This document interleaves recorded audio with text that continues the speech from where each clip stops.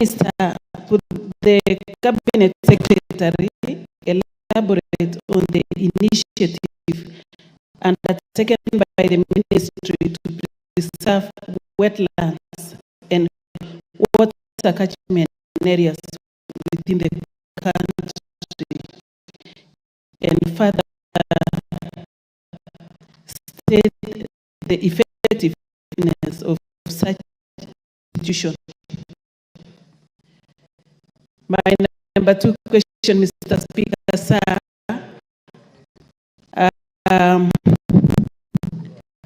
could the Cabinet Secretary explain the measures of the Ministry,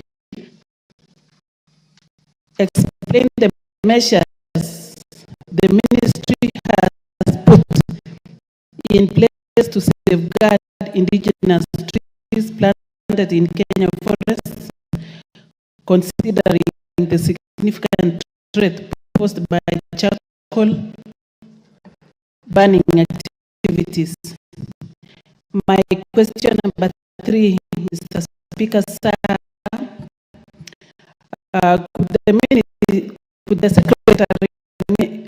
could the Cabinet Secretary provide the status of the community forest associations nationwide and further state the steps taken by the Ministry to ensure those associations are adequately equipped and trained to actively engage in seed propagation, particularly in light of the government's plan to plant 15 billion trees within the next decade?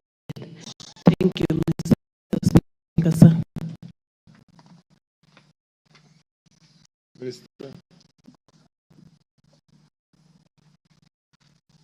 Thank you, Mr. Speaker. Mr. Speaker,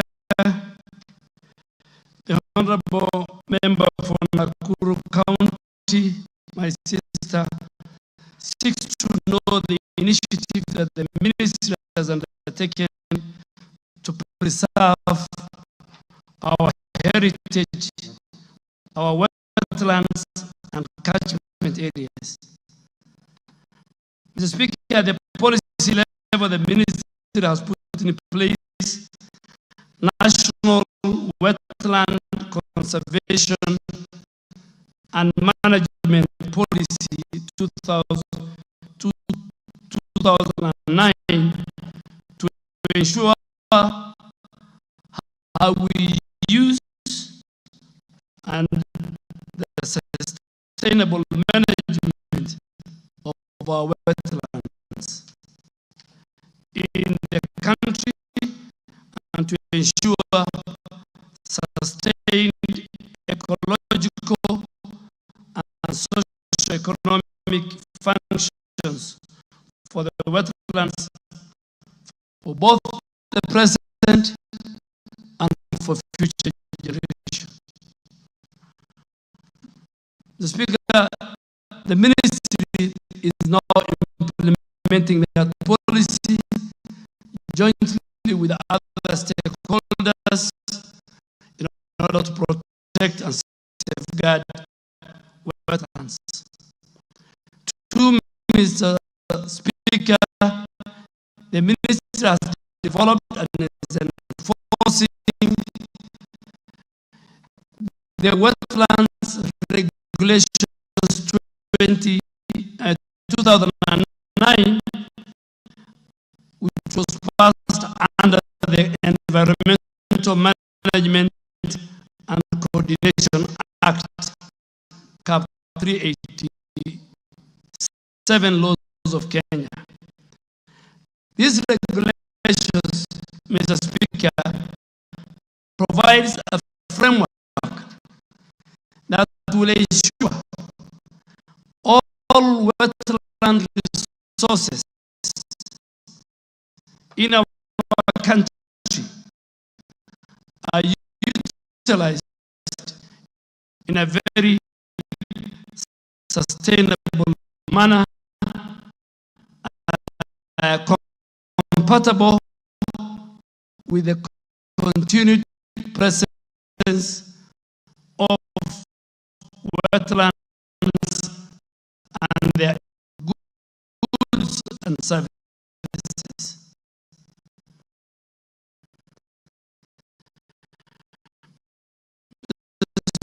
The minister has also designated 6 wetlands in the country as far as the Ramsar sites. Ramsar is a convention that Kenya has signed internationally in 1992. These sites include Lake Nakuru in Nakuru County, Lake Mantaita in Nakuru County, Lake Bogoria in Baringo County, Lake Baringo in Baringo County, Lake Naivasha in Nakuru County, and Tana Delta in Tana River County. Thirdly, to promote wise use and conservation of our wetlands and all the associated resources, my ministry is implementing the management plans for several wetlands in our country. Mr. Speaker, I don't want to read, it's a long list. I have provided to the member from Gambele Swamp Integrated in Meru, Lake Kenyatta Management Plan in Lamu, Tana Delta Management Plan in Tana River, Sabaki Estuary Management Plan in Kilifi, Lake Jibe in Taveta,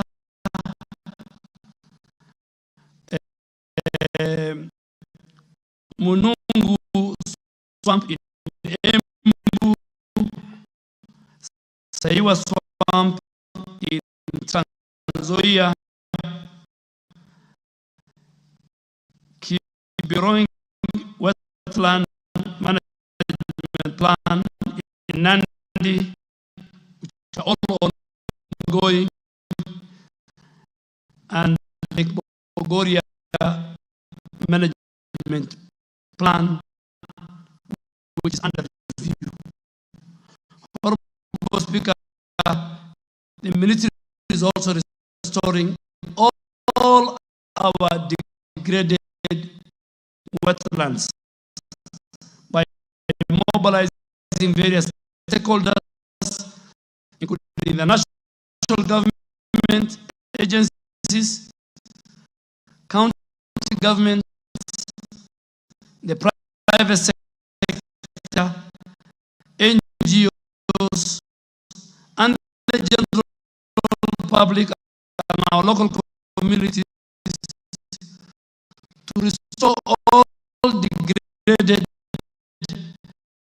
areas through planting of trees, and it's part of the wider 15 billion trees growing initiative started by President William Ruto, and it's very, very important, Mr. Speaker, to note that the conservation and protection of our wetland is our sustainability strategy towards attaining 15 billion tree growing goal. Last but not least, Mr. Speaker, we are also implementing a very transformative initiative dubbed Adapt a Wetland, which is headed by NEMA. This initiative seeks to catalyze the participation of different stakeholders.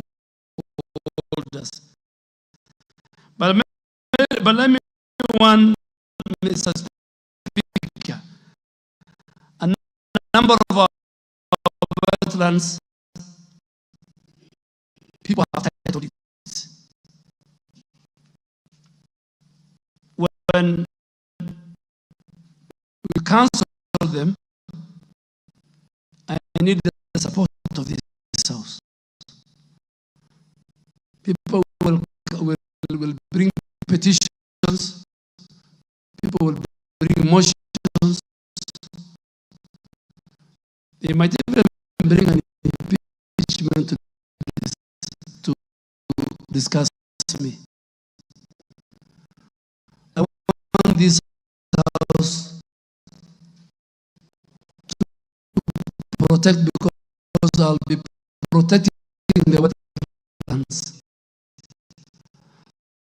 So cartels will use, I don't want cartels to use the flow of this House. I have seen it when I talk about I have lived here. I think a quarter of my life. So I know what goes on. When the Speaker, the second question was explaining the measures the minister has put in place. On this matter, an honorable Speaker, Honorable Lise, seeks to know the measures. Allow me to respond to this by first observing that the Ministry of Environment, Climate Change and Forestry is unwavering in its commitment to protecting Kenya's indigenous trees through regulatory enforcement. I have one of our top researchers, the CEO of KEFRI, here with me. The scientific research we must protect, and community must be engaged, all of which are facilitated by Kenya Forest Service and Kenya Forest Research Institute, KEFRI, which is both in Muguga and in many of our counties. Honorable Speaker, Kenya Forest Service recently employed, as I said, 2,000 plus forest rangers to various regions and posted to various regions, and forest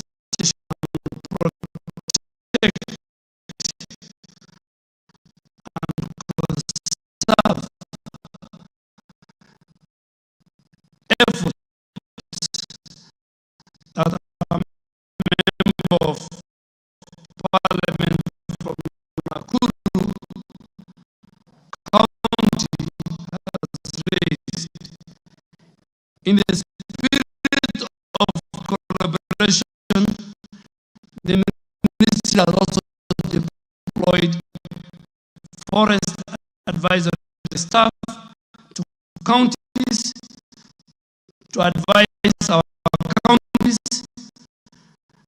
give them advisory service, work with our county governments on forest conservation.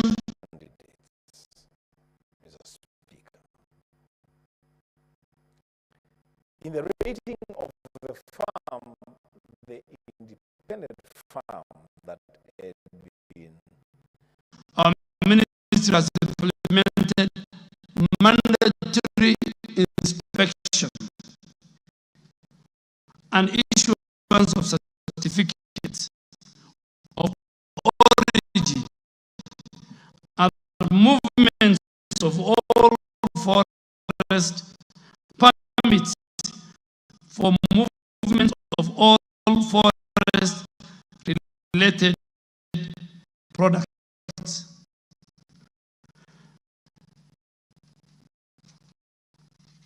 Finally, the ministry actively supports community forest association, formal groups of communities adjacent to our forest, which collaborates with the KFS in sustainable management of our forest.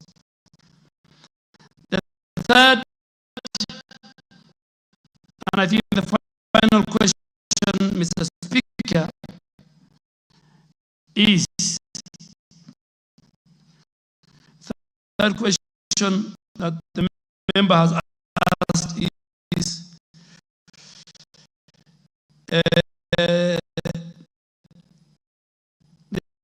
status of community forest association. Let me start by explaining the anchorage of community forest association in the Kenyan laws. CFA, as they are called, are incorporated under Section 9 of the Societies Act, CAP 108, but they are domiciled in the forestry sector through Section 48, subsection 1 of the Forest Conservation and Management Act of 2016, passed by this August House. Section 49(1) of the Forest Community Management Association outlines the obligation of our forest, community forest association, their role, and they are given and granted permission to participate in how they help KFS in the management and in the conservation of our forest. Mr. Speaker, currently we have 233 community forest associations. A good example is a group that runs Karura Forest in collaboration with KFS. And they are spread across the country. There are 175 of them which are active. 17 of them are not inactive. 41 of them are moderately active. With a total of 185,535 membership. All these community forest associations, Mr. Speaker, are duly registered with the registrar of societies. So they have a legal backing. They help us to protect, conserve with our communities. And they live next to our forest in protecting our national heritage. Community forest association, Mr. Speaker, engage in forest management activities through what we call participatory forest management plans. Mr. Speaker, our ministry has taken the following steps to ensure community forest associations are equipped and trained to support the 15 billion growing trees strategy of the Kenya Kwanza government. The ministry through KFS supports this group by doing what? In developing, in training them, in helping them with good governance, and giving them good guidance on what to do, on how to sustainably manage the use of our forest resources and how our forest restoration activities can take place. Speaker, the ministry provides through KFS and KFRI. It offers them training in forest governance. It offers them training in monitoring and compliance with the forest regulations, while KFRI provides specialized training in seed propagation, nursery management, agroforestry production. The Speaker, before I became a minister, I didn't know what is carefree and where they are. I really want to ask that one day, members, when you're free, you visit Carefree in Miguga. It's a very cold place. You'll find 10, 20 top researchers. They will tell you what you want. They will tell you the type of tree. They spend hours and years. Mr. Speaker, very, very great institution. Speaker, the community forest associations are playing an increasingly significant role in helping us in creating awareness in tree growing campaigns. In this 15 billion, you'll find them on site. Seed production, they have been given that role. They help us in producing those seeds. running nurseries, in planting and growing of trees in gazetted and outside gazetted forests. They protect planted trees from destruction and damage. So they are very, very important. And that's why this August House gave them a role when they were doing the Forest Conservation and Management Act of 2016. Mr. Speaker, I think I have answered all that to the member for Nakuru County, the Honorable Lisa Chelule. The Honorable Wilberforce Oundo. Thank you, Honorable Speaker. It's good to see my friend in the House today, because the majority leader, and he left me seated here, and you'll always find me here regardless what Sir George thinks. I'll always sit here. Honorable Speaker, I like his passion for the new assignment.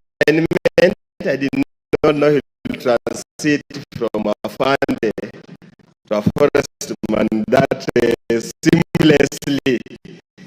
Honorable Speaker, I want probably you might not have an answer now, but I want you to engage your team to look at a series of hills in Funyula constituency, starting from Odiado Hills all the way to Busia Hill. For many years, during the times of Professor Julio Jambo, when she was the MP, the place was populated by trees, indigenous trees. Over time, as it has clearly said, bad farming practices, deforestation, and tree cutting for construction sites, charcoal burning, has decimated those trees. And in general, those hills are now bare. Is there a program within the ministry that private owners of land can collaborate with the ministry to ensure afforestation with the indigenous trees so that we preserve the environment and return the hills to the status they were in the 1970s and early 1980s. Thank you, Honorable Speaker. The Honorable Member of Women Rep for Wajir County.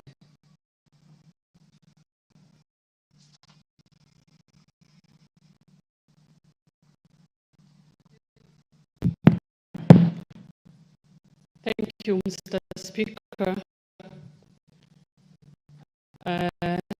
First, I want to tell the Waziri that you are in the right ministry. Listening to you gives me all the confidence that you can make a difference in this ministry. And I feel like it's the right time to make the Northeastern green, Mr. Waziri.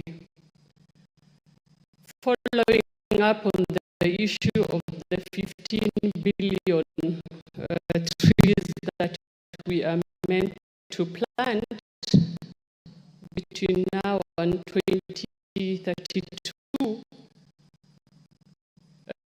Mr. Minister, we have had a day for international tree planting, and it's somewhere in November, if I'm not wrong. Last year, we all went to the counties, and all the ministers planted all sorts of trees. But coming to where we come from, you and I, all those trees are not doing well. Are we having a scenario whereby we are just planting trees and we leave it, or we can plant trees for sustainability? I want you, when you go back, to look at the trees that were planted. I know you were not there.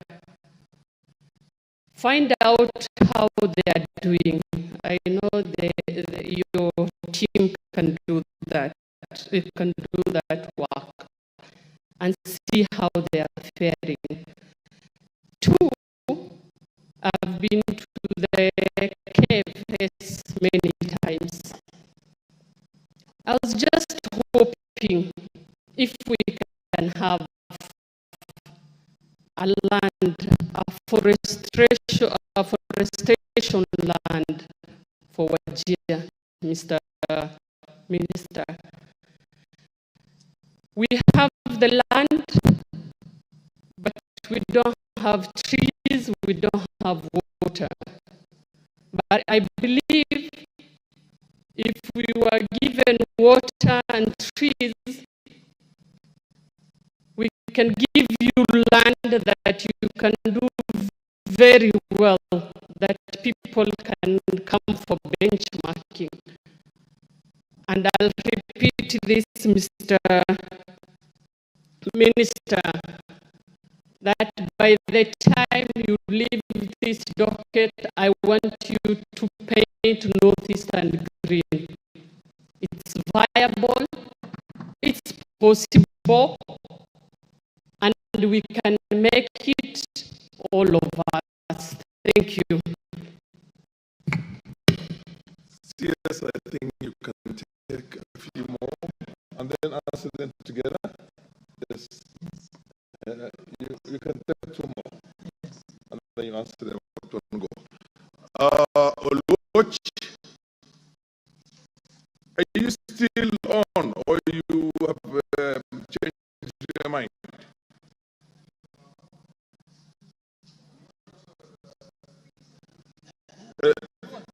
Okay, the MP for Semet then, if Oluoch is not interested. Thank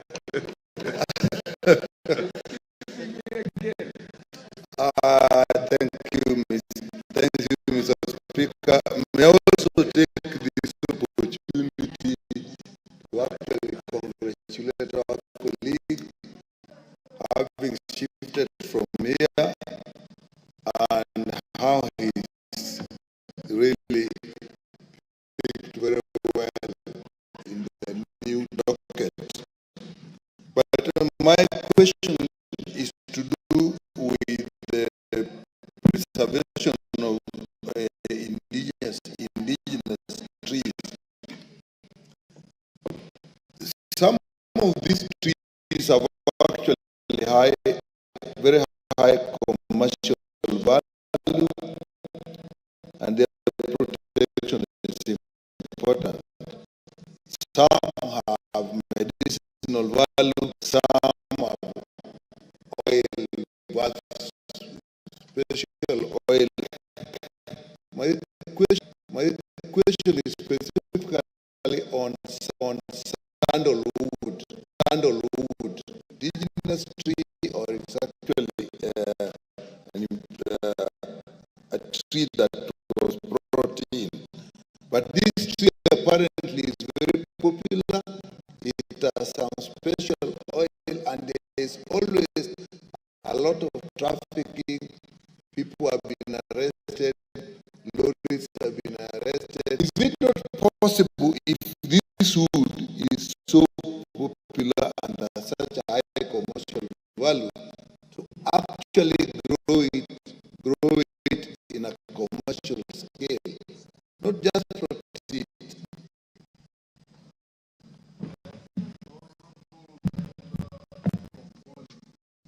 Bonnie.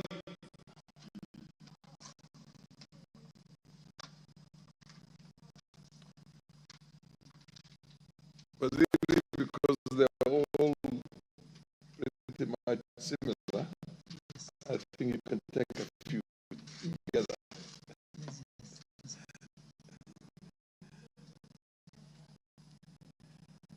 Yes, you have the mic. Yeah, thank you, Mr. Speaker. And since you left, I'm still suffering.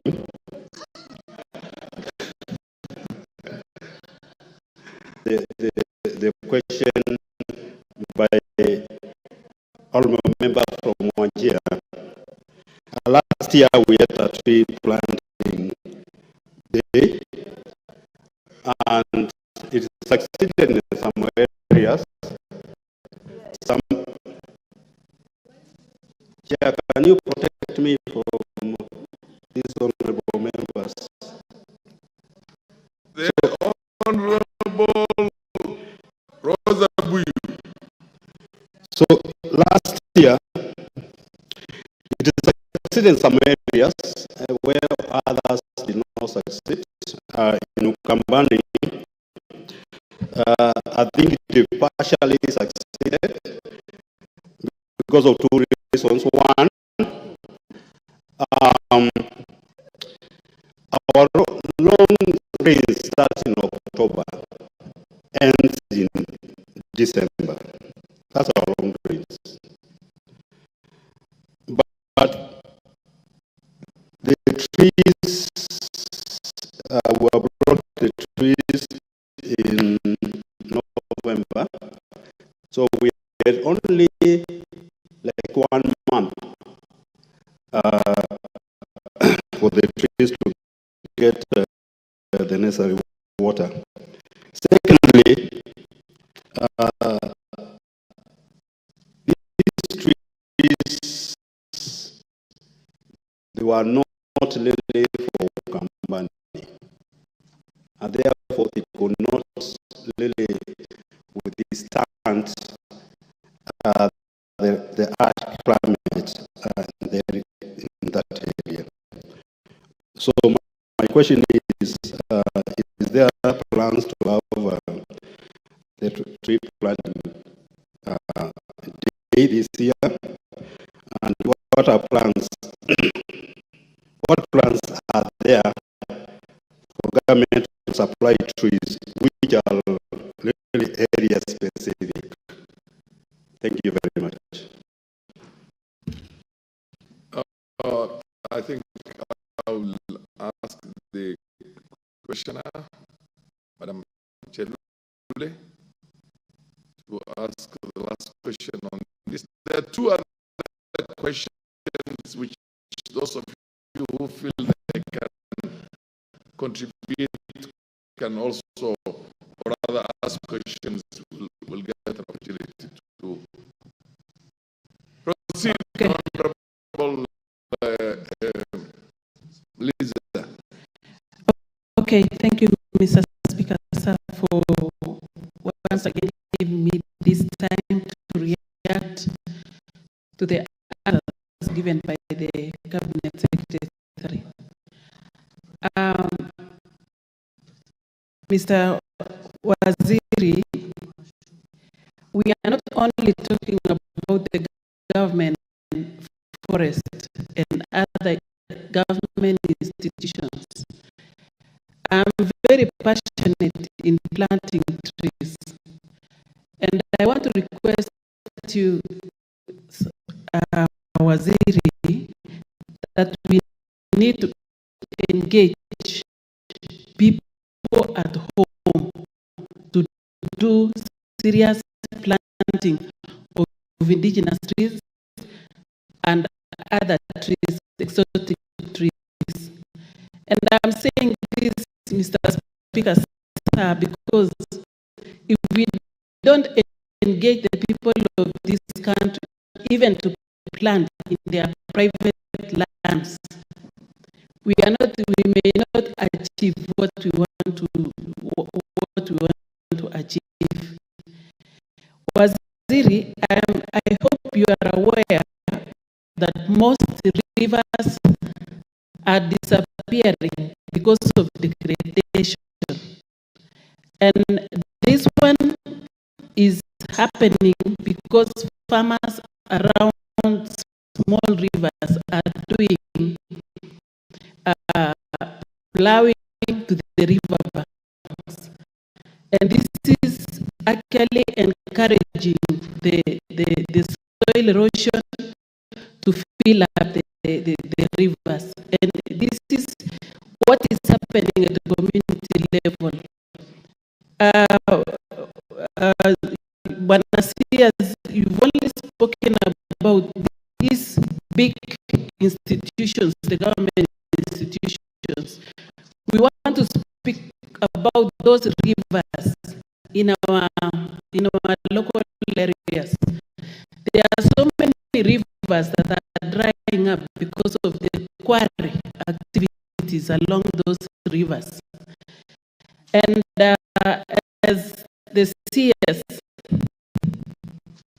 and I know you are not lazy, I would really request you that one day, you just move around and see what is happening in most of places in Kenya.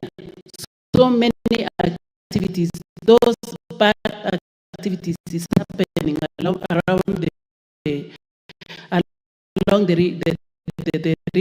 rivers, and rivers have actually disappeared. Mr. Speaker, sir, I wanted to request the CS. He has spoken actually about free, and let us devote. I'm not saying we take all the free or everything, but we need the seeds. They have good seeds, indigenous seeds and exotic seeds that Kenyans can plant. If only today tree seedlings is made free to Kenyans, you will see one with my very good friend, Honorable Member for Funyula. I also miss you. I mean, he was my colleague in Public House Committee. I hope you are still there. Yes, at least you are talking about hills, also small hills. The ant-hills, not as big as the ones of Busia. So I will read, and I want to ask you if those hills are available. Myself, yourself, the people of your area, with KFS and KFRI, we will have a day where we're going to plant 10, 20,000 trees. Our policy is not tree planting, it's tree growing. There's a difference between planting and growing. So 15 billion tree growing. And this is citizen driven. You will find ministers in all our counties. We have allocated. All our ministers will go. So agroforestry is now under this ministry. It's very, very key. Farm forestry, the 15 billion strategy, all these will go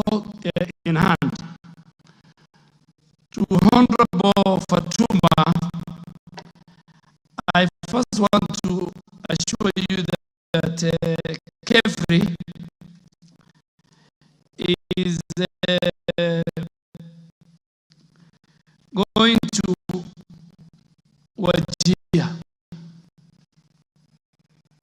They are in Garissa, and they are going to open the first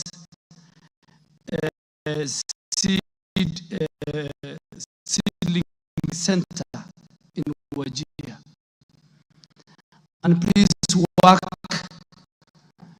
with our governor and our county government.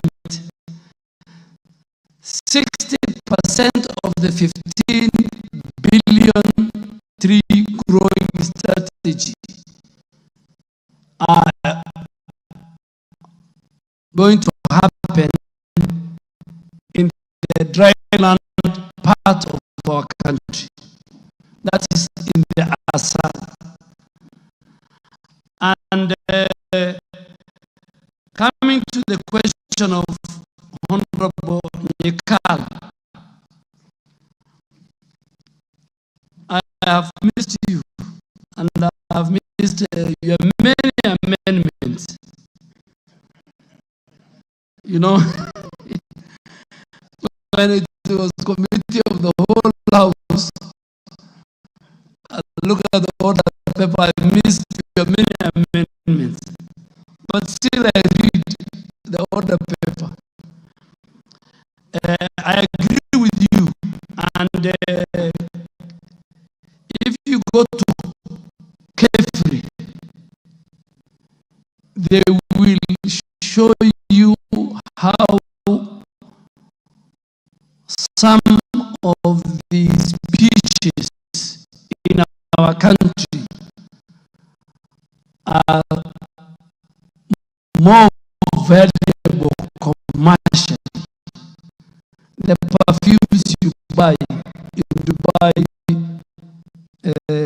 duty free. The products are found, the raw material is found in our forests, in our country. So if you just go to Honorable Doctor, if you go to Dr. Jane, our acting CEO of Kefri, she will tell you which trees are good for which area of our country. So we don't even plant trees anywhere. Every area our scientists have identified. And I have a very long list, particularly for colleagues in Assad. There are many trees that grow in our areas, but we don't know the value. But I have asked the speaker to arrange for me a Kamkunji, maybe later in the month, so that we talk to our members on this 15 billion residential tree growing area, so that under the environment aspect of your NGCDF, we can even pick, when you pick a 30% which is fruit tree, and you take it to our rural constituencies, and you give to our rural women, that will change. Not only it will help us in the reforestation of our country, but it will help us reduce poverty within our communities. So please, I really want us to work on that. I think Honorable Boni, I'm the speaker, I'm not seeing him here. He's there. Next. Oh, he's there. Oh, he has come.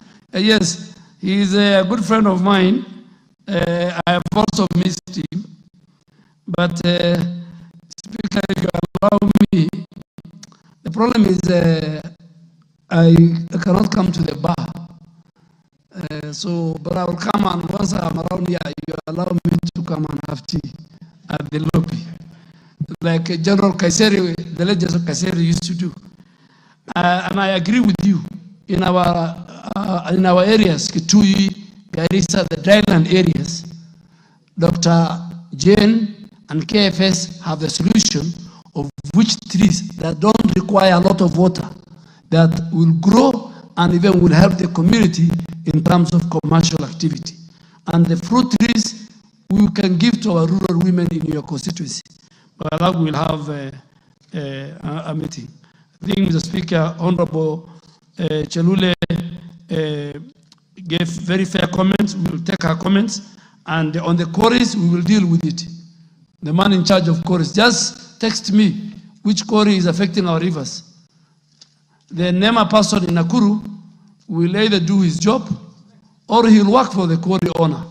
There's no choice between.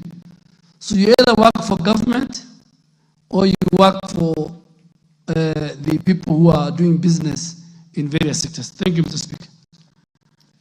The next question, I think you will get a bite in the next questions because all these questions are pretty much similar. The Honorable TJ, I notice you have just walked into the house and you have a question.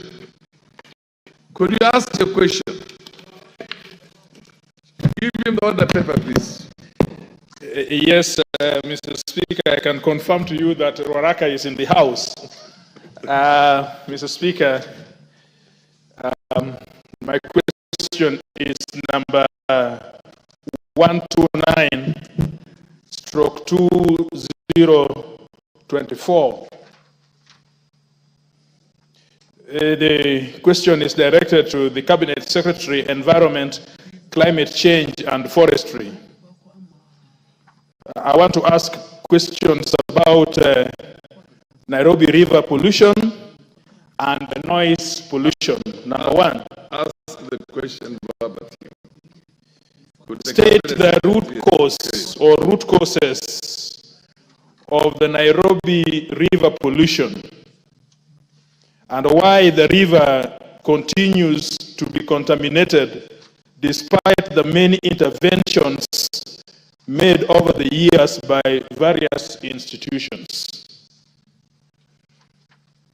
Outline the number of facilities along the Nairobi River that are discharging effluent into the river and the steps the ministry has taken to address the situation. What measures, Mr. Speaker, are there to address the discharge of effluent into rivers and water sources in the country? And the last one on this, clarify whether illegal dumping or dump sites, including the infamous Dandora dump site located along the Nairobi River, are contributing to the Nairobi River pollution, and what measures are in place to remove illegal dump sites and dumping along rivers, including management of waste in urban areas. Mr. Speaker, state the steps taken by the ministry to address the increasing cases of noise pollution in the country, especially in residential areas within urban centers. Mr. Speaker, I ask. Cabinet Secretary. Thank you, Mr. Speaker. Speaker, let me start. And I really want to thank Honorable TJ Kajwang. This is a current question because Nairobi rivers is a currency, an important and a priority for this government and for the president.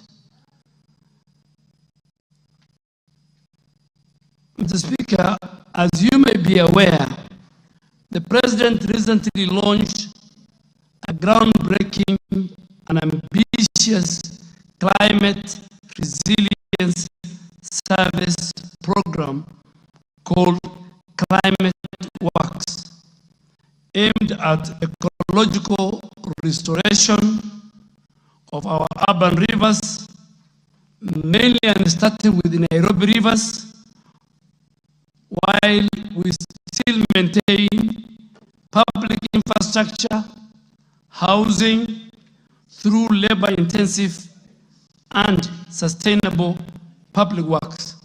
So, the Speaker, I will have another day to talk about these climate works. It contains a lot. It's about Nairobi River, regeneration, restoration, the pavements, the riparian area, how the labor-intensive in terms of the settlements, making sure some roads are done, lighting is done. So it's a huge program of the government under the able leadership of the president. So the initial phase of this climate works started yesterday, Mr. Speaker, here in Nairobi County, along the Nairobi River. In its first phase, 20,000 young people of Nairobi from 42 villages have been onboarded. The first 10,000 cohorts started work yesterday. Speaker, building on this foundation, we will extend the program to 4 other major cities, Kisumu, Mombasa, Eldoret, and Nakuru in the next few months. And another additional 40,000 youth will be engaged, with the 10,000 of them allocated in other areas of Nairobi starting early November. In December, Mr. Speaker, because of equity, this climate works will be rolled out across all the remaining 47 counties, embodying close to about 139,909 young people to ensure full national participation and impact. Honorable Speaker, my ministry is implementing other initiatives to deal with the pollution issues in our main urban rivers. The National Environmental Management Authority initiated such a program called Urban Rivers Regeneration Program 2019 to 2024 for restoration and sustainable management of rivers within urban areas such as Nairobi, Kisumu, Eldoret, Nakuru, which face very serious and critical environmental challenges due to pollution, encroachment, and misuse. The following, Mr. Speaker, have been identified as the root causes of pollution in Nairobi. And many people, many leaders, many ministers shied away, but I will not shy away. I will not. And I want Honorable TJ to listen to me. The informal settlements, the people you represent, their percentage in terms of polluting. The story in town is the informal settlements are polluting Nairobi River. That's a fallacy. It's less than 1%. They even don't have garbage. They have nothing to throw. What they eat is very little. The garbage comes from the middle class. The biggest polluters of Nairobi River, and they must listen to me, and NEMA has mapped out 145 industries, factories, slaughterhouses, apartments, who discharge their affluent to Nairobi River. We have, and I have directed, the DG NEMA is sitting here. The laws that this house has passed, he must enforce it. He has no choice. Mamo must enforce. He either enforce or he leaves the job. You either shape in or shape out. So he has written restoration orders last week. So industries are the ones who are polluting Nairobi River. Number two, the greatest polluters, and the president has spoken to them, is Nairobi Water and Sewerage Company. It is Athi Water and Sewerage Company. The president has spoken to the two CEOs. Their manholes discharge raw sewage into Nairobi River. In fact, we don't have a river, we have a sewage. The third and largest group that discharge, that destroy Nairobi River are the dam sites. Along the 47-kilometer from Kikuyu constituency to Thwake Dam in Makueni, there are thousands of dam sites. On Sunday, trucks were in Mukuru kwa Jenga, trucks carrying garbage, discharging on the river. And I have told the governor of Nairobi, he must remove dam sites along Nairobi River.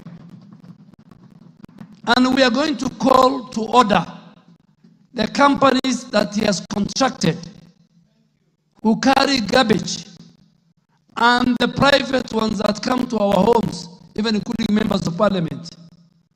We will sit with them.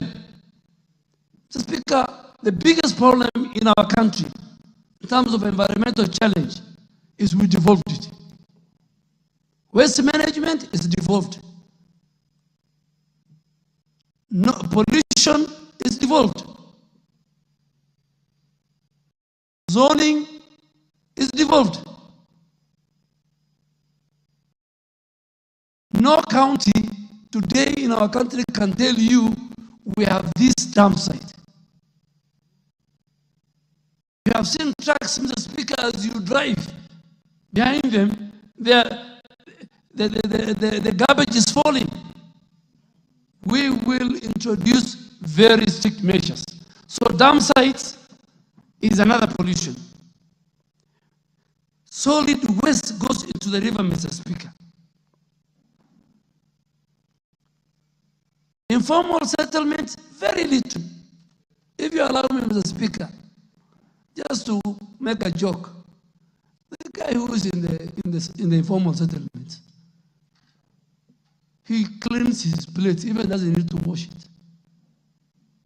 The food he has is very little. So what is he going to throw away?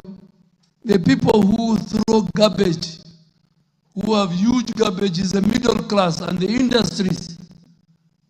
And then they blame informal settlements. Mr. Speaker, the other group is those who build or encroach on the riparian part of.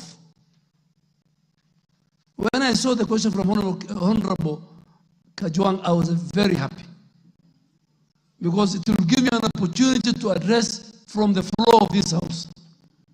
This 100, I have written to CAPTCHA and I have written to Kenya Association of Manufacturers. With all these big companies, Mr. Speaker, big companies are dumping their waste, their effluent.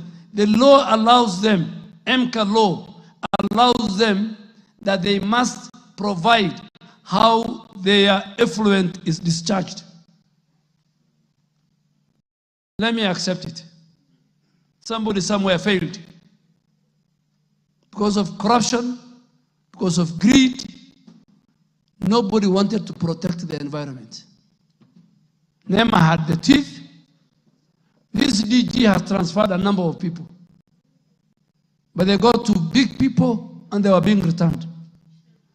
All the NEMA officials in the city are transferred, all of them, including the county director, who had very powerful connections. Michuki, I read his notes. The late Michuki, he had a good vision. Mzee Moi, when he started umomonyoko wa udongo, people used to laugh at him. If we could have picked from where he left, today Kenya, our forest cover, which is 10.3%, could have been 35%. The Speaker, Ethiopia, our neighbor, has done 36 billion tree growing in 10 years. So far, Mr. Speaker, we have done 451 million. Every minister has a county. And I am ready to work with every member here to give you the seedlings, to work with KEFRI and KFS. Mr. Speaker, where you come from, you have seen what UHNCR. UHNCR, Mr. Speaker, and I want you to support me, is a global UN entity to take care of the interests of refugees. They must provide an alternative energy source. They have cut all the trees over the years. I have told the UHCR country director, it will not be business as usual. I will go with you to the dam. And I told them I have the backing of all the members of parliament from Matiari. They're even killing elephants. They're killing giraffes and sell them. Together, all of us must protect. So, Honorable TJ, I have told you who is polluting, and we will deal with them. What are we doing about it? We are removing all dam sites and structures along the riparian land. Honorable TJ, help us on this Nairobi River regeneration. We lost 42 people during the floods. We are not ready to lose any other life. We are not ready. The Madare River, the Ngong River, honorable member for Madare, lost a lot of people. We must bite the bullet. The president is ready. The government is ready. We are committed. Kenya is the capital of UNEP. We have a green constitution. We must have Nairobi River like the Thames River. At one time, the Thames River was a sludge. Today, the Thames River is a great transport hub in London. In addition to this intervention, Nairobi River Commission was established by His Excellency. The story of it, I think the honorable member has my answer. He has a second question to outline the number of facilities along the Nairobi River that discharge affluent. I think I've answered. NEMA has conducted inspection to identify the illegal discharging along the riparian. Out of the 145 facilities, which we have mapped, 101 facilities have been listed by NEMA as having compliance issues because they don't have the required discharge according to the law. I have attached the list. I have nothing to hide. Yes. Even the banks, I have searched with the banks, they have a sustainability obligation, KCB, equity. If they are giving credit to a company, to a factory that is destroying the environment, even that sustainability of that company will be in question. So about 101, we have slaughterhouses who are discharging raw affluent to Nairobi River. NEMA will undertake compliance evaluation through inspection. Question 3, Mr. Speaker, was Honorable TJ has asked our indulgence to state the measures that we have put in place. And I think I've already put it. But let me come to what are we doing about pollution control and water management. The Speaker,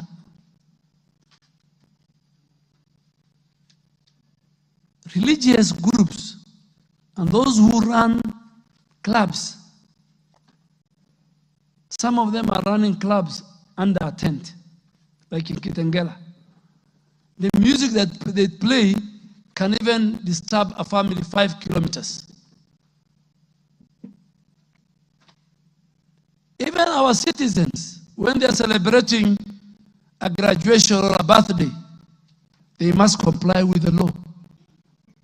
They must. You can't bring all your friends because your son is graduating and then you play music the whole night. Some people have sick people. Some have young children. Some people are tired, they want to sleep early. So Speaker, I am a victim. This weekend in my own estate. But because I didn't want to be accused of using my powers, I wrote a small note to the chairman of our estate. And I told him, this is against the law. Please, by 10 o'clock, reduce. Noise pollution. NEMA partnered. NEMA has the powers. They have a police, Mr. Speaker. Mr. Speaker, there's something this House has given us under regulation. It's called Extended Producer Responsibility Enforcement. That if, for example, a bottle of Coca-Cola or a packet of Brookside is found along Nairobi River, that company, under extended producer responsibility, they must come and clean that river. NEMA must issue that restoration order. And that's why, Mr. Speaker, during the finance bill, one of the biggest multinational companies was against the eco levy. Why was that company against the eco levy? Because their franchise in Kenya, when their packets or their bottles are found along Nairobi River, and NEMA uses the extended producer responsibility, that responsibility goes to the owner of the brand, who is a multinational. And they came, I was watching, they come before the finance committee. They don't want to take responsibility. So, Mr. Speaker, when the restoration support bill come next month or next year, that will be used to protect the environment, our ecosystem, I really want to ask colleagues here to support that bill and to make it even more punitive. Honorable Speaker, I think on noise pollution, it's becoming a very, very serious issue. So restoration order, sustainable waste management, the law is there of 2022. This House has enacted it. It aims to promote a circular economy in waste management, such as segregation of waste at source. In your homes, in the next few months, I will gazette the coded, where in your homes you must have a waste bin for the waste, for the wet waste, for the organic. The vehicles that will carry must carry separately. And when the dump site, there must be different areas for different waste. For the dry one, the young people can use it for recycling. For the organic, can be used even for manure. Our public transport system must have waste bins, Mr. Speaker. that if you eat a banana, you don't throw it from the window. So public transport owners must provide. And so, Mr. Speaker, all these, we will enforce the noise pollution, we will enforce those who are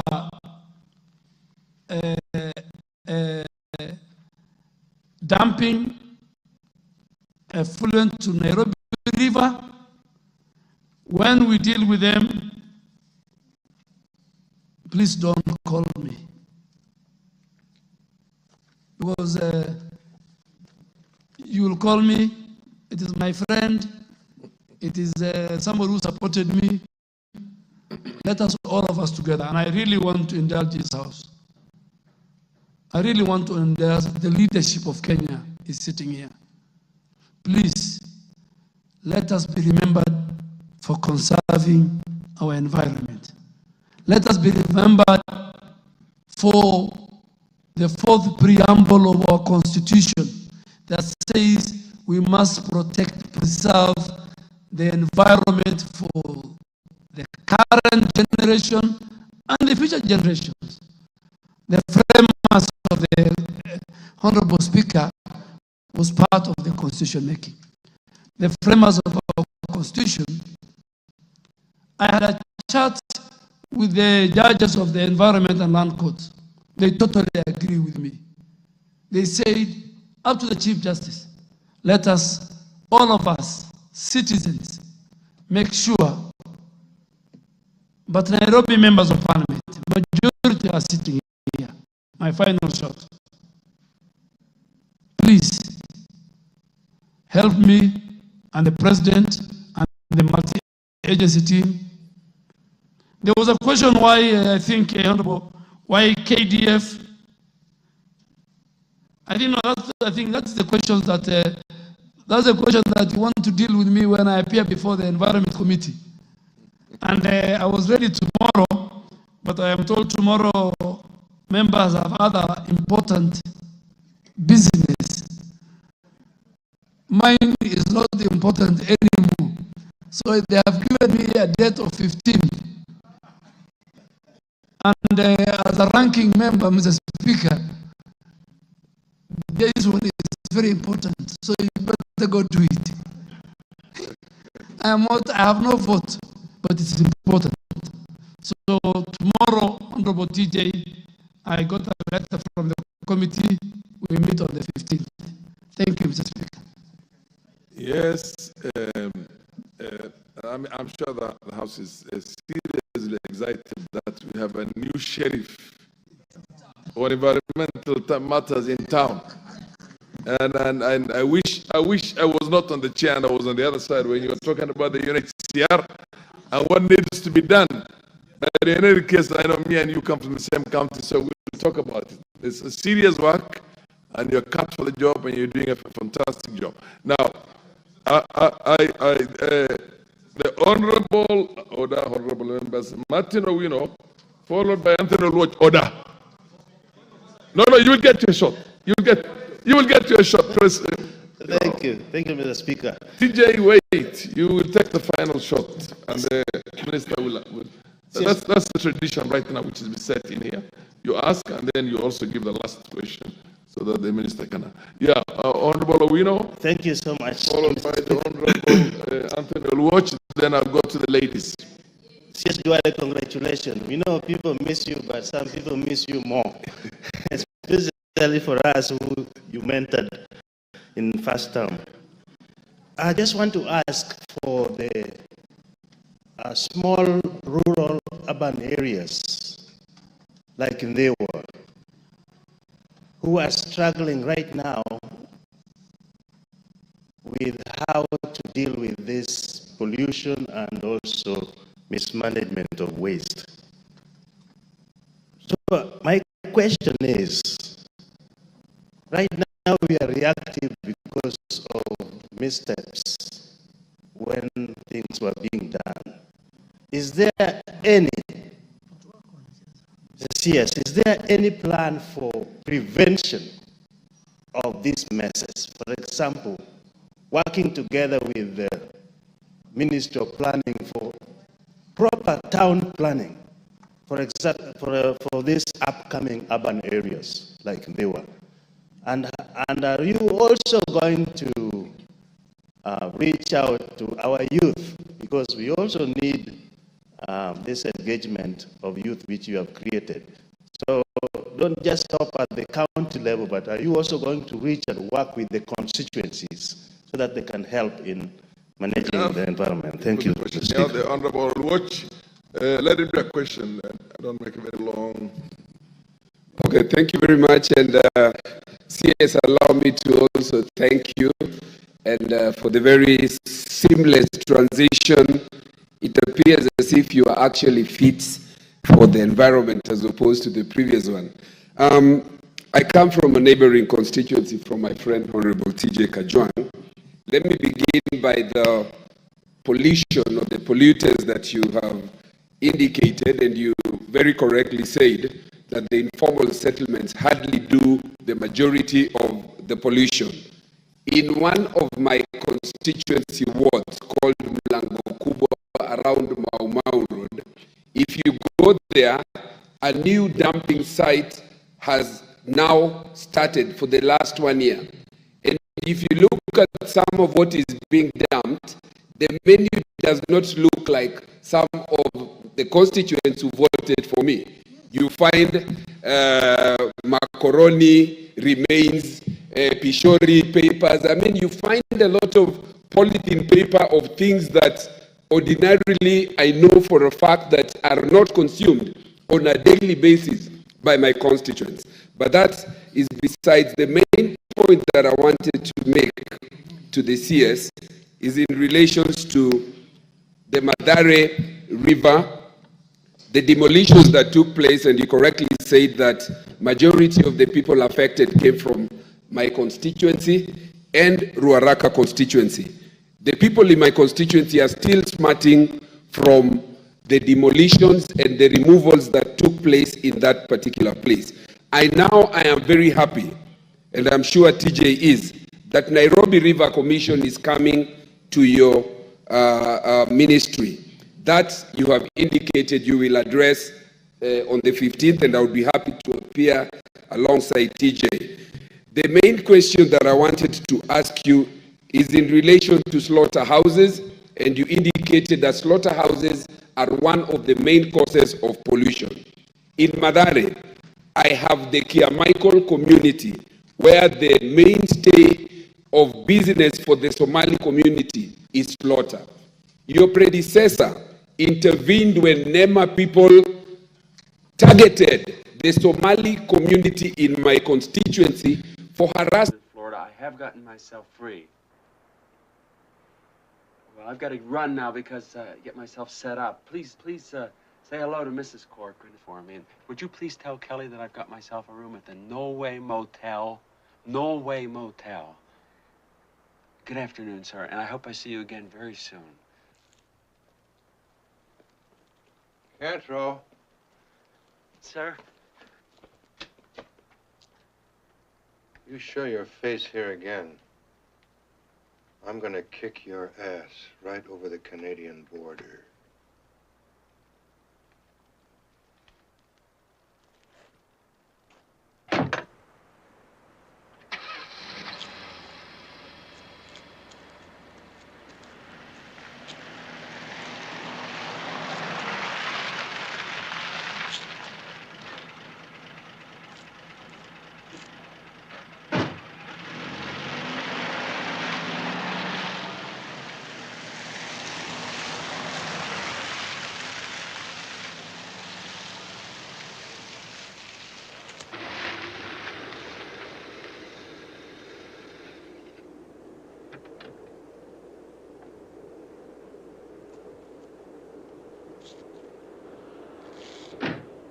For the weather.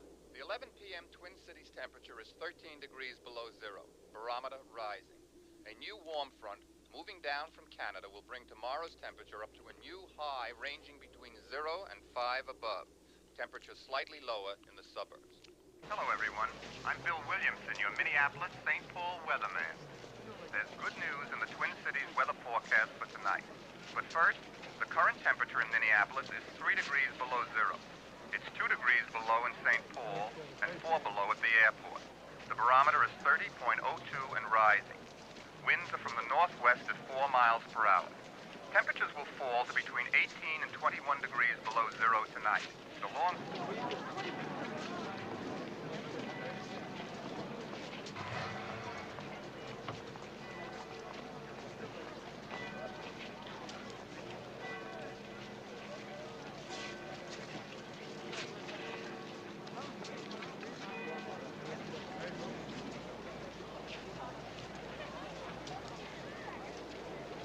Kelly!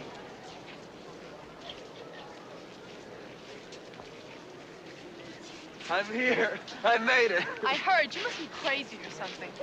I'm out. I'm free and clear, just like I said. Hi, Kelly. You must hide. You must have been crazy just ringing my bell like that. What's the matter? Hi. I can't talk to you now. I've got political Wait a second. What are you talking about? Political side? We have serious things to discuss. Look, I'm very flattered you came, really. But the situation's Kelly. impossible. Oh, all right, just a minute. Hello, Kelly. Hi. I've got to go. No, wait a minute. You worried about your father? I mean, I'm going to handle that. My father says that if you're not gone by tonight, he's going to get you with his car. I have to Listen, Kelly, listen. Hey, I'm real surprised. I'm surprised by your reaction. I mean, I'm really very surprised. go. Pick the bad time to come. Bad time? Do you remember Florida? I mean, does Florida seem vaguely familiar to you? Certainly I remember Florida. I'll never forget it, but this is Minnesota, and I've got political science, and I've got to go. I'm really very flattered.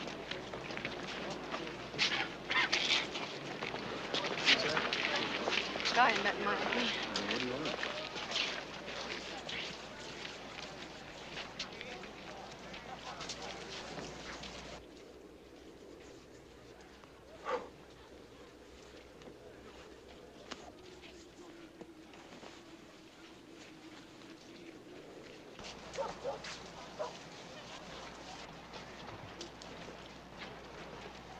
Kelly? Kelly, I gotta talk to you. I'm sorry, I've got English lit. That's all right. Listen, I just need 2 minutes to talk to you in private. Hey, What? didn't you hear what she said the first time? Certainly I heard what she said. I'm only standing a foot away. How could I possibly miss it? I just need to talk to you in the car for 2 minutes. It's okay. I'll see you in class.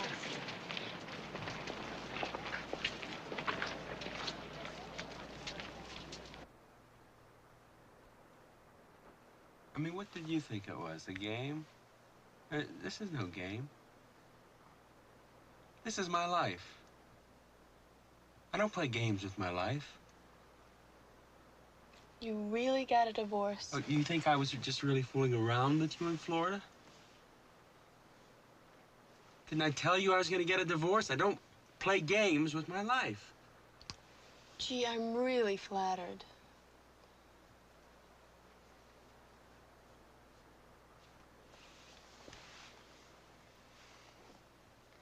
You know, I'll tell you the truth. I was really under the impression that our relationship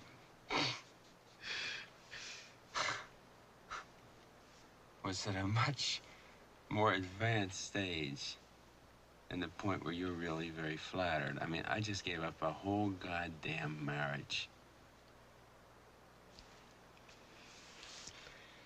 Well, you caught me off guard. It's my first day back at school. I've got English lit. Oh, you know, screw English lit. I just gave half my life away. I mean, you don't even say hello to me. Where's your goddamn laugh? I haven't heard your goddamn laugh one time since I've been here. I can't help it. Florida seems like such a long time ago. It's 2 weeks ago. What, you can't retain a memory for 2 weeks? I gave up $6,000. I gave up my wife. I gave up my car. And you can't retain a memory for 2 weeks. What are you What was all the, you're sitting on my stool. That's my spot. You're sitting on the, what is all that crap? I mean, really, it's just a bunch of crap. And I'm a schmuck. I was very attracted to you. Oh, were you? You were very attracted to me. You were very attracted. That's cute. No, that's a cute thing. And so I was, something to do. No, I can understand that. Listen, what is it? I got a crummy divorce. What does it mean, right? I also got a suntan. I mean, you really have to look at it that way. That's the way life is, good and bad, you know. Well, the important thing is that you get the English lit. I think that's really the important thing that we do here. Hey, What? don't get so morbid. Give a girl a chance.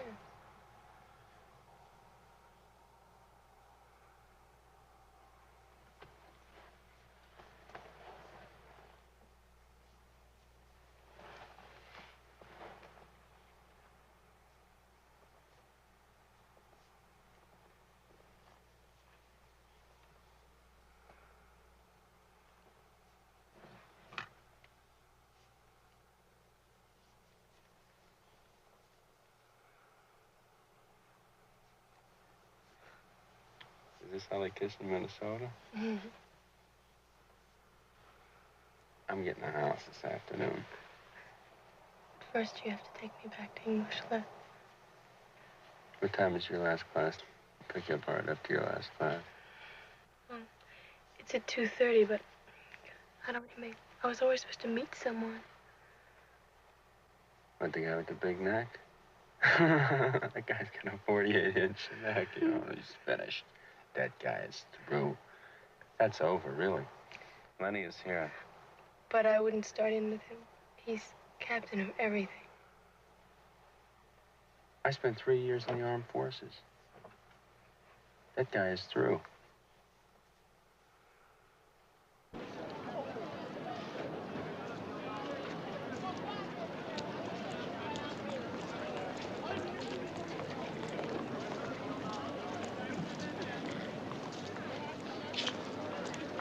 Kelly? Kelly?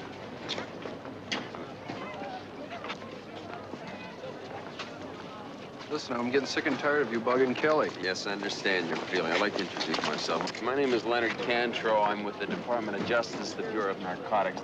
And I'd just like to ask you a couple of questions. May I see that cigarette, please?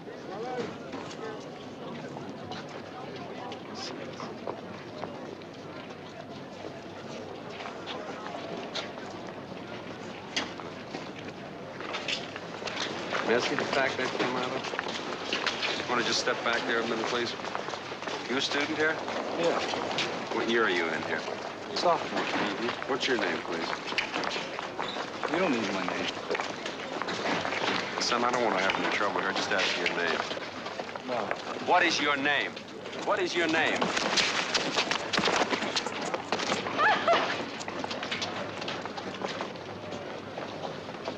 Now, see, apparently that fella has something to be frightened of. Do you fellas have anything to be frightened of? No, I don't. Uh-huh. How long have you known Miss Corcoran, please? About 2 years. 2 years. To the best of your knowledge, has she used drugs of any kind? No. You boys have any reason to run? No, I don't. Well, then why don't you just walk, then? Just walk on. You tell your friend I'm coming back tomorrow. Thank you, fellas. Just keep your nose clean. Kelly, keep moving, please.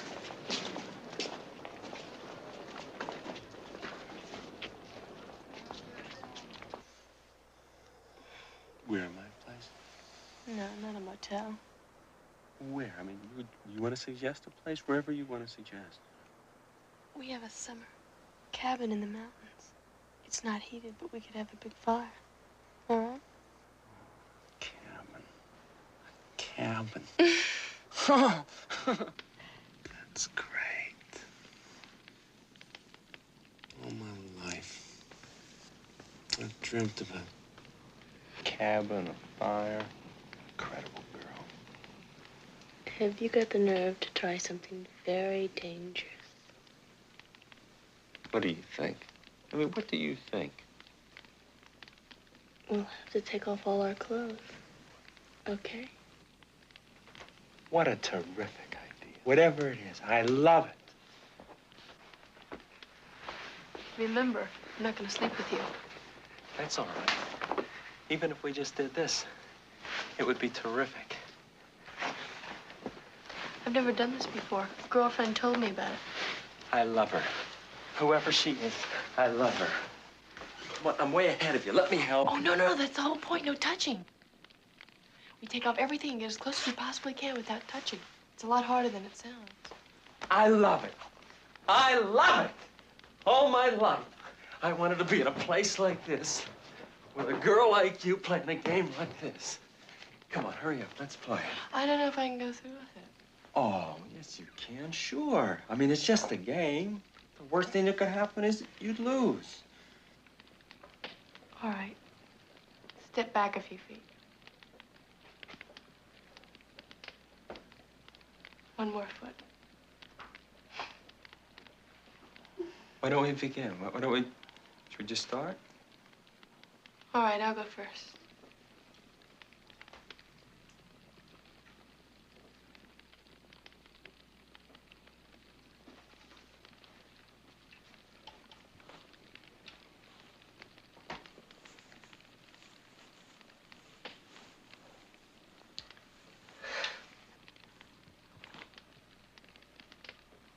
Thank you, God.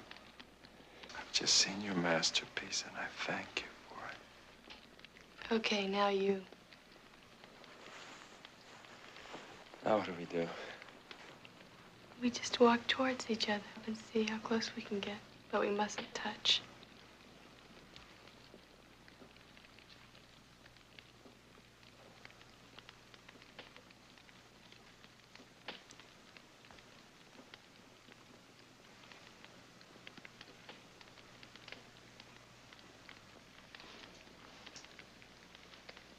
I think we're close enough.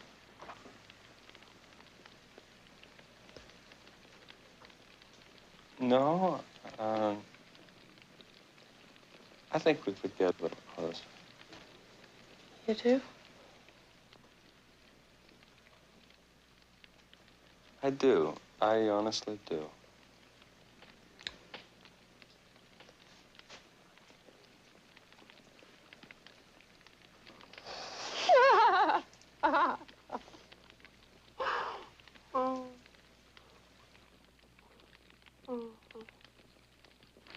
I think my father misjudged you, Lenny. I really do. You're the most decent, honorable man I've ever met. Well, thank you. Thank you, Kelly. I'll sleep with you tomorrow night. Oh? Oh, I'll be back about 11. I have to borrow some books for class. Don't wait up.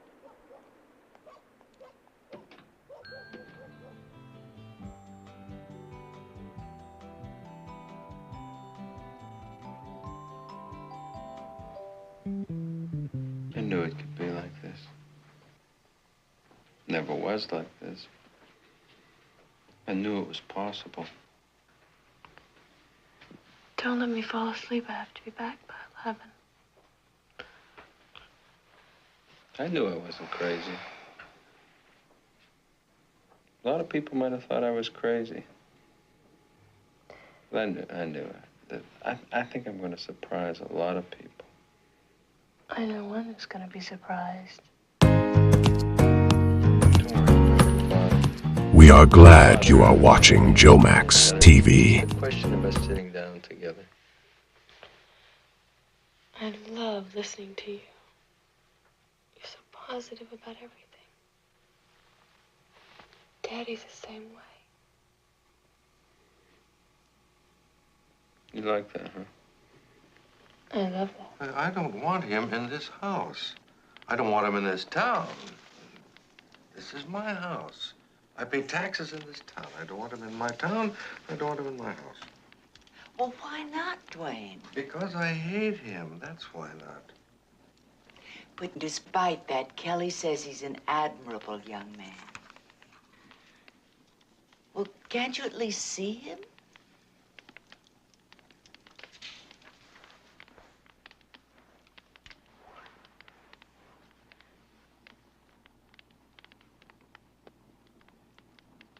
For me, Daddy? Please do it. For me?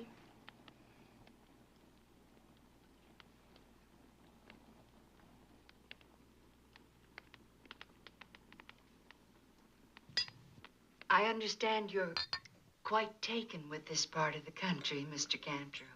Leonard, yes, ma'am. I like what I see out here, and I like what I breathe out here. And I've just about made up my mind that I'm going to make this my home. Oh, well, from what I've seen, I'd say you're a very determined young man. I take that as a compliment, Mrs. Corcoran.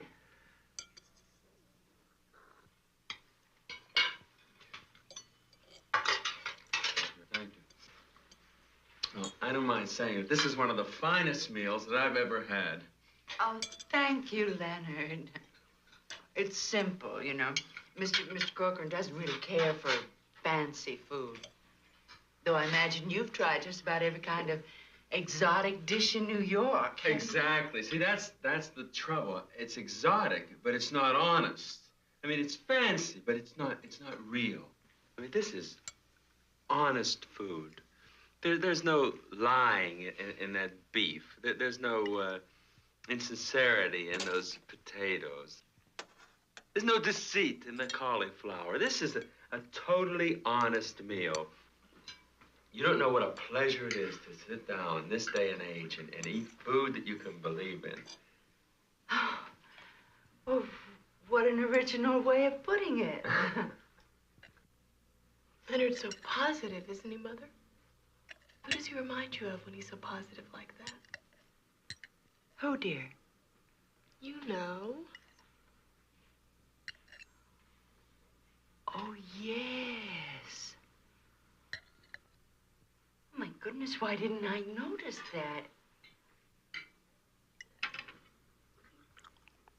Oh, of course.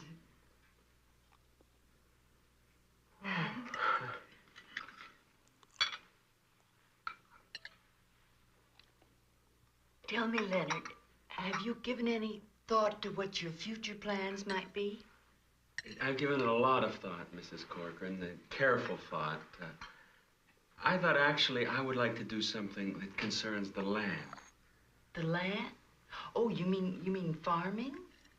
Farming? No, I don't really think so. And yet, it's hard to say. You see, I want to get back to origins, to basics, you know, back to the soil, so to speak. So many young people today are going in that direction, concerned young people. I think we've taken enough out of this country.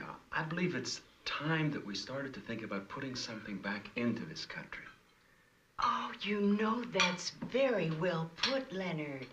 You know, I read an editorial in the Minneapolis Star this morning that said the very same thing. Really? I didn't see that.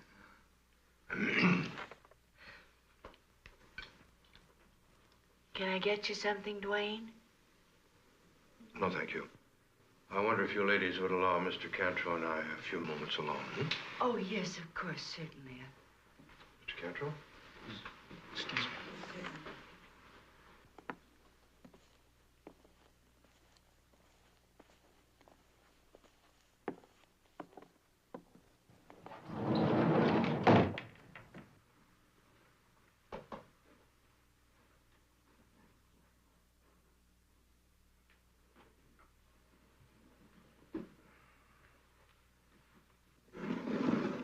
No, sir, thank you. I don't smoke.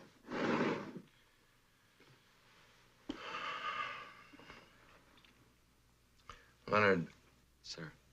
I was very quiet at dinner tonight because I was listening. I'm in the banking business, you know, and I'm called upon to have many business dinners. I find I can tell more about a man by listening to his dinner table conversation than by reading all the books and the records and the balance sheets in the world. I heard everything you said. your feeling about the big cities, the clear air out here, the honest food, getting back to the soil. And I will tell you, quite honestly, I was very impressed. Oh, I'm very glad to hear that, sir. Oh, I was very impressed. And I think I can also say, quite honestly, I have never heard such a crock of horseshit in my life. Sir? There's no deceit in the cauliflower. Where do you get ideas like that? They just come into the New York head of yours? I was merely trying to impress the fact that it was a pleasure I see to through you. You don't think I see through you? You could wear 2 wool sweaters and a raccoon coat. I'd still see through you. I've never once tried to misrepresent myself or deceive anybody. Leonard, you think you're quite determined, don't you? You think once you get your mind set on something, that's it. Leonard, you don't know what determination is. I eat determination for breakfast. You want to see a brick wall? You're looking at a brick wall. I'm very sorry to hear that, sir. Did you honestly think you could come out here and wise guy yourself a girl like Kelly? And maybe you wise guyed that football player away, but this is my baby you're talking about. Nobody wise guys away my little baby. I have nothing but the deepest respect, love, and feelings You for... want to talk figures? All right, let's talk figures. You tell me your figure, I'll tell you mine. I don't understand. What do you mean, money? Is that what you see? 5. How does 5,000 grab you? I'm shocked. I am shocked that you would even remotely suggest that I'm going to take some... talking 5,000 tax-free dollars. Is that remotely enough for you? Remotely suggest that I'm going to agree to a Because if it proposition. isn't, I will go 10,000. Now, that's a lot of bats and balls, Cantro. There's not enough money in all the banks of Minneapolis. 15,000. 15,000. You're talking to a brick wall, young fella, a rich brick wall. In all the banks of Minnesota. Have you any conception of what $20,000 feels like, what it looks like? In all the banks of the United States of America. I'm talking hard cash, goddammit! Cold, hard American currency, 25,000 goddamn dollars. Look, Mr. Corcoran, I didn't come out here to negotiate for Kelly. I came out here to fight for her. I spent 3 years in the United States Army. I fought every goddamn minute of those 3 years. Unfortunately, not overseas because of a minor back injury. But in the small army towns of this country, against the narrow-minded, petty-brained bigots who look down on anyone who's nothing more than your average, hard-working, enlisted man. I don't want your money. I don't want your goddamn lousy $25,000. What do you want? What do you want, God damn it? I want Kelly. I want Kelly. Well, so do I. God damn it.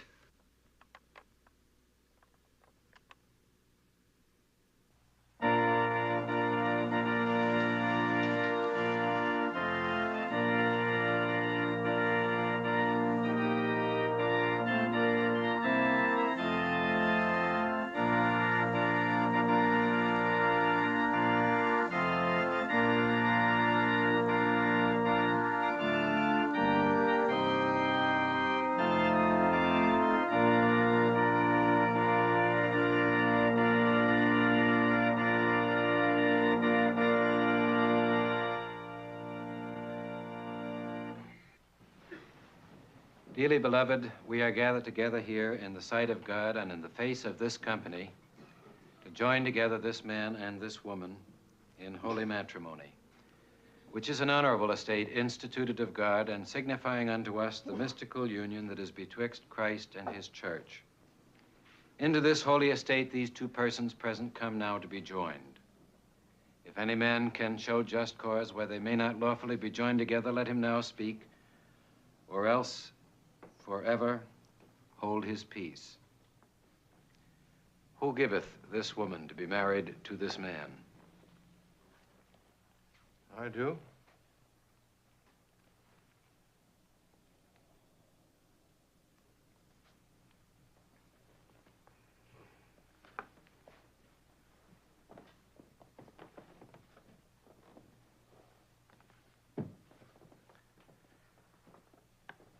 Repeat after me. I, Leonard Allen Cantrow. I, Leonard Allen The Lord bless you and keep you. The Lord make the light of his countenance to shine upon you and give you peace, both now and forever. Amen.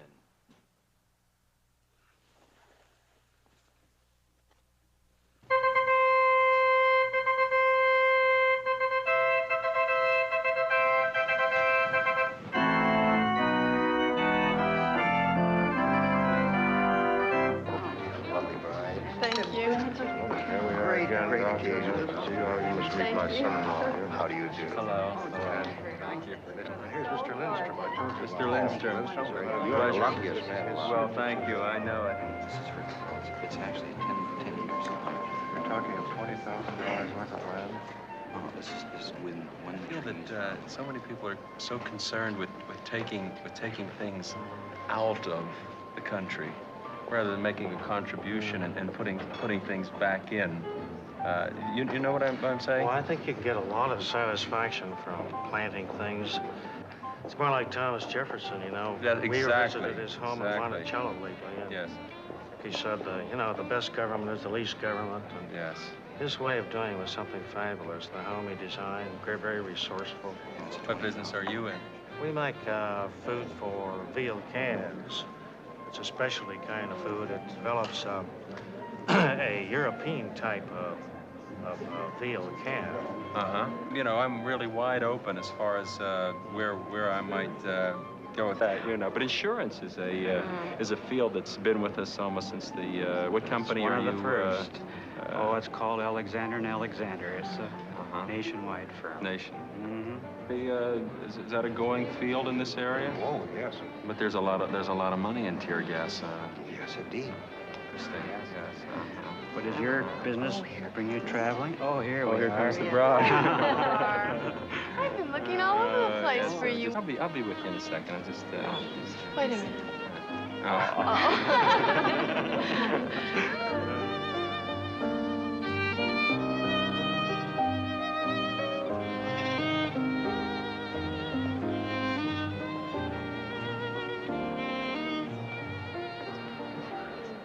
I would like to get back to origins. In fact, I think that, you know, many people, they don't think like this, but I think that we've taken enough out of this country in many ways, you know? I feel that all of us should think about putting something back in, you know?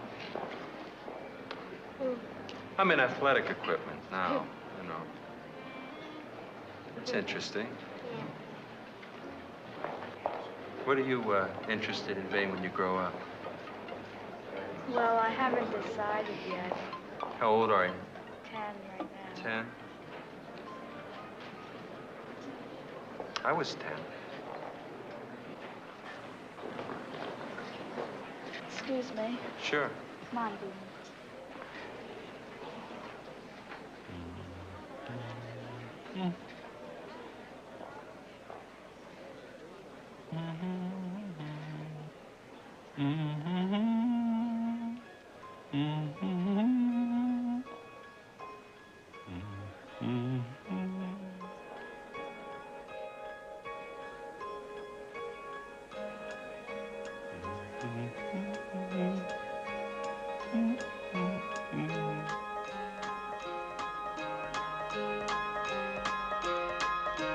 Hey, bless my soul, smooth your. I thought you knew by now. You're going far. You'll hit your stride any day, and you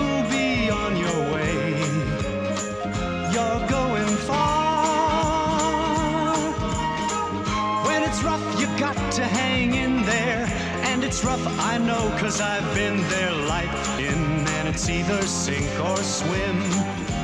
Keep your head, look around, do your best. You'll soon be safe and sound.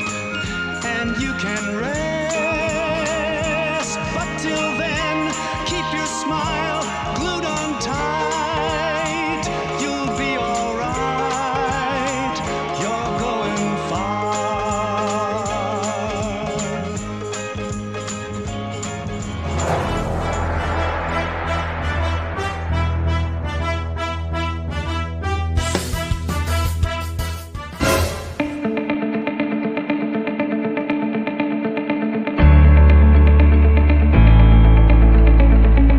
Let me hear in the morning of your steadfast love, for in you I trust. Make me know the way I should go, for to you I lift up my soul.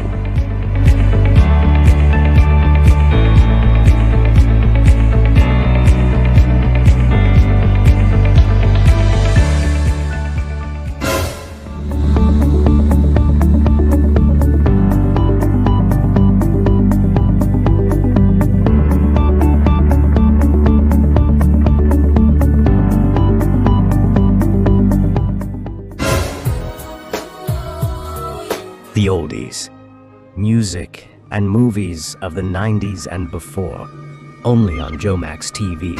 Kwa nyimbo tamu za Injili na kwaya mbalimbali. Watumaini ya Bwana waonekana ni kama mlima Sayuni.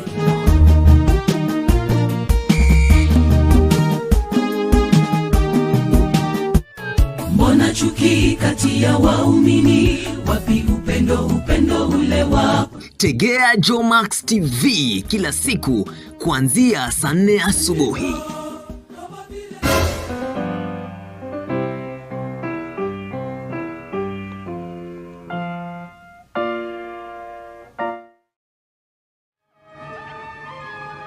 Look.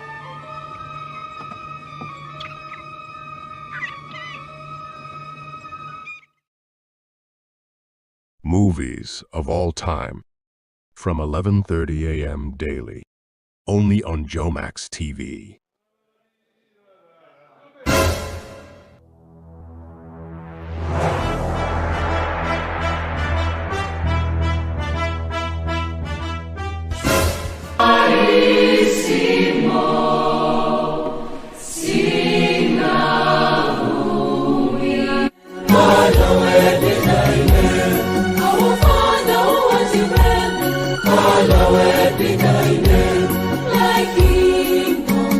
The Choristers. Sweet, metallic voices from your favorite choirs. Every day at 1:30 p.m. on Jomax TV. It's good. Please help me keep it aside. How are you? Fine, thank you. Papa, you said you wanted to see me. Yes. Sit down. Do you mind? It's okay. I wanted to see you concerning the inquiries you asked us. Niger movies at 2:30 p.m. daily on Jomax TV. Okay.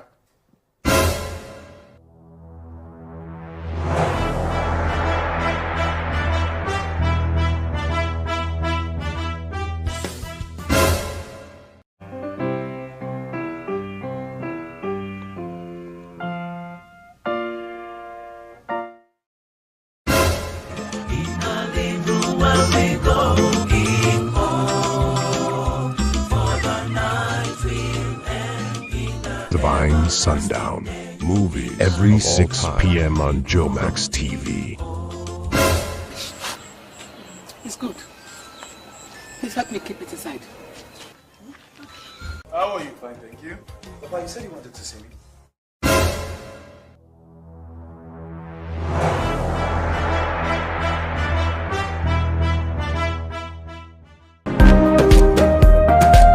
Welcome to Capital ICT Limited, one-stop shop for all your ICT solutions. We sell and service ICT products like laptops, desktops, phones, cameras, audio gadgets, printers, CCTV cameras, POS machines, ETR machines, biometric locks, card-operated locks, RFID cards, pianos and accessories. We are open Monday to Friday, 8:30 a.m. to 6 p.m. and Saturdays, 8:30 a.m. to 3 p.m. Capital ICT Limited is a trusted place for all your computer repairs, maintenance, software installations, and data recovery. A one-stop shop for all your ICT solutions.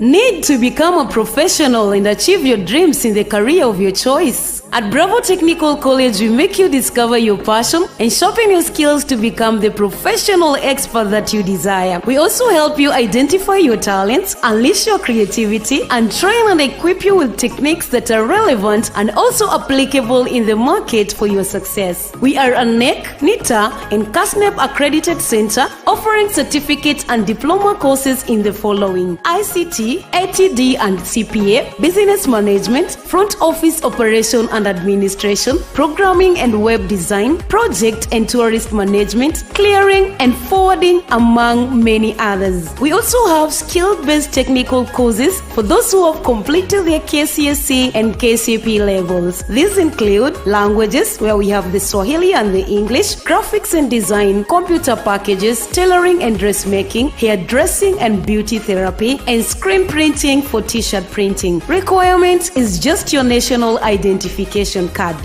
We are located along Digo Road, Mombasa, opposite Huduma Center, GPO. You call us on 0742 336 601 or 0738 806 506. We are also on Facebook as Bravo Technical College. Intake is ongoing. Hurry up and enroll today. Bravo Technical College, a place to learn, a chance to grow.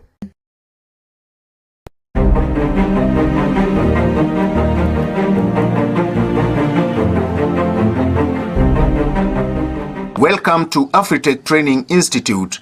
We offer the following courses at affordable rates: Diploma and Certificate in Cosmetology, Diploma in Journalism and Media Studies, Certificate in Event Management, Certificate in DJing, Certificate in Computer Packages, Certificate in Computer Maintenance, Certificate in English Language.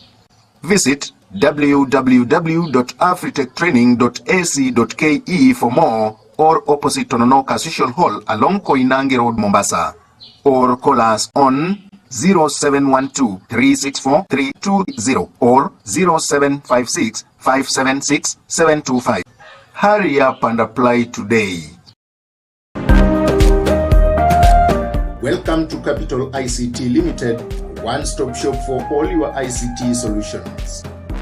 We sell and service ICT products like laptops, desktops, phones, cameras, audio gadgets, printers, CCTV cameras, POS machines, ETR machines, biometric locks, card-operated locks, RFID cards, pianos and accessories. We are open Monday to Friday, 8:30 a.m. to 6 p.m. and Saturdays, 8:30 a.m. to 3 p.m. Capital ICT Limited is a trusted place for all your computer repairs, maintenance, software installations, and data recovery. A one-stop shop for all your ICT solutions. Sweet and fresh. It's good. Please help me keep it inside. How are you? Fine, thank you. Papa, you said you wanted to see me. Yes. Sit down. You mind? It's okay. I wanted to see you concerning the inquiries you asked us. Niger Movies at 2:30 p.m. daily on Jomax TV. Luca.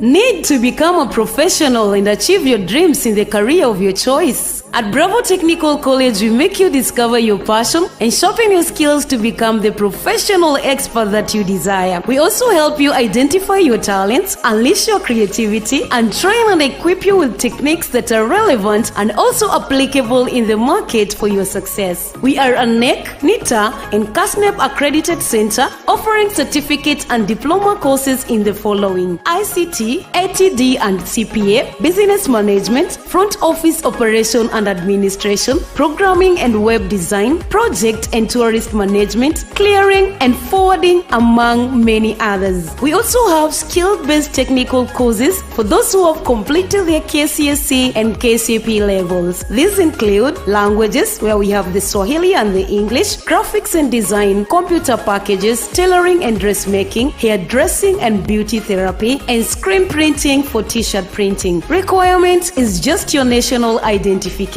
card. We are located along Digo Road, Mombasa, opposite Huduma Center, GPO. You call us on 0742 336 601 or 0738 806 506. We are also on Facebook as Bravo Technical College. Intake is ongoing. Hurry up and enroll today. Bravo Technical College, a place to learn, a chance to grow. For world, national and local news on politics, business, entertainment, and much more. Jomax Television, the information hub.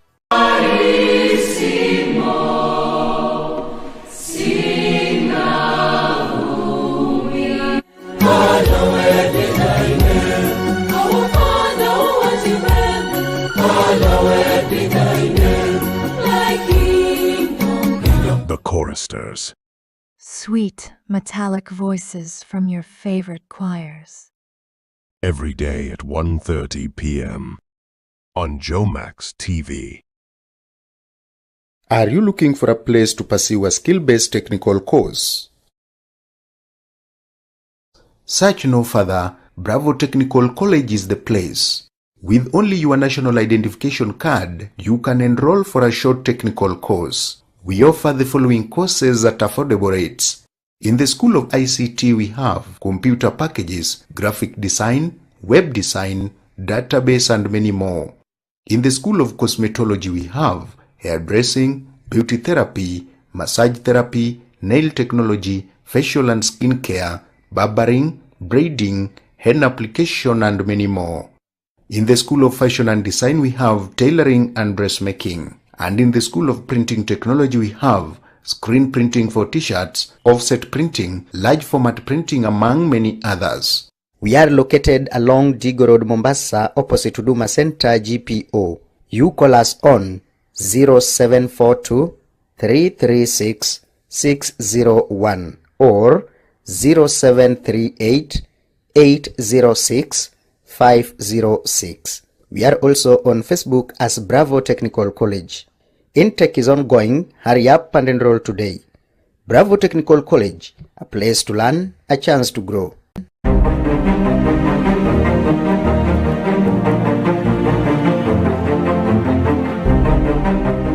Welcome to Afritech Training Institute.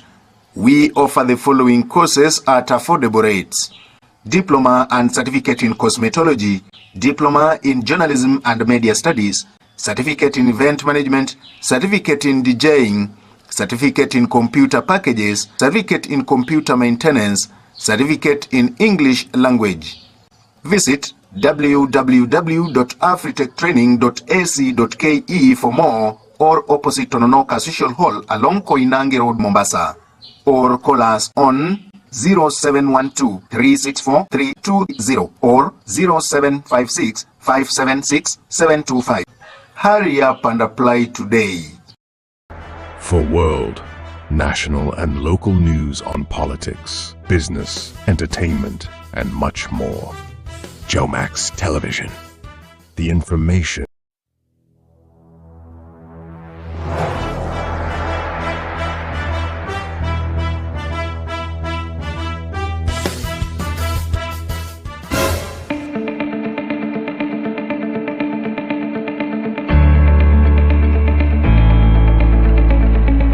Let me hear in the morning of your steadfast love, for in you I trust. Make me know the way I should go, for to you I lift up my soul.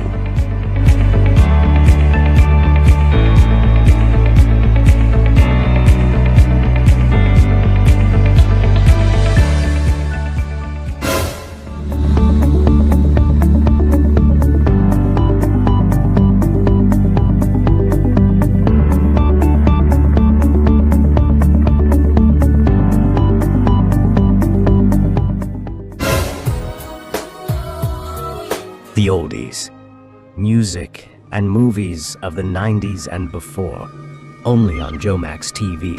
Kwa nyimbo tamu za Injili na kwaya mbalimbali. Watumaini ya Bwana waonekana kama mlima Sayuni.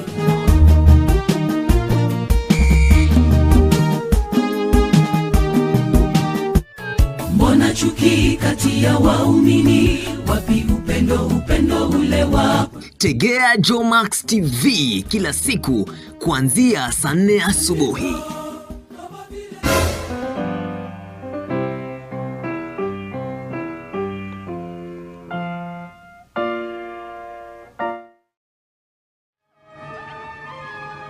Look.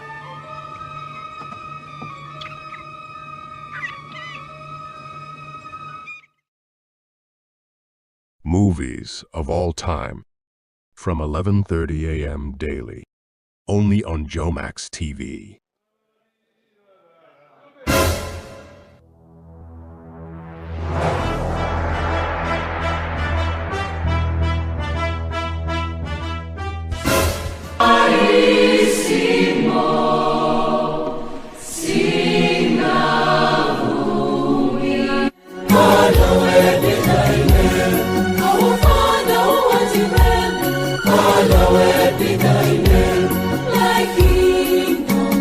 The choristers.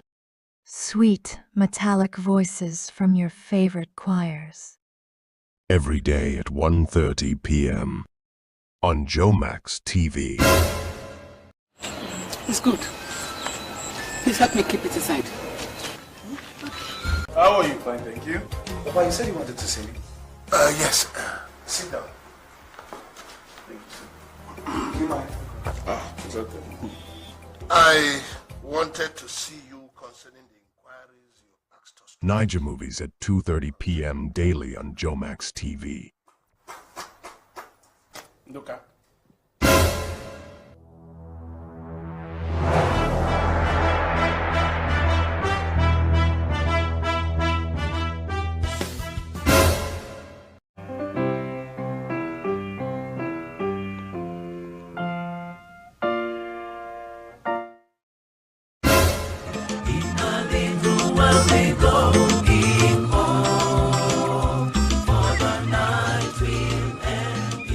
Divine Sundown.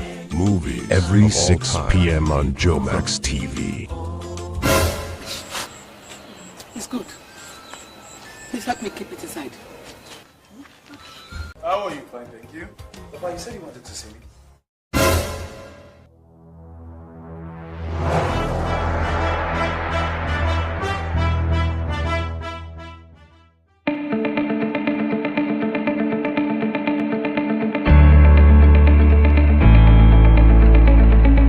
Let me hear in the morning of your steadfast love, for in you I trust. Make me know the way I should go, for to you I lift up my soul.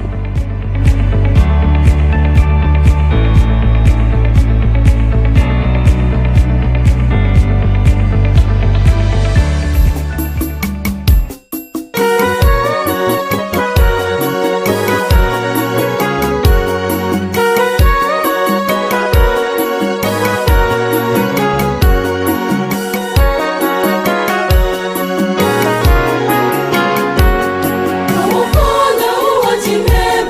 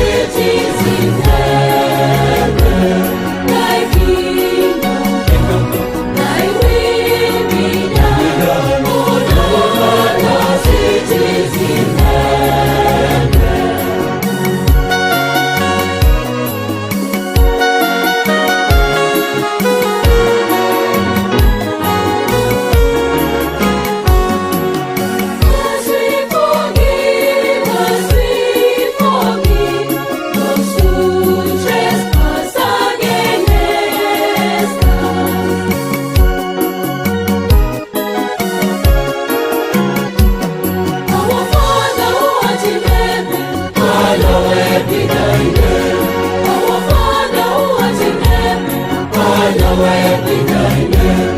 Thy kingdom come, thy will be done on earth as it is in heaven. Thy kingdom come, thy will be done on earth as it is in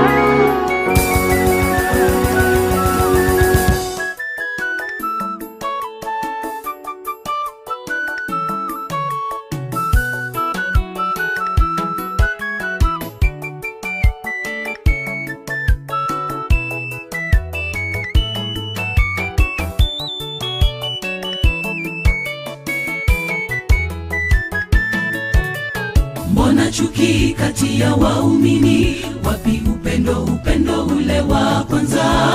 Kwa nini sasa tuwe na utengano ikiwa tumeokolewa kwa neema? Tutaketije pamoja na Mungu aliyemtoa mwana wake wa pekee? Wapenzi ninawasihi tupendane ikiwa tu watoto wa Mungu. Mbona chuki kati ya waumini? Wapi upendo ule wa kwanza? Kwa nini sasa tuwe na utengano ikiwa tumeokolewa kwa neema? Tutaketije pamoja na Mungu aliyemtoa mwana wake wa pekee? Wapenzi ninawasihi tupendane ikiwa tu watoto wa Mungu. Upendo huvumilia, haujivuni, haukosi kuwa na adabu, hautafuti mambo yake kamwe, tena hafurahi udhalimu. Ikiwa tuna upendo tu wake Mungu, wapenzi tutafute upendo. Upendo huvumilia, haujivuni, haukosi kuwa na adabu, hautafuti mambo yake kamwe, tena hafurahi udhalimu. Ikiwa tuna upendo tu wake Mungu, wapenzi tutafute upendo.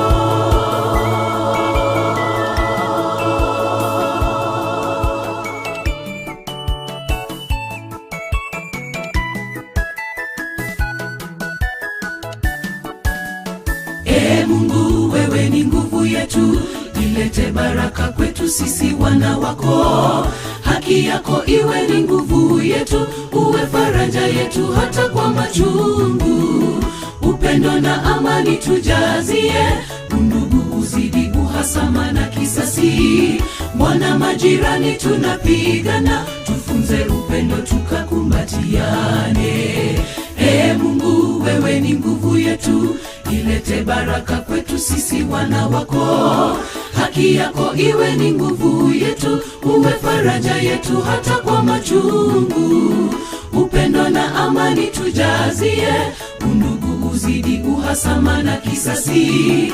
Mbona majirani tunapigana, tufunze upendo tukakumbatiane. Upendo huvumilia, haujivuni, haukosi kuwa na adabu, hautafuti mambo yake kamwe.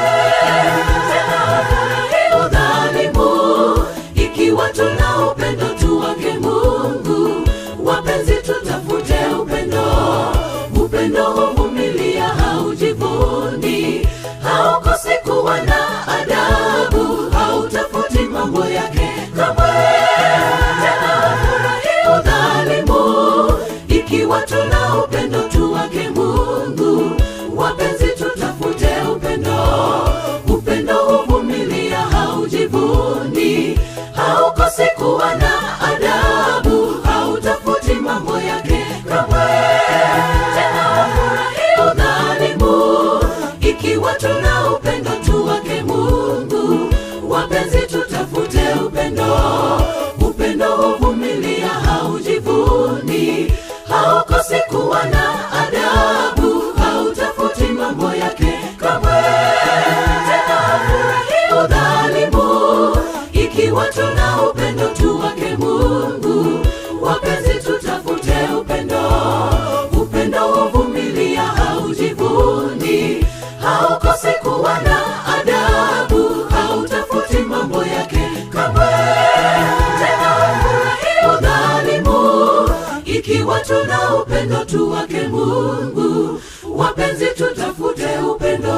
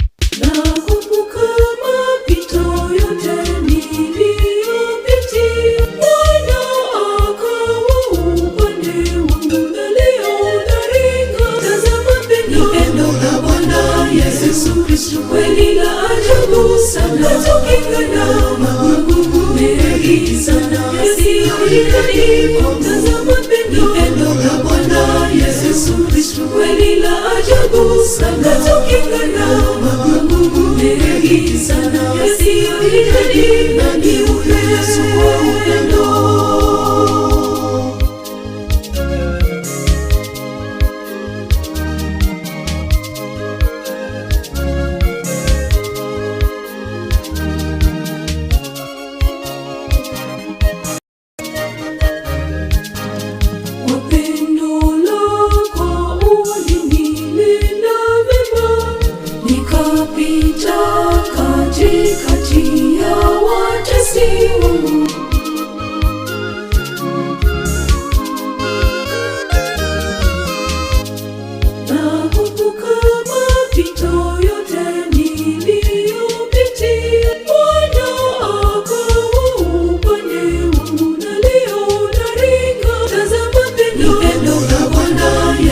Kristo kweli la ajabu sana, tukikana magumu mengi sana yasiyohitajiwa. Tazama pendo la Bwana Yesu Kristo kweli la ajabu sana, tukikana magumu mengi sana yasiyohitajiwa. Ni Yesu wa upendo.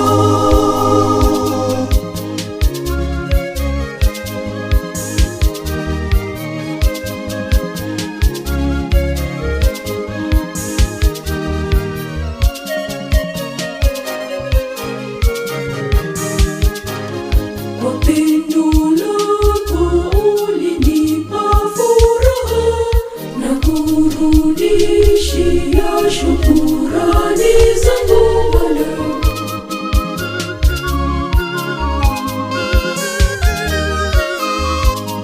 nakumbuka mapito yote niliyopitia. Bwana akawa upande wangu na leo naringa. Tazama pendo la Bwana Yesu Kristo kweli la ajabu sana, tukikana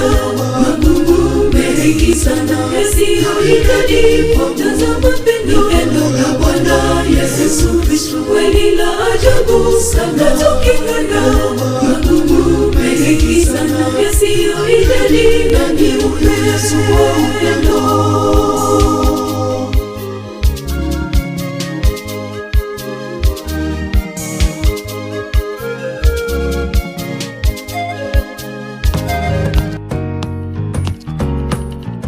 We are glad you are watching Jomax TV.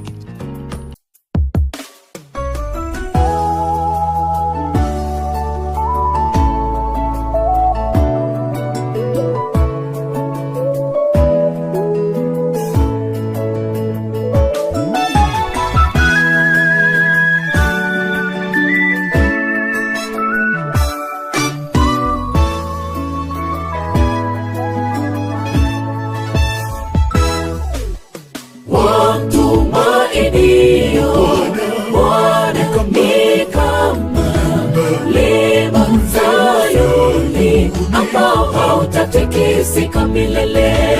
Watumaini ya Bwana waonekana kama mlima Sayuni ambao hautatikisika milele, kama milima inavyokuzunguka Yerusalemu. Ndivyo Bwana anavyowazunguka watu wake milele. Kwa maana fimbo ya udhalimu haitaka juu ya fungu la wenye haki, wasije wakainyosha mikono yao kwenye upotovu.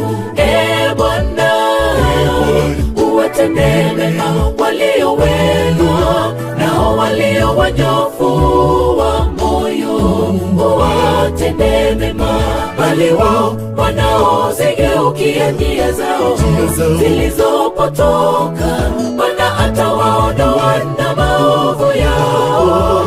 Amani idumu milele. Wao wamtumainio Bwana ni kama mlima Sayuni, hawatatikisika kamwe maishani. Japo mawimbi yawe makali, hawataanguka wala kushindwa na mwovu ibilisi. Wao wamtumainio Bwana ni kama mlima Sayuni, hawatatikisika kamwe maishani. Japo mawimbi yawe makali, hawataanguka wala kushindwa na mwovu ibilisi. Kama milima inavyokuzunguka Yerusalemu, ndivyo Bwana anavyowazunguka watu wake milele. Kwa maana fimbo ya udhalimu haitaka juu ya fungu la wenye haki, wasije wakainyosha mikono yao kwenye upotovu. Bwana, uwatendee mema walio wema, nao walio wanyofu wa moyo uwatende mema, bali wao wanaozigeukia njia zao zilizopotoka, Bwana atawaondoa na maovu yao, amani idumu milele.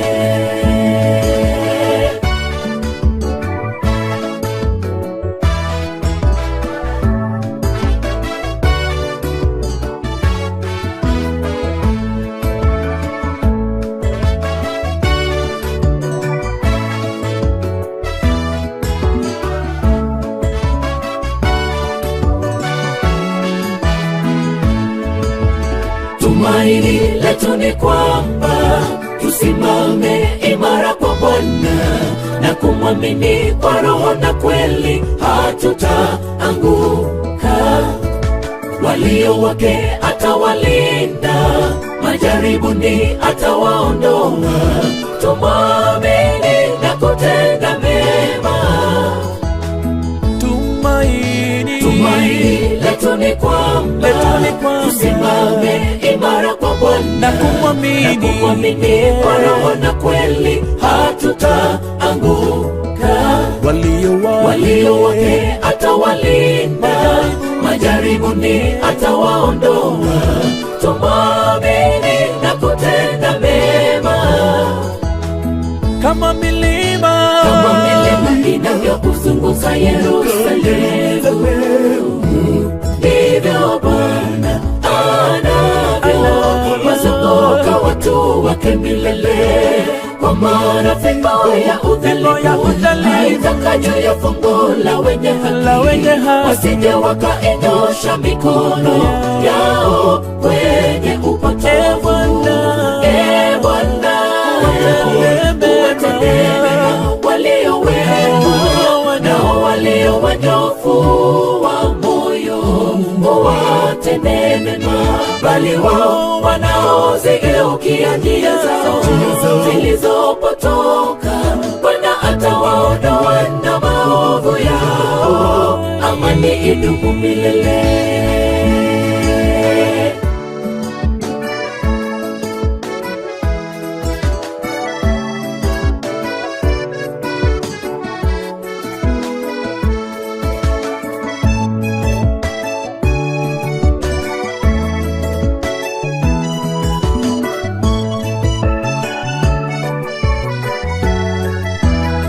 Wamtumaini waone kama mlima Sayuni, ambao hautatikisika milele. Wamtumaini Bwana waone kama mlima Sayuni, ambao hautatikisika milele. Wamtumaini waone kama mlima Sayuni, ambao hautatikisika milele. Wamtumaini Bwana waone kama mlima Sayuni, ambao hautatikisika milele.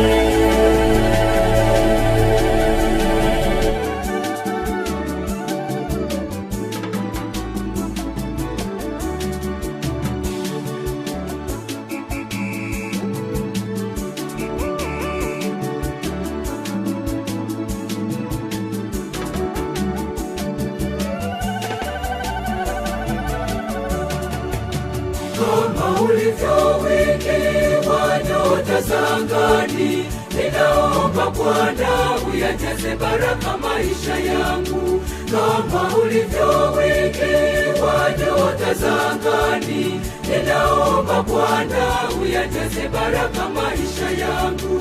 Rehema zinitiririkie, rehema zinitiririkie. Naomba furaha yako Bwana, naomba faraja yako Bwana. Ninaomba Bwana uyajaze baraka maisha yangu. Rehema zinitiririkie, rehema zinitiririkie. Naomba furaha yako Bwana, naomba faraja yako Bwana. Ninaomba Bwana uyajaze baraka maisha yangu.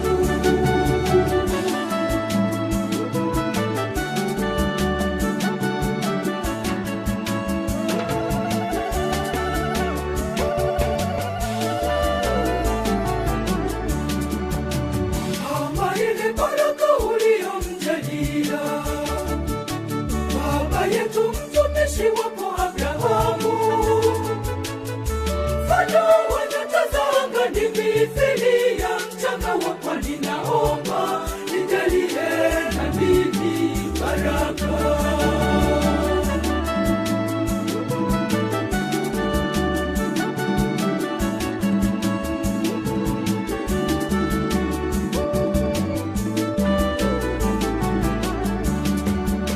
Kama ulivyo wingi wa nyota za angani, ninaomba Bwana uyajaze baraka maisha yangu. Kama ulivyo wingi wa nyota za angani, ninaomba Bwana uyajaze baraka maisha yangu. Rehema zinitiririkie, rehema zinitiririkie.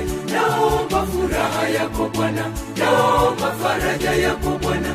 Ninaomba Bwana uyajaze baraka maisha yangu. Rehema zinitiririkie, rehema zinitiririkie. Naomba furaha yako Bwana, naomba faraja yako Bwana. Ninaomba Bwana uyajaze baraka maisha yangu.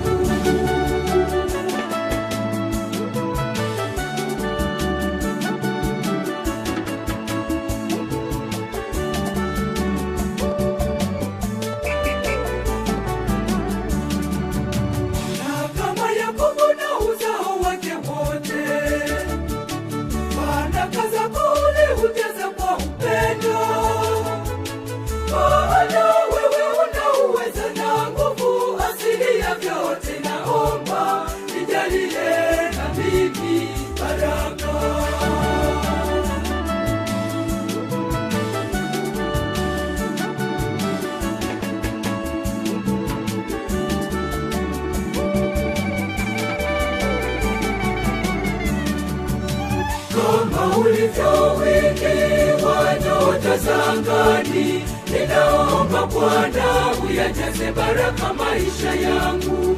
Kama ulivyo wingi wa nyota za angani, ninaomba Bwana uyajaze baraka maisha yangu. Rehema zinitiririkie, rehema zinitiririkie. Naomba furaha yako Bwana, naomba faraja yako Bwana. Ninaomba Bwana uyajaze baraka maisha yangu. Rehema zinitiririkie, rehema zinitiririkie. Naomba furaha yako Bwana, naomba faraja yako Bwana. Ninaomba Bwana uyajaze baraka maisha yangu.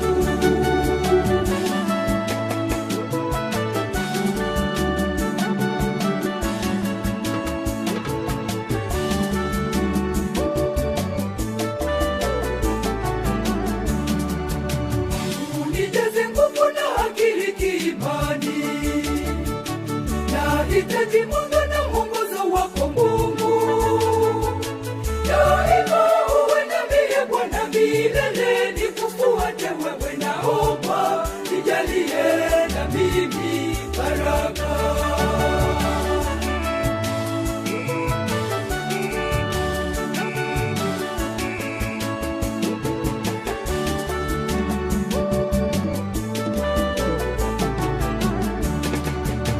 Kama ulivyo wingi wa nyota za angani, ninaomba Bwana uyajaze baraka maisha yangu.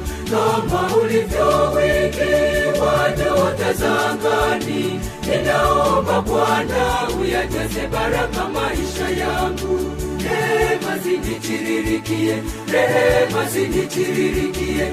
Naomba furaha yako Bwana, naomba faraja yako Bwana. Ninaomba Bwana uyajaze baraka maisha yangu. Rehema zinitiririkie, rehema zinitiririkie. Naomba furaha yako Bwana, naomba faraja yako Bwana. Ninaomba Bwana uyajaze baraka maisha yangu.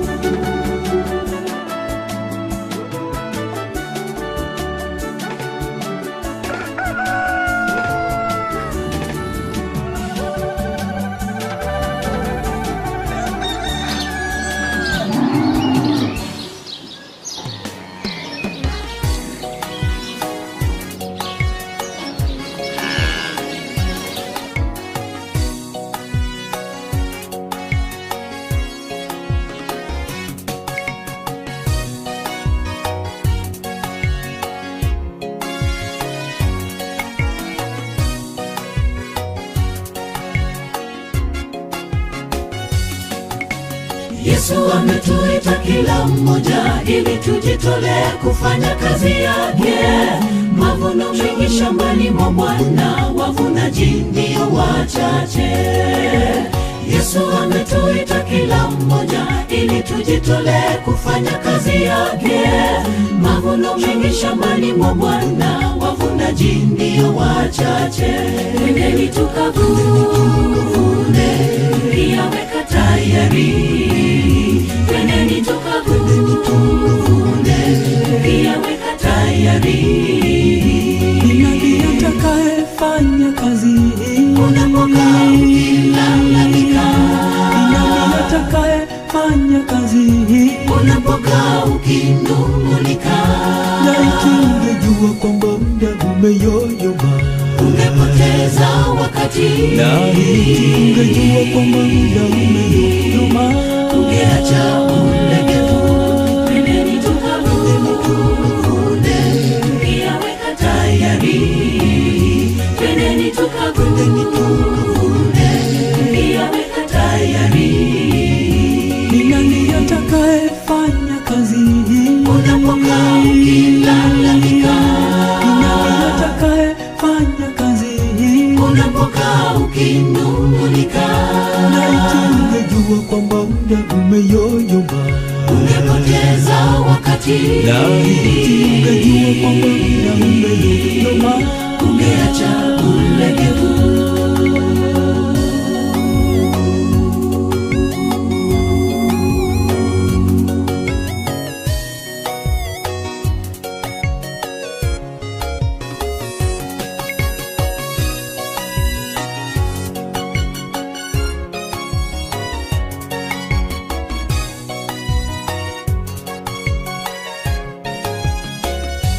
Tusinyamaze, kwani kazi ni nyingi shambani mwa Bwana wetu. Tukiwarejesha waasi mwangani, taji la tungojea pale. Tusinyamaze, kwani kazi ni nyingi shambani mwa Bwana wetu. Tukiwarejesha waasi mwangani, taji la tungojea pale. Twendeni tukavune, pia weka tayari. Twendeni tukavune, pia weka tayari. Ni nani atakayefanya kazi hii? Unapokaa ukilalamika. Ni nani atakayefanya kazi hii? Unapokaa ukinung'unika. Laiti ungejua kwamba muda umeyoyoma, ungepoteza wakati. Laiti ungejua kwamba muda umeyoyoma, ungeacha ulegevu. Twendeni tukavune, pia weka tayari. Twendeni tukavune, pia weka tayari. Ni nani atakayefanya kazi hii? Unapokaa ukilalamika.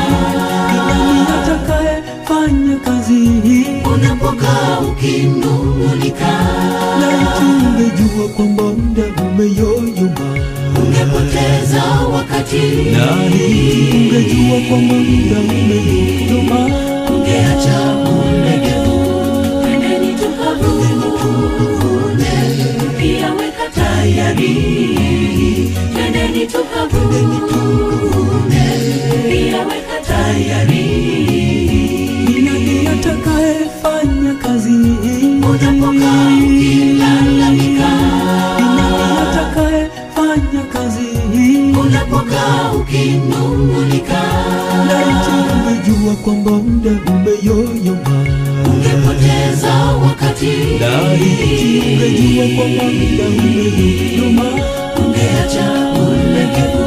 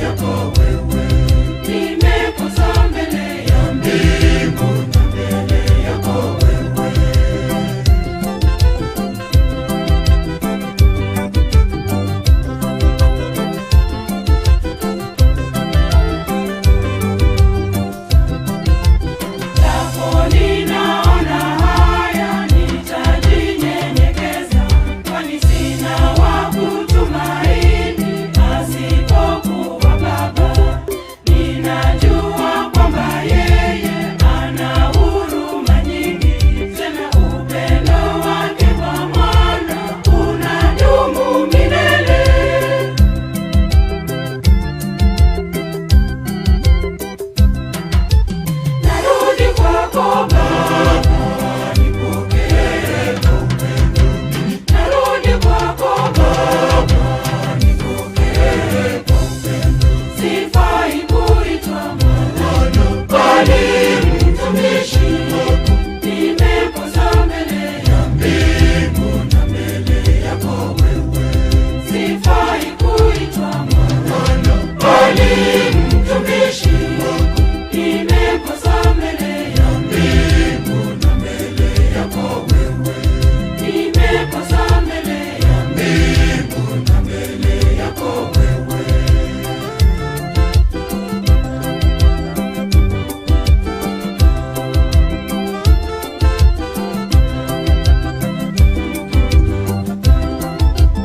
Nawasihi ndugu zangu, msirudie dhambi zenu, ili mkarudi kwake Baba, muombe msamaha.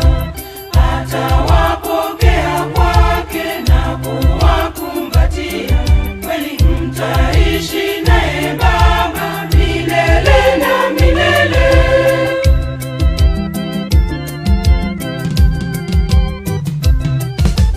Narudi kwako Baba, nipokee kwa upendo. Narudi kwako Baba, nipokee kwa upendo. Sifai kuitwa mwana, bali mtumishi. Nimekosa mbele ya mbingu na mbele yako wewe. Sifai kuitwa mwana, bali mtumishi. Nimekosa mbele ya mbingu na mbele yako wewe. Nimekosa mbele ya mbingu na mbele yako wewe.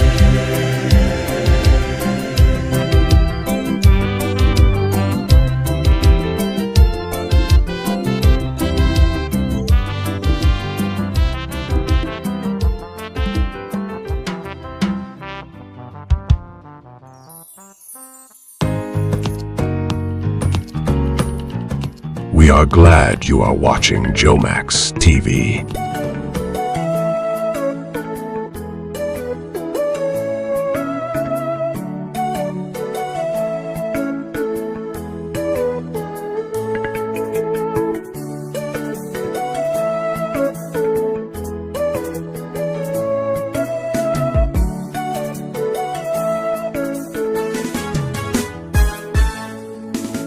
Njoni tumwimbie, tumfanyie shangwe mwamba wa wokovu wetu, tuje mbele zake kwa furaha, tumfanyie shangwe kwa zaburi wako. Yeye ni Mungu mkuu, mfalme mkuu juu ya miungu yote. Sifa na utukufu ni vyako, uhimidiwe Bwana siku zote. Njoni tumwimbie, tumfanyie shangwe mwamba wa wokovu wetu, tuje mbele zake kwa furaha, tumfanyie shangwe kwa zaburi wako. Yeye ni Mungu mkuu, mfalme mkuu juu ya miungu yote. Sifa na utukufu ni vyako, uhimidiwe Bwana siku zote. Mwimbie Bwana, pigeni kelele kwa nguvu zako. Inuka, simama, tembea kwa ujasiri, mwimbie Mungu wako. Wewe kabla hazijaja siku zilizo mbaya, utakaposema mimi sina nguvu wala furaha ya kulihubiri neno lake Mungu. Kabla ya jua na nuru, nyota, mwezi havijatiwa giza, kabla ya kurudi kwake Bwana, mwimbieni Bwana kungali nafasi.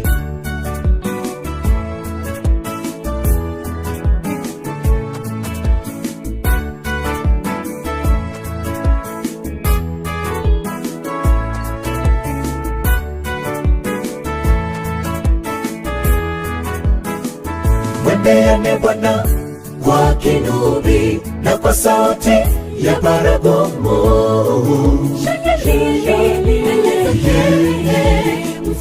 Mfalme, bahari na ivume, vyote vijazavyo ndani, mito na Nipige makofi, niimbe kwa furaha, mwimbieni Bwana kwa kinubi na kwa sauti ya baragumu.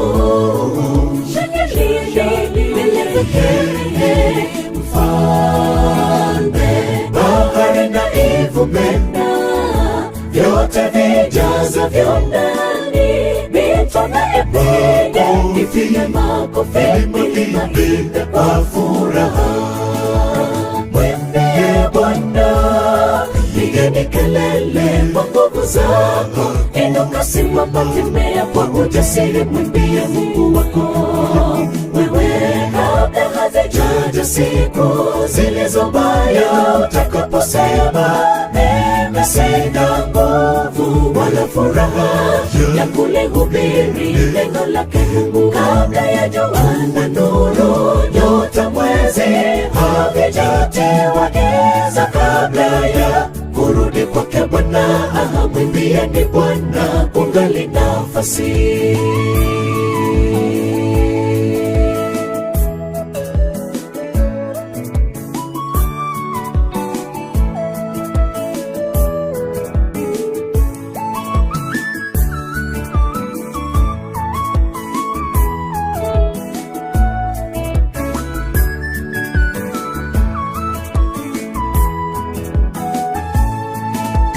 Tukifika juu mbinguni, tutaimba nyimbo za furaha. Sote tulio hapa duniani tutaungana tuwe kundi moja, wimbo wa msana Mwana Kondoo. Mbinguni juu tutaimba kweli, Yesu akiwa mwalimu wetu. Waimbaji, jameni, tusikose pale, mwimbie Bwana. Pigeni kelele kwa nguvu zako, inuka, simama, tembea kwa ujasiri, mwimbie Mungu wako. Wewe kabla hazijaja siku zilizo mbaya, utakaposema mimi sina nguvu wala furaha ya kulihubiri neno lake Mungu, kabla ya jua na nuru, nyota, mwezi havijatiwa giza, kabla ya kurudi kwake Bwana, mwimbieni Bwana kungali nafasi, mwimbie Bwana. Pigeni kelele kwa nguvu zako, inuka, simama, tembea kwa ujasiri, mwimbie Mungu wako. Wewe kabla hazijaja siku zilizo mbaya, utakaposema mimi sina nguvu wala furaha ya kulihubiri neno lake Mungu, kabla ya jua na nuru, nyota, mwezi havijatiwa giza, kabla ya kurudi kwake Bwana, mwimbieni Bwana kungali nafasi, mwimbie Bwana. Pigeni kelele kwa nguvu zako, inuka, simama, tembea kwa ujasiri, mwimbie Mungu wako. Wewe kabla hazijaja siku zilizo mbaya, utakaposema mimi sina nguvu wala furaha ya kulihubiri neno lake Mungu, kabla ya jua na nuru, nyota, mwezi havijatiwa giza, kabla ya kurudi kwake Bwana, mwimbieni Bwana kungali nafasi.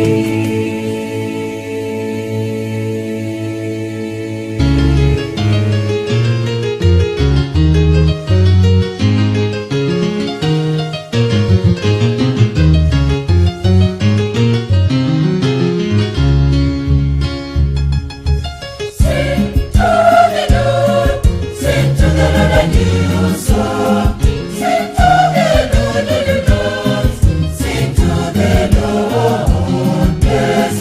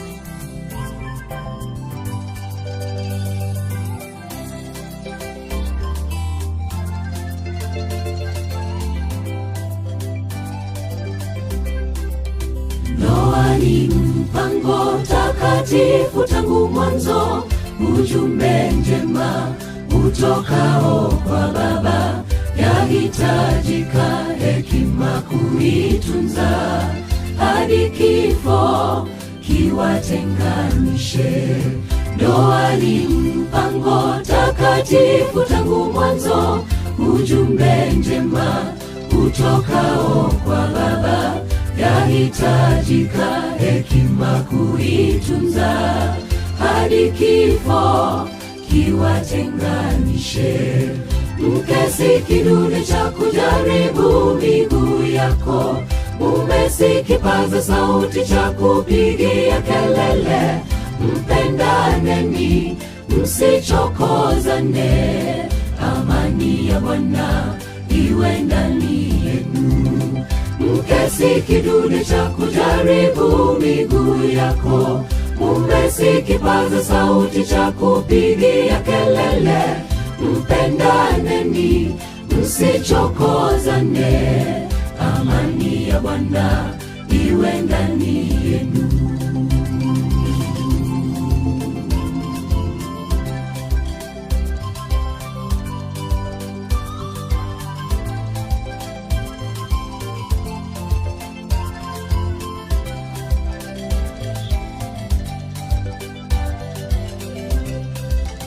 Kazi kwenu sasa maishani mwenu, mdumu milele kwenye upendo wa Yesu.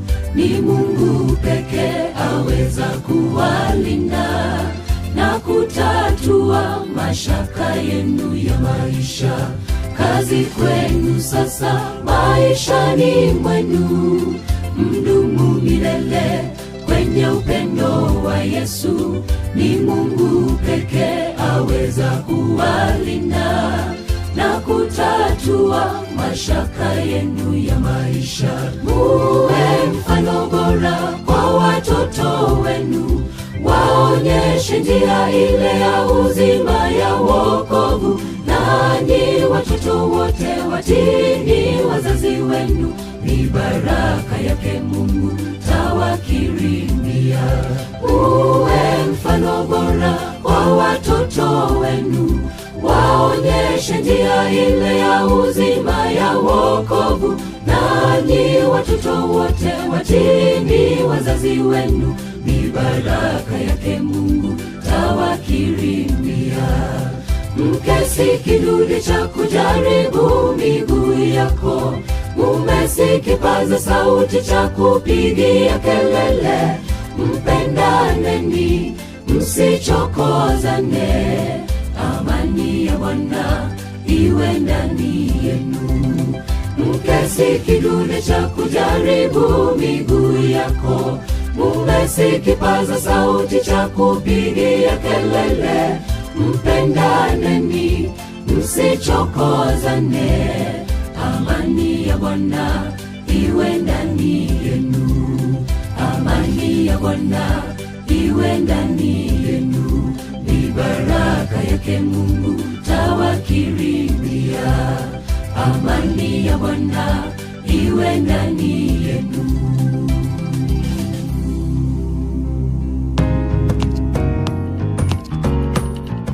We are glad you are watching Jomax TV.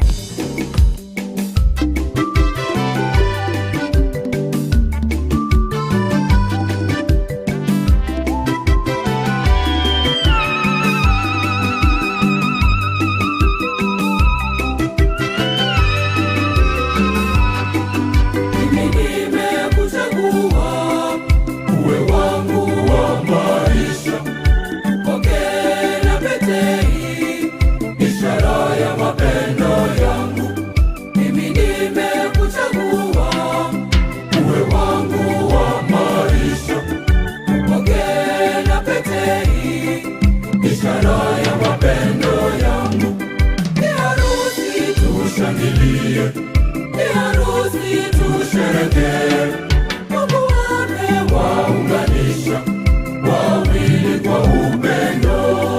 Ni harusi tushangilie, ni harusi tusherehekee, Mungu amewaunganisha wawili kwa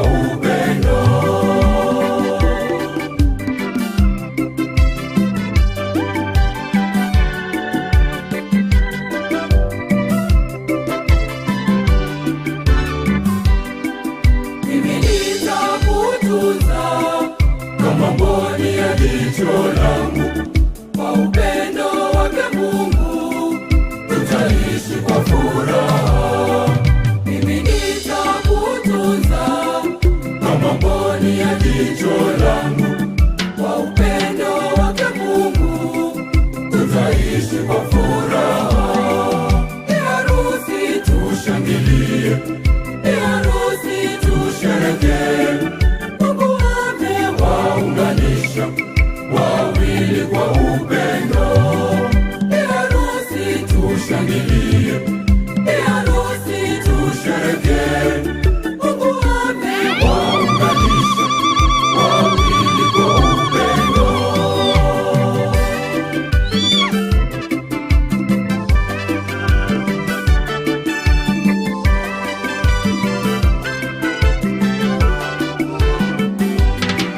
Nimeacha wale wote, sijaona kama wewe.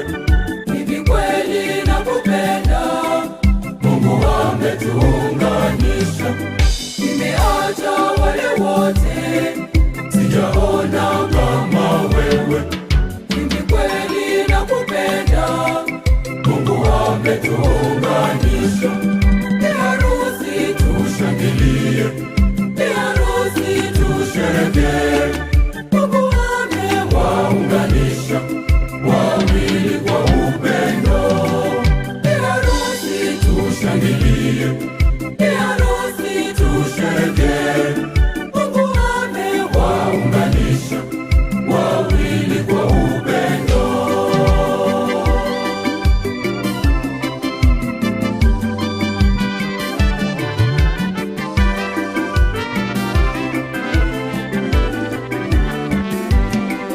Mapenzi yetu leo hakika yatastawi, yatamea kama ule mwerezi wa Lebanoni. Mapenzi yetu leo hakika yatastawi, yatamea kama ule mwerezi wa Lebanoni. Harusi tushangilie, harusi tusherekee. Mungu amewaunganisha wawili kwa upendo.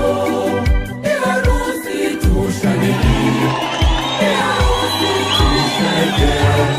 Mungu amewaunganisha wawili kwa upendo.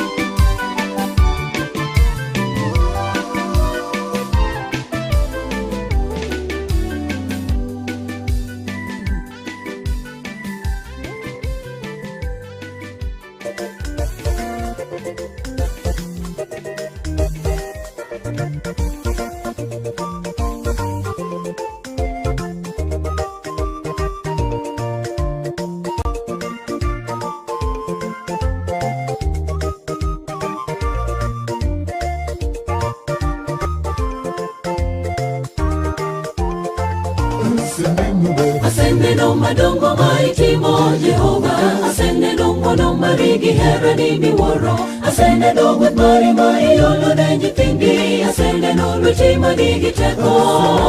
Aseneno madongo maitimo Jehova, aseneno mono marigi herani miworo, aseneno gweth mari ma iolo ne nyithindi, aseneno lweti manigi teko. Atreyo pingi mola, nangiso pigi gigo duto manie.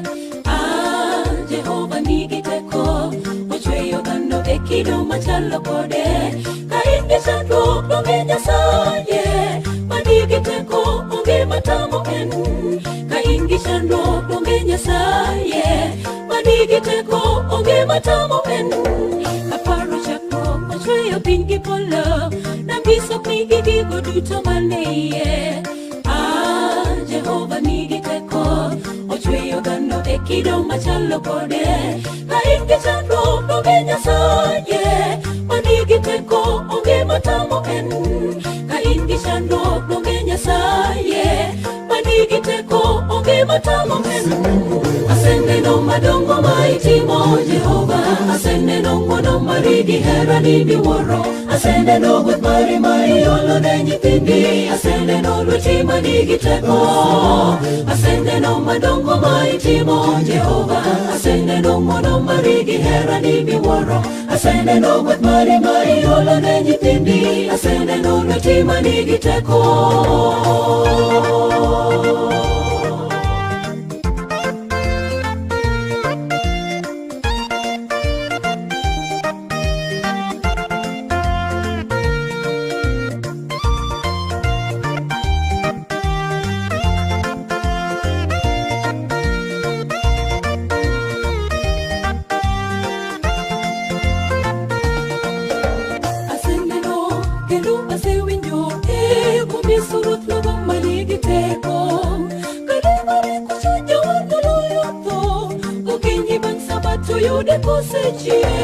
Jairo bende nochiero kosetho, Lazaro bende chechungo aebolie. Jawato nigi teko, ochango Bartimayo muofu oneno. Aseneno kendo asewinjo kumiso ruoth nogo manigi teko. Kalimare kucho Joana noloyo tho, gokinyi bang' Sabato yude kosechier. Jairo bende nochiero kosetho, Lazaro bende chechungo aebolie. Jawato nigi teko, ochango Bartimayo muofu oneno. Jawato nigi teko, ochango Bartimayo muofu oneno.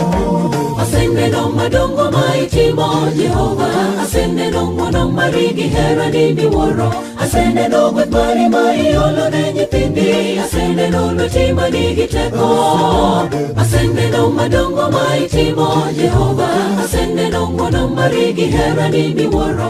Aseneno gweth mari ma iolo ne nyithindi. Aseneno lweti ma nigi teko.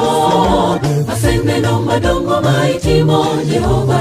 Aseneno ng'wono mari gi herani miwuoro. Aseneno gweth mari ma iolo ne nyithindi. Aseneno lweti ma nigi teko. Aseneno madongo ma itimo Jehova. Aseneno ng'wono mari gi herani miwuoro. Aseneno gweth mari ma iolo ne nyithindi. Aseneno lweti ma nigi teko.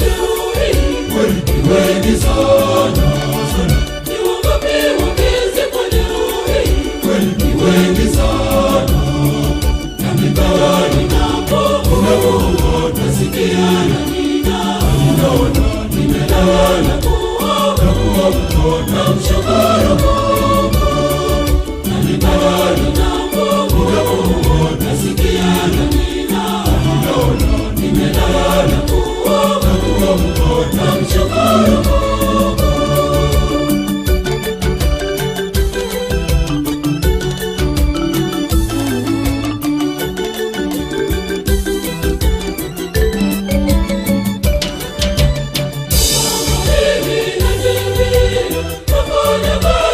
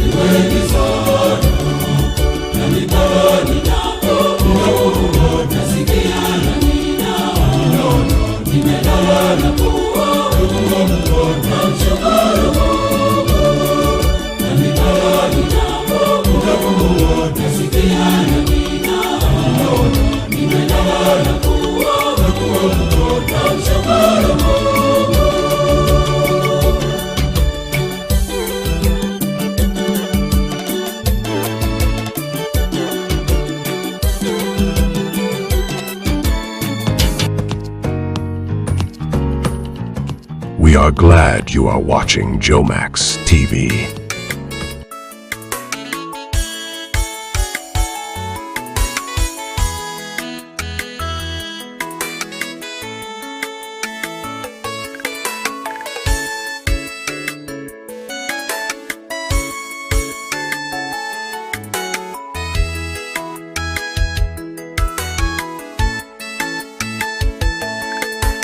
Hapo mwanzo nilikuwa msafiri wa kuelekea mbinguni.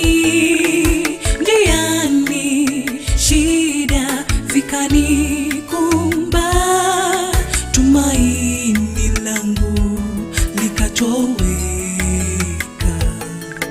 Nikaanza kurudi nyuma, wenzangu wanikimbia, niliitenda mimi nikaingia topeni, lakini kunaye rafiki mmoja aliyenipa upendo ule wa dhati.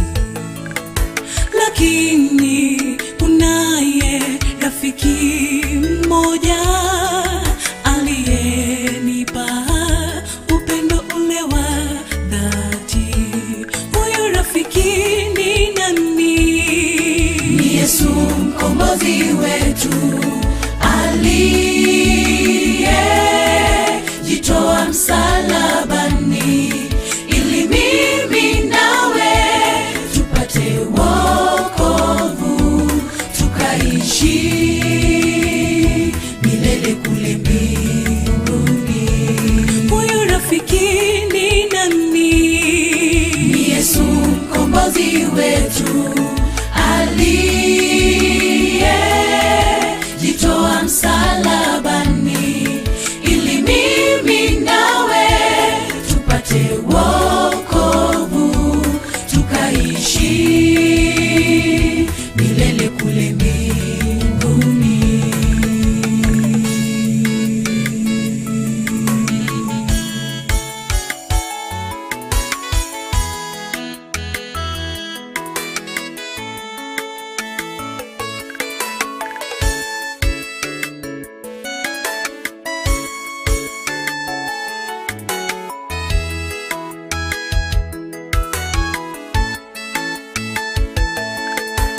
Na sasa mimi ni kiumbe kipya, na safari yangu naongozwa na Yesu. Njiani japo shida zinikumbe, yupo anaye nipigania.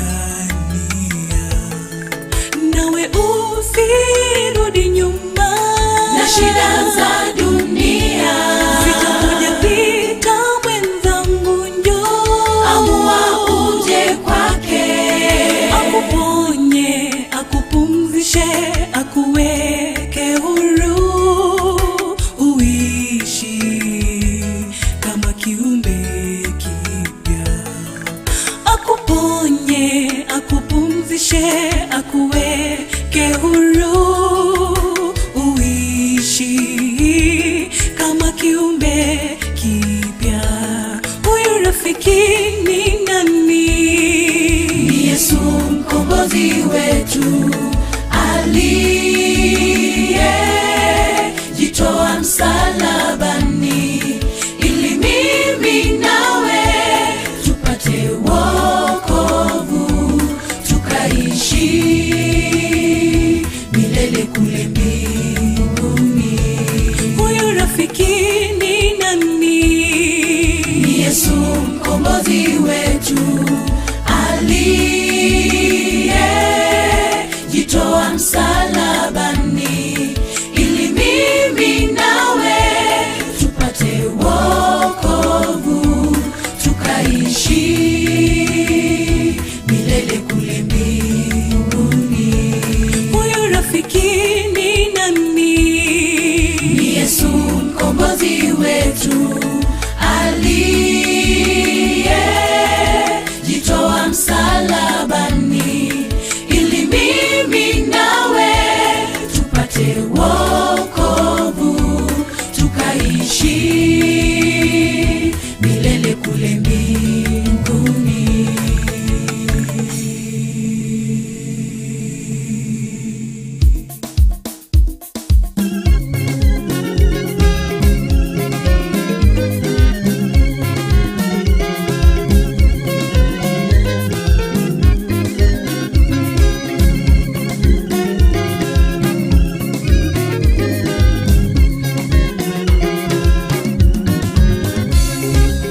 Njooni kwangu ninyi mliobarikiwa, ingieni ufalme mliowekewa na Baba wa mbinguni. Njooni kwangu ninyi mliobarikiwa, ingieni ufalme mliowekewa na Baba wa mbinguni. Kwa sababu nalikuwa na njaa mkanipa chakula, nalikuwa na kiu mkanipa na maji, nalikuwa mgeni mkanikaribisha, nalikuwa mgonjwa mkanitazama, nalikuwa na njaa mkanipa chakula, nalikuwa na kiu mkanipa na maji, nalikuwa mgeni mkanikaribisha, nalikuwa mgonjwa mkanitazama.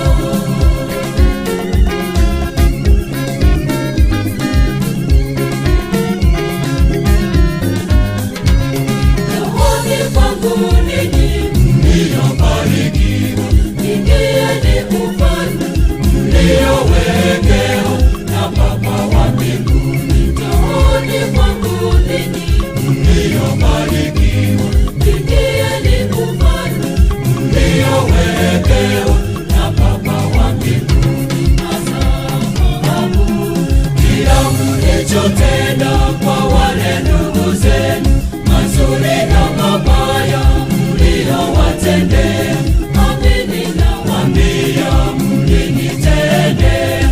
Sasa mtayavuna yale mliyopanda. Kila mlichotenda kwa wale ndugu zenu, mazuri na mabaya mliowatendea, amini nawaambia mlinitendea. Sasa mtayavuna yale mliyopanda.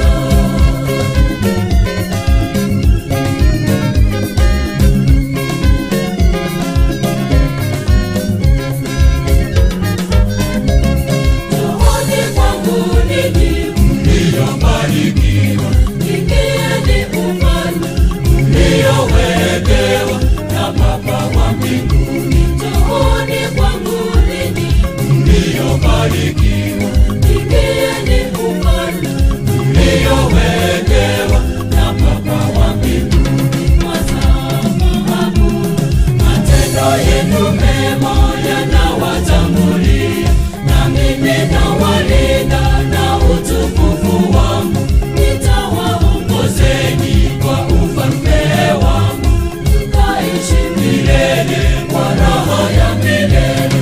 Matendo yenu mema yanawatangulia, na mimi nawalinda na utukufu wangu, nitawaongozeni kwa ufalme wangu, mkaishi milele kwa raha ya milele.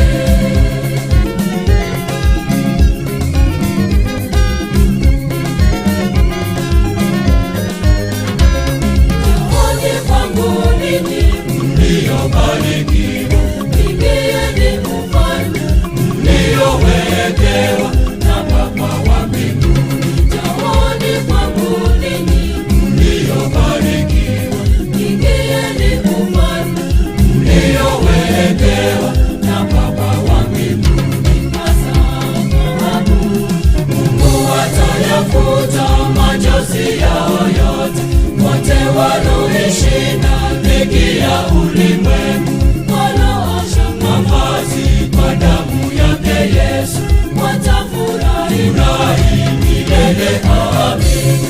Mungu atayafuta machozi yao yote, wote wanaoishi na dhiki ya ulimwengu, wanaosha mavazi kwa damu yake Yesu, watafurahi milele. Amina.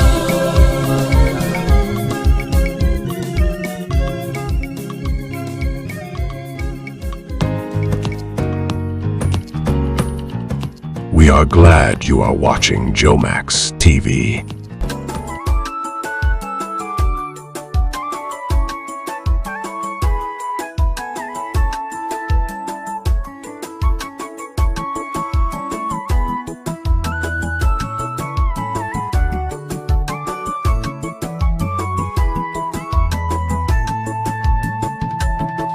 kaza mwendo tutafika makao ya wateule, mji wa ajabu tutaishi naye Mwokozi. Nyimbo za sifa nazo tutaimba, hakuna kilio pale, kwa ujasiri tutaingia Yerusalemi. Kaza mwendo tutafika makao ya wateule, mji wa ajabu tutaishi naye Mwokozi. Nyimbo za sifa nazo tutaimba, hakuna kilio pale, kwa ujasiri tutaingia Yerusalemi. Ni mji ule tunautazama kwa umbali sana, mioyo yetu yatamani kuona kufika pale Yerusalemi. Kitambo kidogo Yesu atashuka, na vinono alivyotuandalia kule mbinguni, watu wote tutafurahi. Ni mji ule tunautazama kwa umbali sana, mioyo yetu yatamani kuona kufika pale Yerusalemi. Kitambo kidogo Yesu atashuka, na vinono alivyotuandalia kule mbinguni, watu wote tutafurahi. Kaza mwendo tutafika makao ya wateule, mji wa ajabu tutaishi naye Mwokozi. Nyimbo za sifa nazo tutaimba, hakuna kilio pale, kwa ujasiri tutaingia Yerusalemi. Kaza mwendo tutafika makao ya wateule, mji wa ajabu tutaishi naye Mwokozi. Nyimbo za sifa nazo tutaimba, hakuna kilio pale, kwa ujasiri tutaingia Yerusalemi.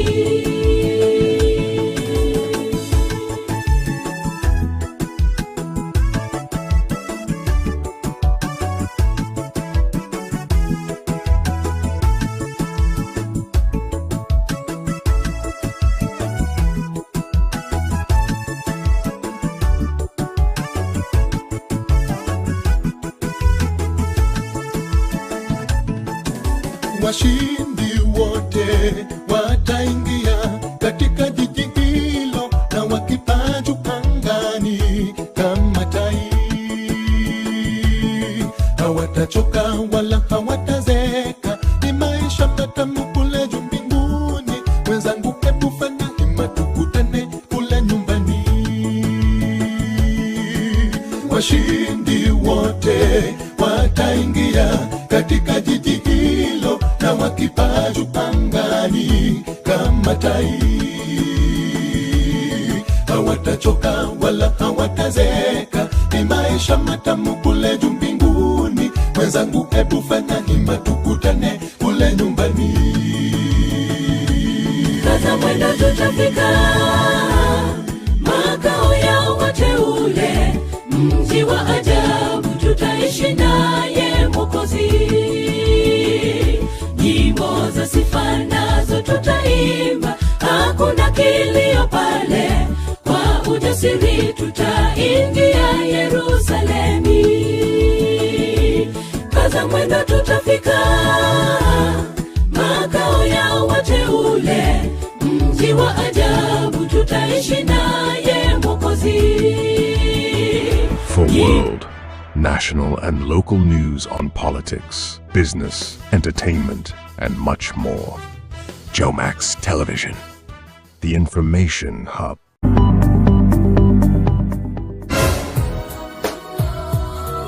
The oldies, music and movies of the 90s and before, only on Jomax TV. Kwa nyimbo tamu za Injili na kwaya mbalimbali. Watumaini ya Bwana waonekana kama mlima Sayuni.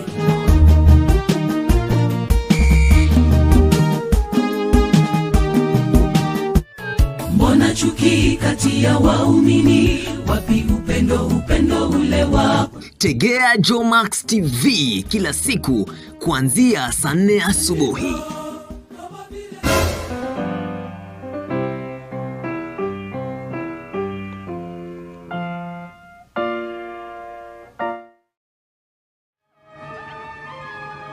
Look.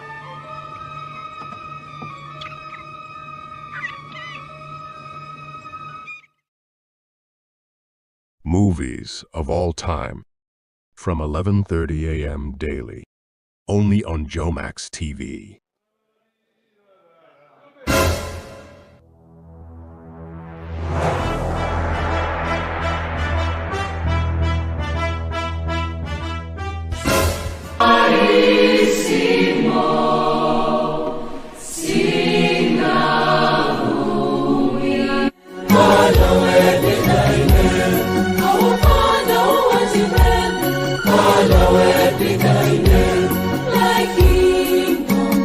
The Choristers. Sweet, metallic voices from your favorite choirs. Every day at 1:30 p.m. on Jomax TV. It's good. Please help me keep it aside.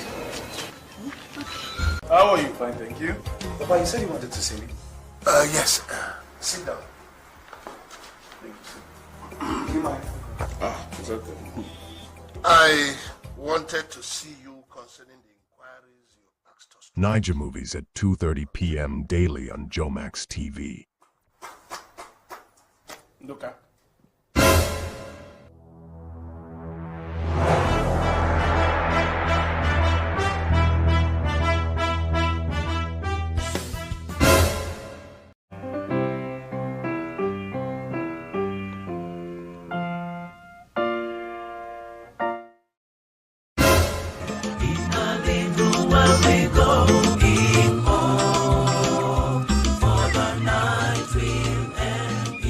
Divine Sundown.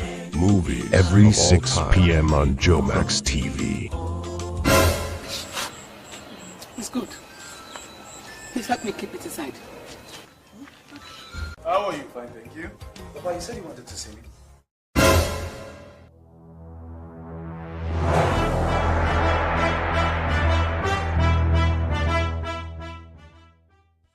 For world, national and local news on politics, business, entertainment, and much more. Jomax Television. The information hub. Kwa nyimbo tamu za Injili na kwaya mbalimbali. Watumaini ya Bwana waonekana ni kama mlima Sayuni.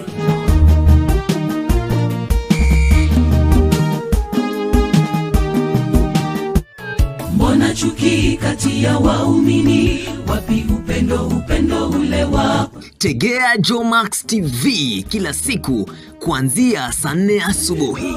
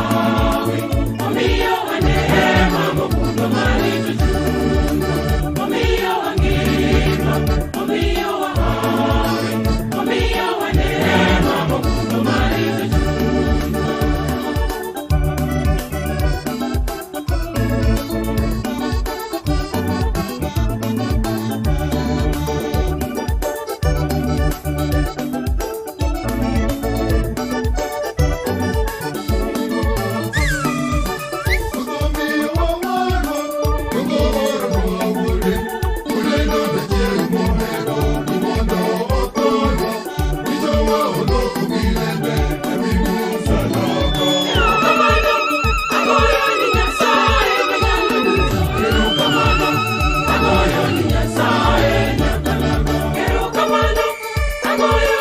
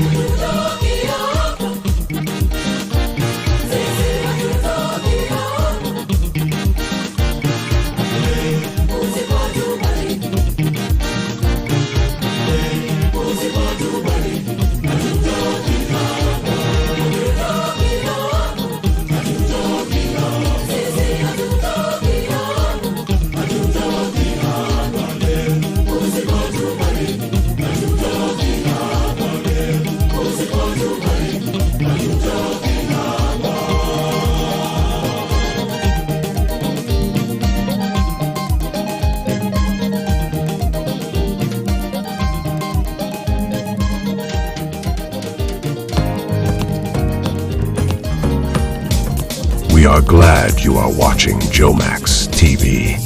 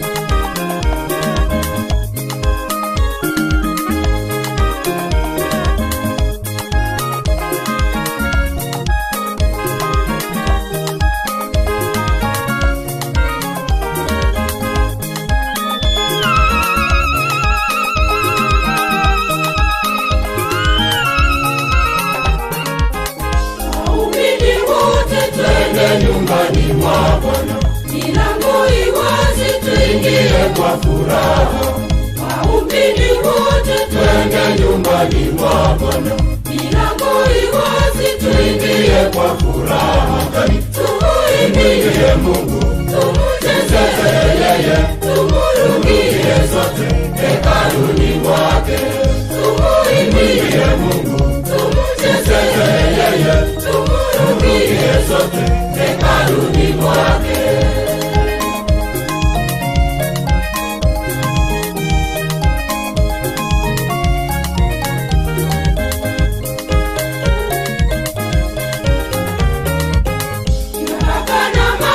Twende nyumbani mwa Bwana. Milango iwazi, tuingie kwa furaha. Kina baba na mama, twende nyumbani mwa Bwana. Milango iwazi, tuingie kwa furaha. Tumuimbie Mungu, tumchezee yeye, tumurudie sote hekaluni mwake. Tumuimbie Mungu, tumchezee yeye, tumurudie sote hekaluni mwake.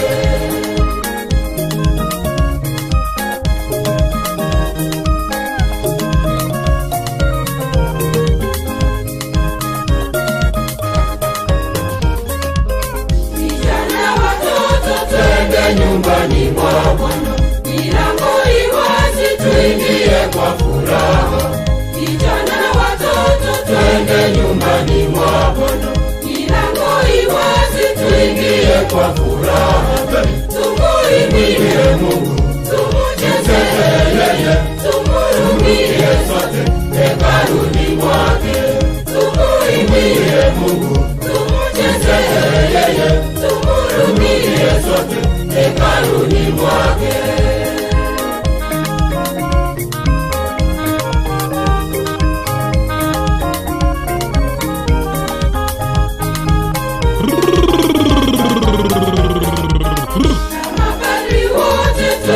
Nyumbani mwa Bwana.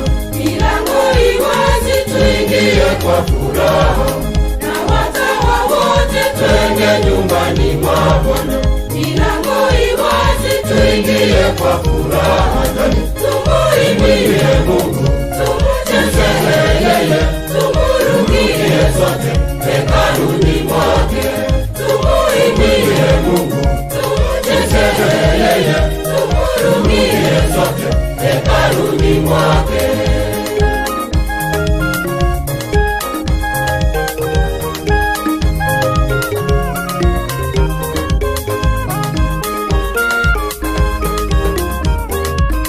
Wanakwaya wote, twende nyumbani mwa Bwana. Milango iwazi, tuingie kwa furaha. Wanakwaya wote, twende nyumbani mwa Bwana. Milango iwazi, tuingie kwa furaha. Tumuimbie Mungu, tumchezee yeye, tumurudie sote hekaluni mwake. Tumuimbie Mungu, tumchezee yeye, tumurudie sote hekaluni mwake.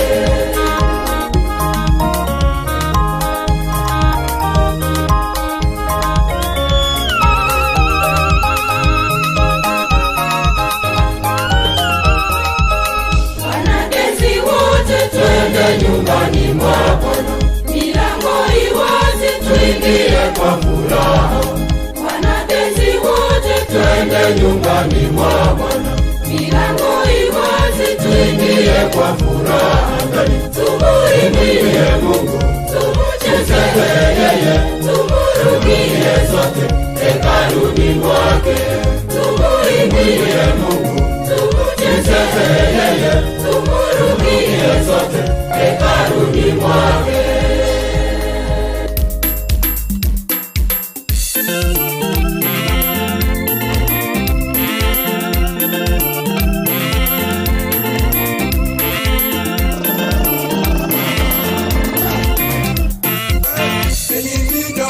Mwasema nini kwa Mungu Baba? Mwasema Yesu Masia ni taa yetu mwangaza. Enyi vijana mwasema nini kwa Mungu Baba? Mwasema Yesu Masia ni taa yetu mwangaza. Bwana Yesu awaita, tunaitika na sasa tuko nyumbani mwa Mungu. Huduma gani mwafanya? kutangaza neno lake watu wote waokoke. Bwana Yesu awaita, tumeitika na sasa tuko nyumbani mwa Mungu. Huduma gani mwafanya? Kutangaza neno lake watu wote waokoke.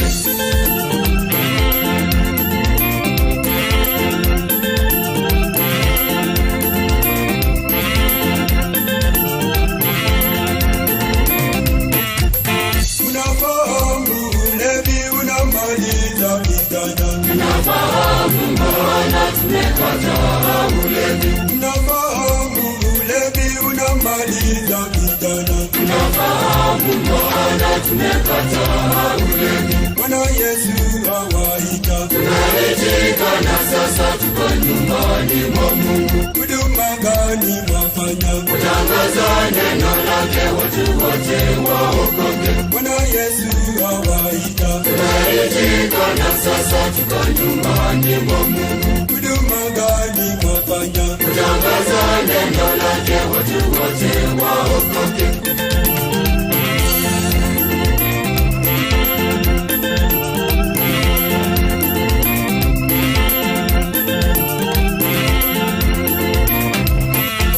Mnasikiza vijana ushauri wa wazazi. Mnasikiza wazazi tumejaliwa na Mungu. Mnasikiza vijana ushauri wa wazazi. Mnasikiza wazazi tumejaliwa na Mungu. Bwana Yesu awaita, tunaitika na sasa tuko nyumbani mwa Mungu. Huduma gani mwafanya? Kutangaza neno lake watu wote waokoke. Bwana Yesu awaita, tunaitika na sasa tuko nyumbani mwa Mungu. Huduma gani mwafanya? Kutangaza neno lake watu wote waokoke.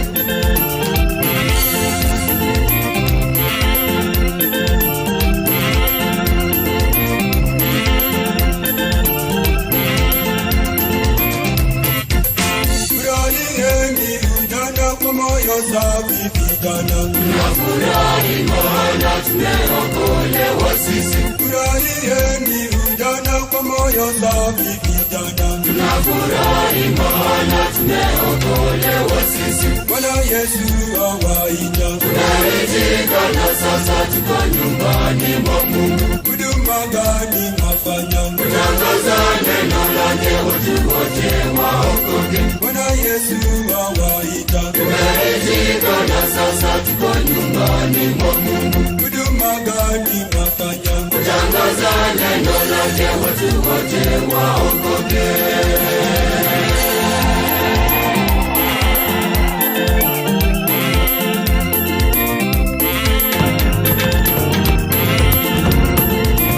We are glad you are watching Jomax TV.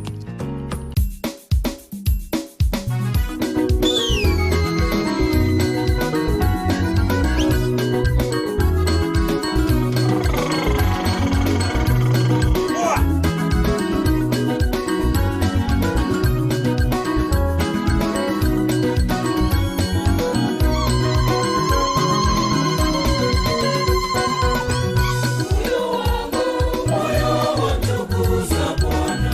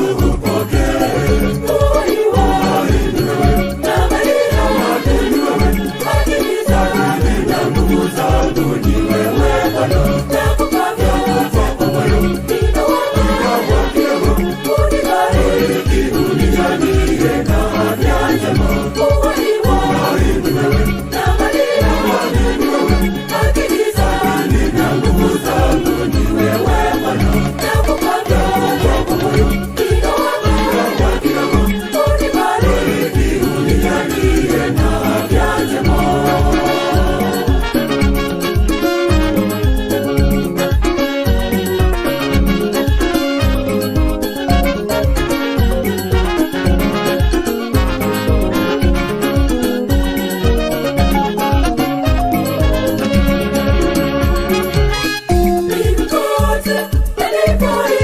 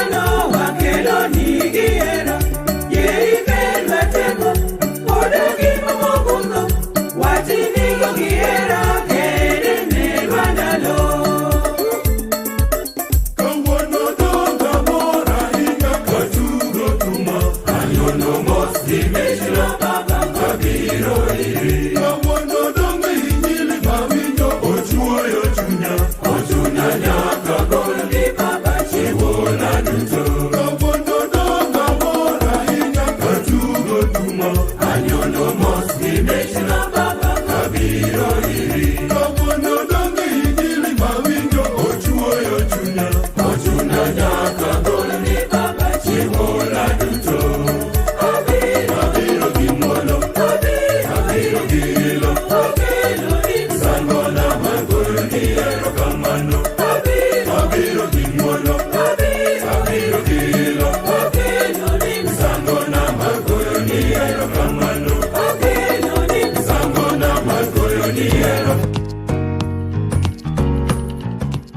are glad you are watching Jomax TV.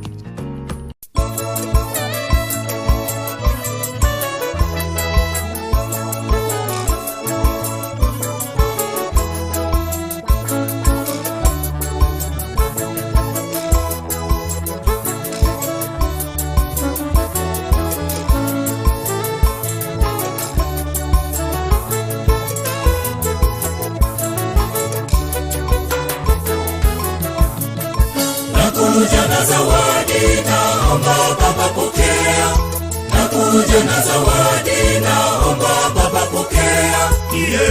Baba upokee, Baba ubariki, Baba utakase, naleta kwa upendo. Baba upokee, Baba ubariki, Baba utakase, naleta kwa upendo.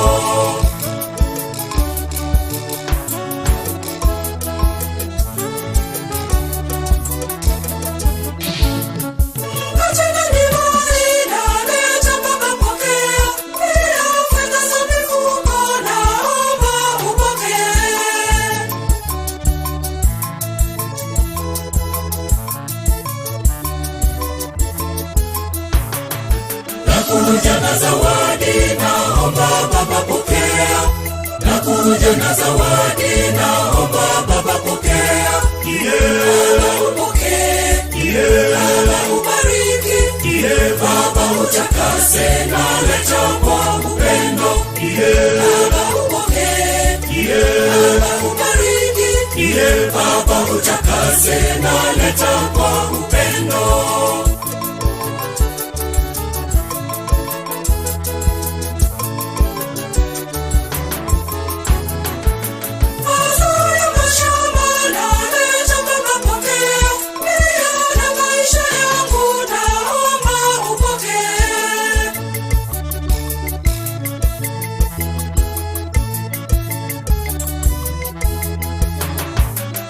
Nakuja na zawadi, naomba Baba pokea. Nakuja na zawadi, naomba Baba pokea. Baba upokee, Baba ubariki, Baba utakase, naleta kwa upendo. Baba upokee, Baba ubariki, Baba utakase, naleta kwa upendo.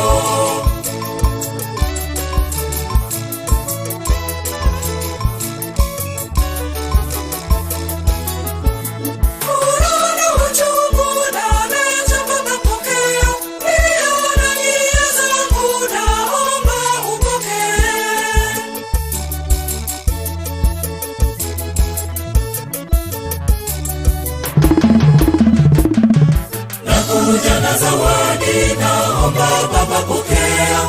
Nakuja na zawadi, naomba Baba pokea.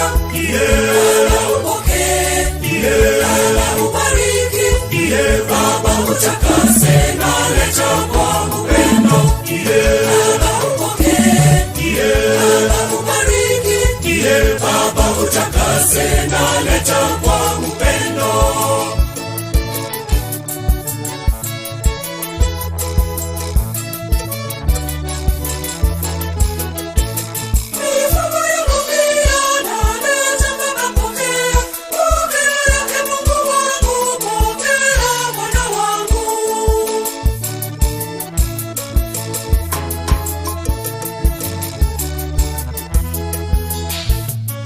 Nakuja na zawadi, naomba Baba pokea. Nakuja na zawadi, naomba Baba pokea. Baba upokee, Baba ubariki, Baba utakase, naleta kwa upendo. Baba upokee, Baba ubariki, Baba utakase, naleta kwa upendo.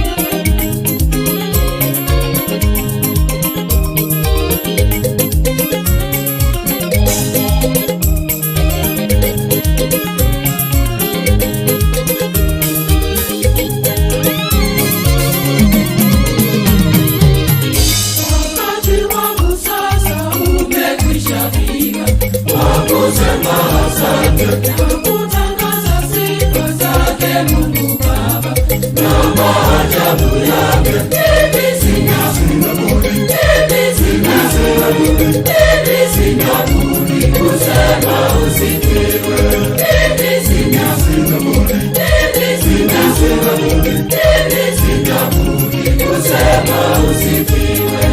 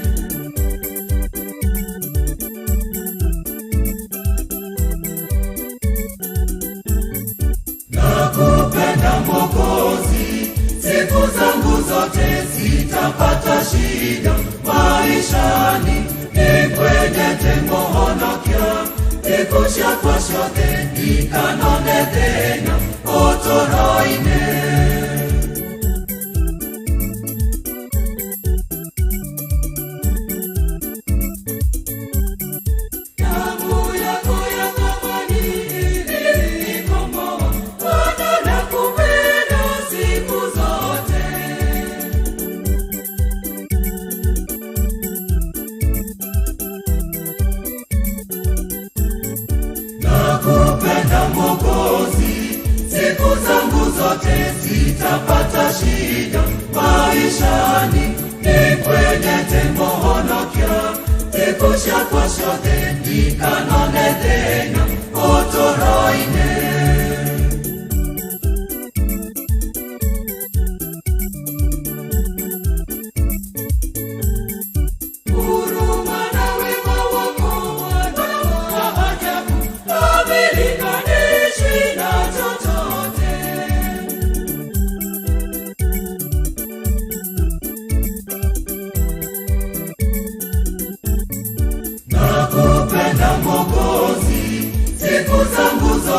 Sitapata shida maishani.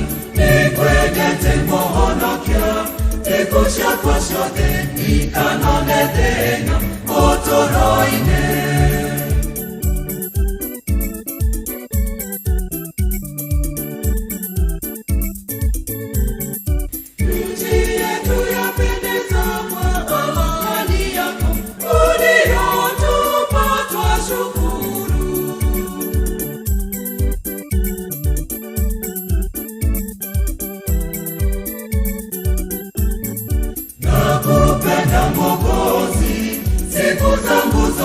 Sitapata shida maishani. Ni kwenye tembo honokia tekusha kwa shote ikanone tena otoroine.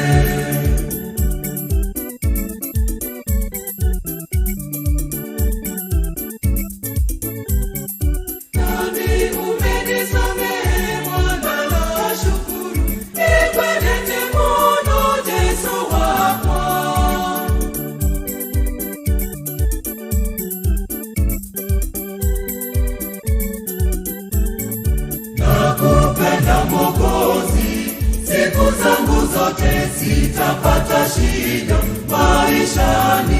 Ni kwenye tembo honokia tekusha kwa shote ikanone tena otoroine. Nakupenda Mwokozi siku zangu zote, sitapata shida maishani.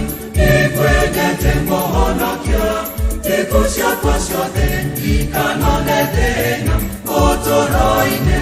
Nakupenda Mwokozi siku zangu zote, sitapata shida maishani. Ni kwenye tembo honokia tekusha kwa shote ikanone tena otoroine.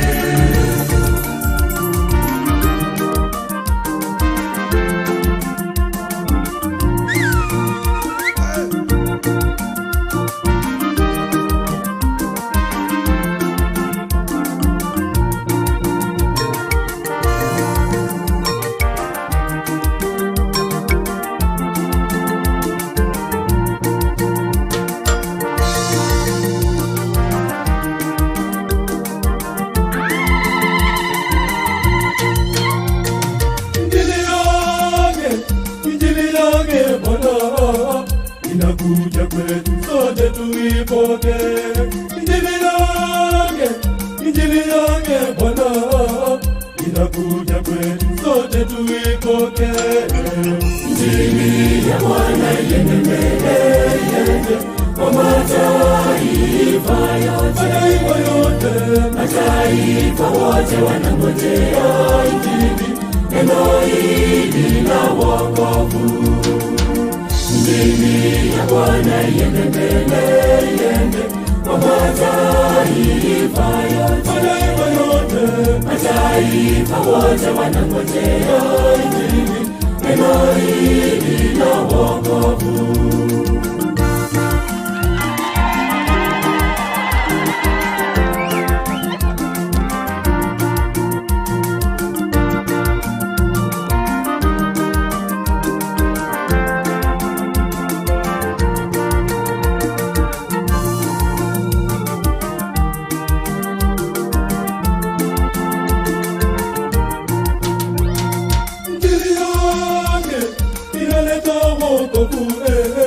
Inakuja kwetu sote tuipoke. Injili yake inaleta wokovu, inakuja kwetu sote tuipokee.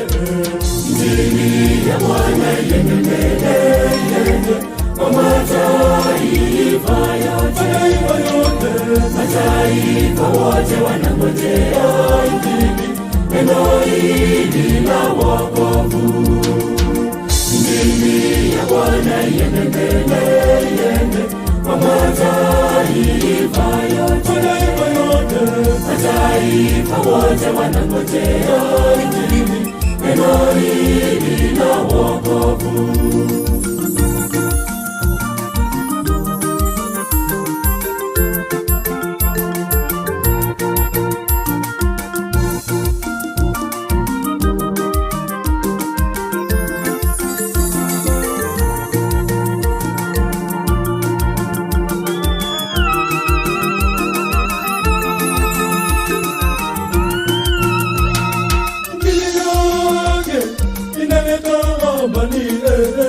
Inakuja kwetu sote tuipokee. Injili yake inaleta amani, inakuja kwetu sote tuipokee.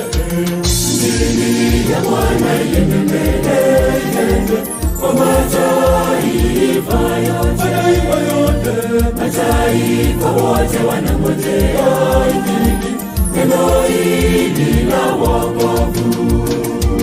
Injili ya Bwana iende mbele, kwa mataifa yote, mataifa wote wanangojea injili, neno hili la wokovu.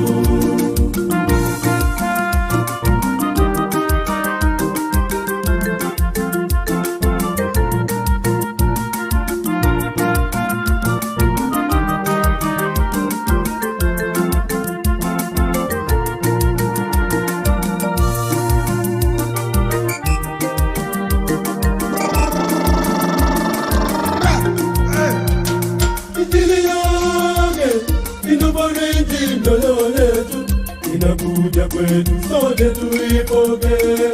Injili yake inabariki nyoyo yetu, inakuja kwetu sote tuipokee. Injili ya Bwana iende mbele, kwa mataifa yote, mataifa wote wanangojea injili, neno hili la wokovu. Injili ya Bwana iende mbele, kwa mataifa yote, mataifa wote wanangojea injili, neno hili la wokovu.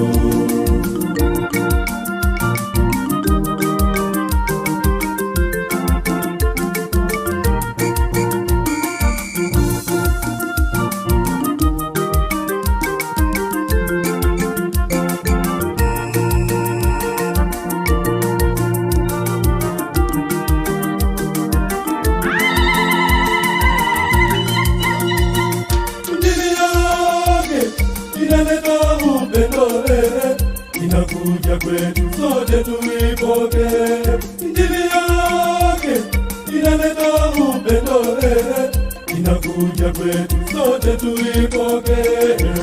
Injili ya Bwana iende mbele, kwa mataifa yote, mataifa wote wanangojea injili, neno hili la wokovu. Injili ya Bwana iende mbele, kwa mataifa yote, mataifa wote wanangojea injili, neno hili la wokovu.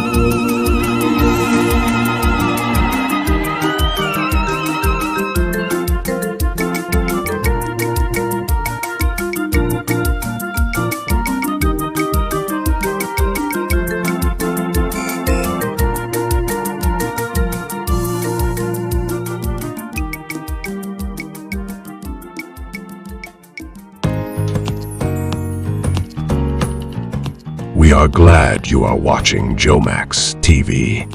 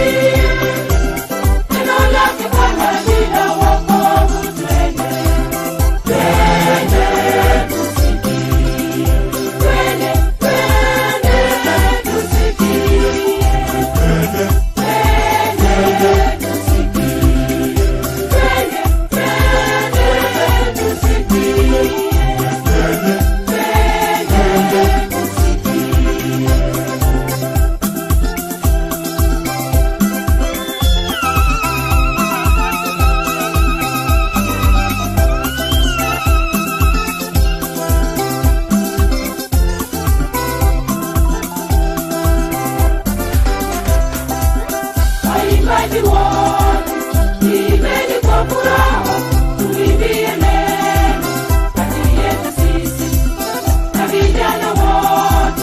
Chezeni kwa furaha, semeni kwa shangwe, haleluya.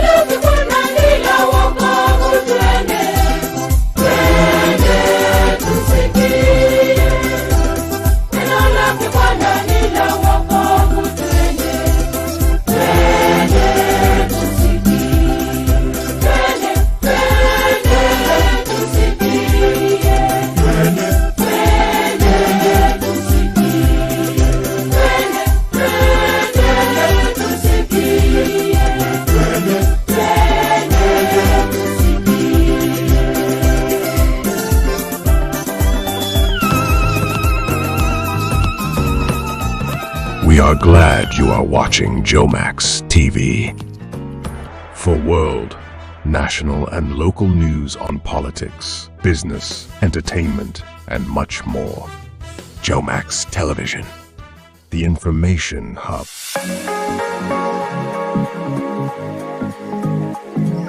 Need to become a professional and achieve your dreams in the career of your choice? At Bravo Technical College, we make you discover your passion and sharpen your skills to become the professional expert that you desire. We also help you identify your talents, unleash your creativity, and train and equip you with techniques that are relevant and also applicable in the market for your success. We are a NEC, NITA, and CASNEP accredited center offering certificate and diploma courses in the following: ICT, ATD and CPA, business management, front office operation and administration, programming and web design, project and tourist management, clearing and forwarding, among many others. We also have skill-based technical courses for those who have completed their KCSE and KCP levels. These include languages, where we have the Swahili and the English, graphics and design, computer packages, tailoring and dressmaking, hairdressing and beauty therapy, and screen printing for t-shirt printing. Requirement is just your national identification card. We are located along Digo Road, Mombasa, opposite Huduma Center, GPO. You call us on 0742 336 601 or 0738 806 506. We are also on Facebook as Bravo Technical College. Intake is ongoing. Hurry up and enroll today. Bravo Technical College, a place to learn, a chance to grow. Welcome to Capital ICT Limited, a one-stop shop for all your ICT solutions. We sell and service ICT products like laptops, desktops, phones, cameras, audio gadgets, printers, CCTV cameras, POS machines, ETR machines, biometric locks, card-operated locks, RFID cards, pianos and accessories. We are open Monday to Friday, 8:30 a.m. to 6 p.m. and Saturdays, 8:30 a.m. to 3 p.m. Capital ICT Limited is a trusted place for all your computer repairs, maintenance, software installations, and data recovery. A one-stop shop for all your ICT solutions. For world, national and local news on politics, business, entertainment, and much more. Jomax Television, the information hub.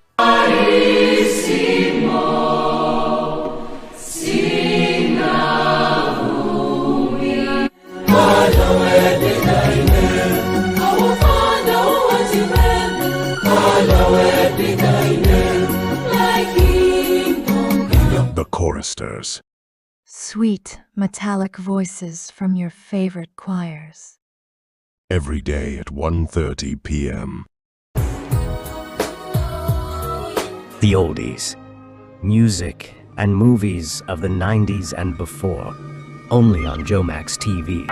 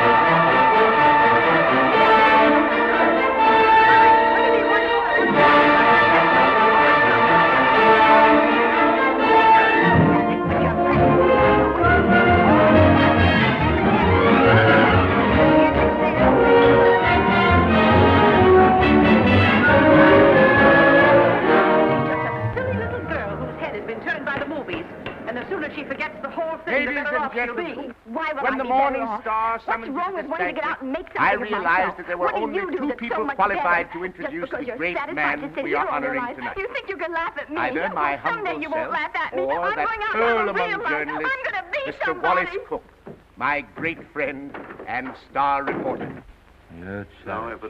I want Mr. Cook himself to tell you the great feat he performed, not only for the Morning Star, but for mankind itself, in interesting our guest of honor in this great project.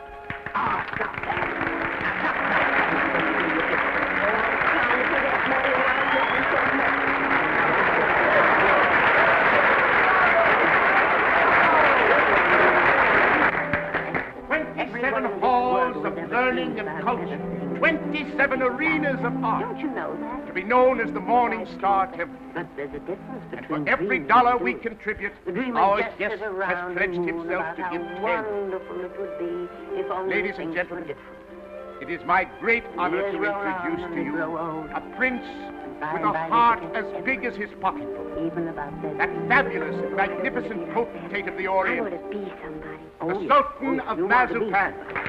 You want to be me.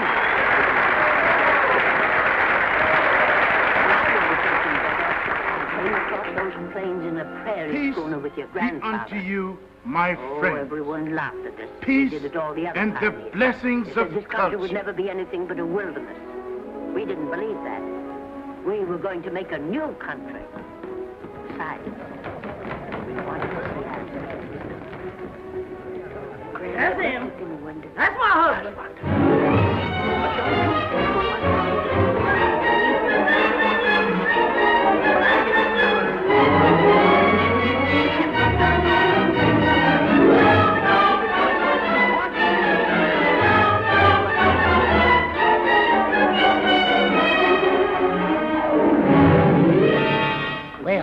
my fine Oriental Could you do it potentate. even if it broke your heart? I'm not going to have you arrested. Remember, Esther, I'm going to put you on the payroll as a janitor. Thank you, sir. And I always want you present in the local room, where my reporters and Mr. Wallace Cook can drink you in constantly as a warning against fate. Yes, sir. May I ask, ain't Mr. Cook a reporter anymore? I wouldn't like for him to lose his job. He was very nice to me. Mr. Cook all is he not taught going me. to be discharged. I went right on. For I his buried him own out good there on and that the good of the wooden Morning platform. Star, I am going to remove him from the land of the living. I kept right on with it, even when your mother was I will make it worthwhile.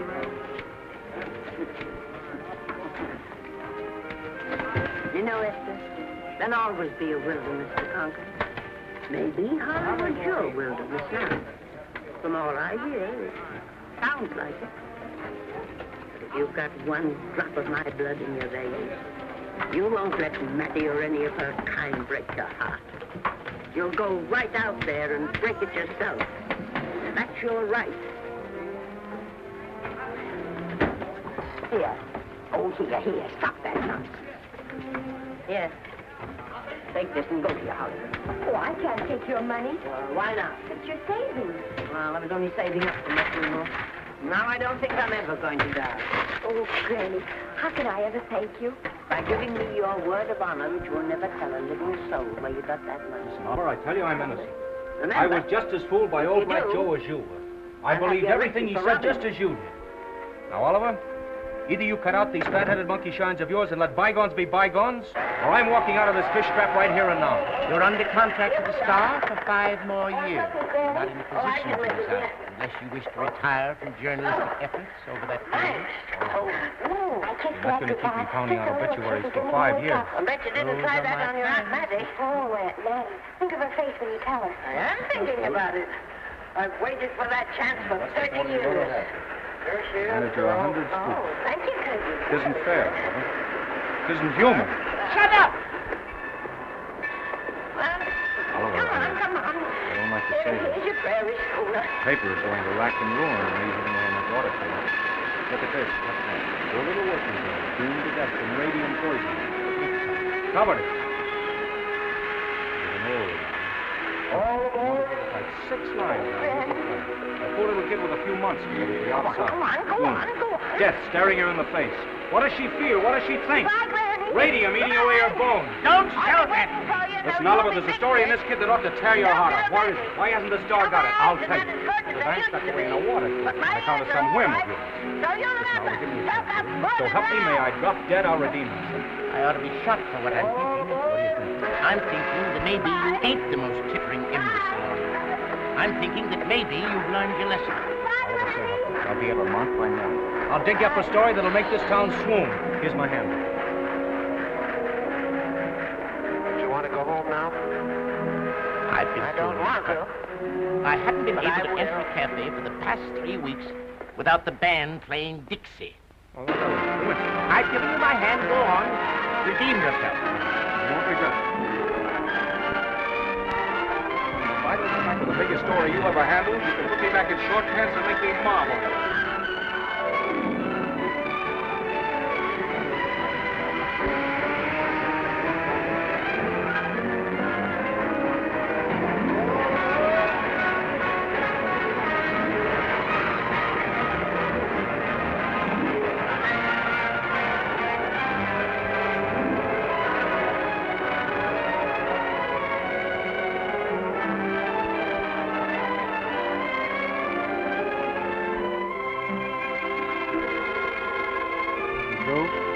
Yep. You know this girl, Hazel Flagg? Yep. Pretty girl, huh? Yep. Where is she now, in the hospital? No. Just walking around, laughing, carrying on. Yep. What's your name, Cooley? No. Well, if you aren't worn out talking, what is it? Bull. Mr. Bull, my name's Cook. I'm from the New York Star. Going to be be filing a lot of stuff at your telegraph office here. I don't think you are. Who said? Paragon Watch Factory owns this town. They don't care to have any scandal printed. If they say goes, better take the next plane back. I'm a fellow who's Dr. Down. He won't talk to you.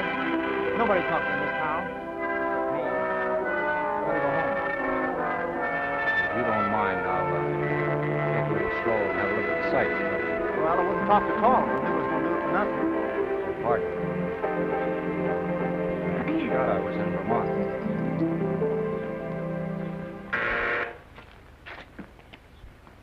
Good afternoon. Day, week, or month? It's a little hard to say. You see, I'm going into the movies. Well, you better take it for a week. It'll break your jump to Beverly Hills. You in charge All here? the studios really near here. All except Wandering Gaumont through Bridge. your fascinating I metropolis for suppose an the hour. best way to get a job is to go straight to Mind the if I sit studios, down isn't here? it? Yep.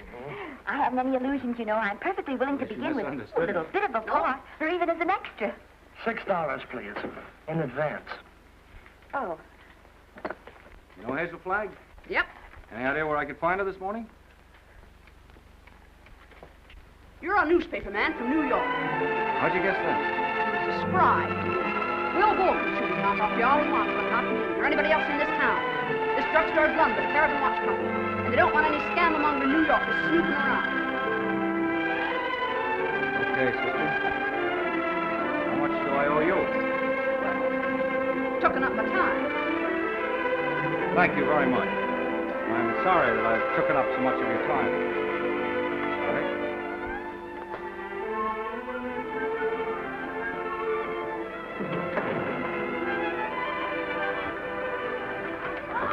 I beg your pardon. I got you over to the extra bench. How long have you been in Hollywood? Well, it's about a month now. We haven't put anyone on our books for over 2 years. Come here.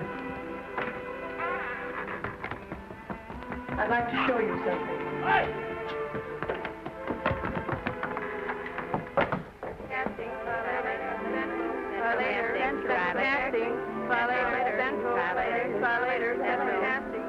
Every time you see one of those little lights flash, it's somebody asking for a job. Every time you hear them say, try later, it means there isn't any job. Is that Can't his keep the office? girls at the switchboard long. They go crazy. Tell him Mr. Cook, please. Every one of those little lights thought it was going to be a star. Still want to go in the movies?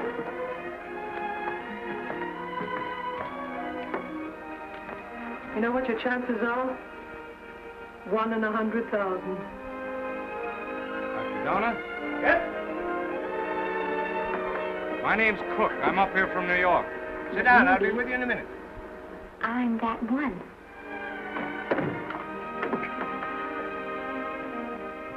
Nice day.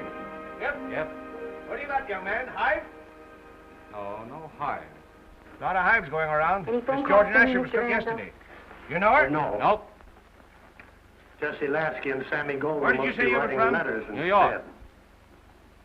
I was wondering if you could tell me where I could find Hazel Flagg. From New York. Maybe you don't go out in the right way. You know what I think?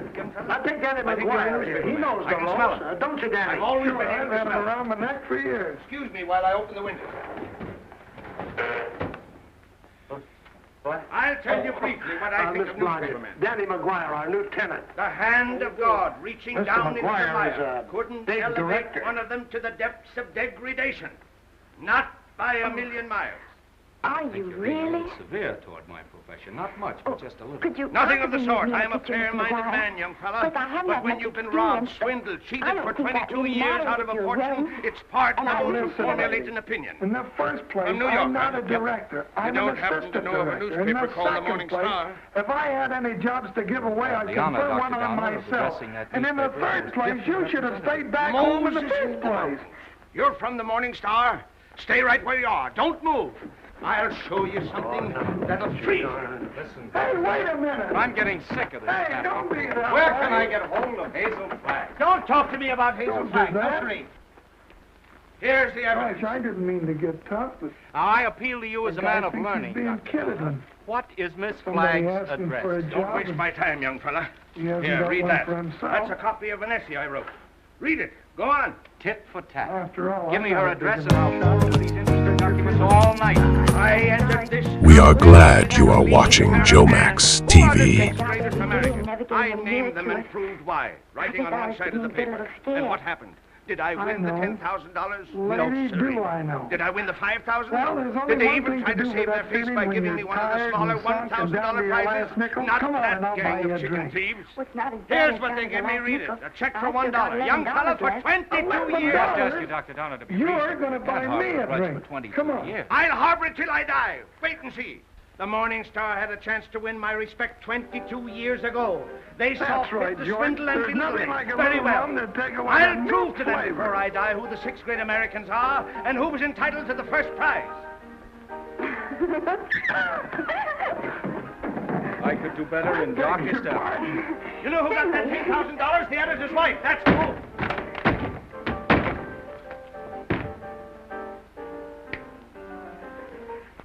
And when I sign my contract, the first thing I'm going to do is see that you direct every picture I'm in. That's my pal. Of course, I'm going to be perfectly nice about it, but I'll just insist. Now that's the way to talk. Don't let them You don't have to sit there looking so dramatic, Hazel, like Eliza crossing the ice. Well, I can't help feeling a little bad. You believe that you're going to die any minute. Now that's right. Well, you What can have stop you got giving to lose? yourself the airs of a dying swan. Another one of According to these this last little analysis I made, you ain't studio. going to die. Unless you get run over or something. What? You heard me. I don't like to chew my cabbage twice. $24. Pass You due. know, I'm not going to die. Without further You're delay. fitter than a fiddle. And stop Please. talking at me or I'll cut myself. Oh, I've got to cry, Nick. I can't help it. Come. This is no way to behave in a doctor's office. Besides, that soap will give you the darndest bellyache you ever had. Oh, Nick, you saved my life. Oh, there's nothing. That first diagnosis I made was a mistake. I got so that I was seeing radium poisoning everywhere. I've been awfully brave, haven't I, not to cry before? Please, Dad. Well, now that it's over, I don't mind telling you, Hazel, I felt kind of sorry for you. Sorry. Fifth race.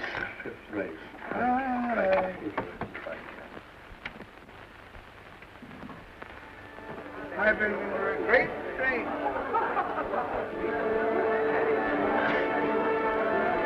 You know, I don't know what I'm so happy about. I'm so spoiled my trip.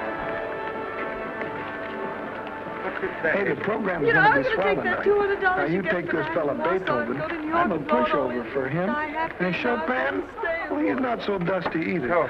But I kind of That's wish your that once in a while gratitude they'd to me. play something For you could snatching sort of you go from on the whistling, you know, closet. like, blood on the saddle, blood on. You know, I don't know which I am, happy or Well, there's a miserable. tune. I'm all mixed up. Hey, why don't you throw your hat Do in you the have air or to hand in something, that can't you? report This is a to Jackie? I know it celebration. My sounds job silly, starts but- tomorrow. I know it does, and I think do it's it like swell a shot, then. Hazel. Gee, I Only wish I'd you were lose in my on it, job the too. minute they found out you But I weren't know going it to would die. have to be a war picture. One of those there's big the novelty ethics. numbers. A war picture without any beautiful women at the front. Terribly grateful. Oh, well, something will happen soon. Maybe. Why don't you go home, kid? Kind of startling to Oh, be brought Danny, to I life can't do that. twice. I and came each here and time I've in got to stay. Well, now, if it's on account of money, I can... Thank you. You've given me enough already. Anyhow, this is no time to be worrying. This is a party. Look at all the people. Everybody in the world. That's me and me. I won't ask you any questions about your He seems to have had that one extra... I was thinking while I was waiting for you. I got an idea. I want you to come to New York with me. As my guest. As a guest of the Morning Star. Now, don't say anything like that. Thanks, somebody close to me.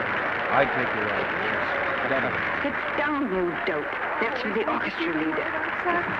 You've lived here all your life. But you've never been to New York. Oh, my grandmother. We show you the time. You take care of everything. You'll have more fun than if you lived 100 years in this Northeast than yet from North. Miss Regis. The bargain?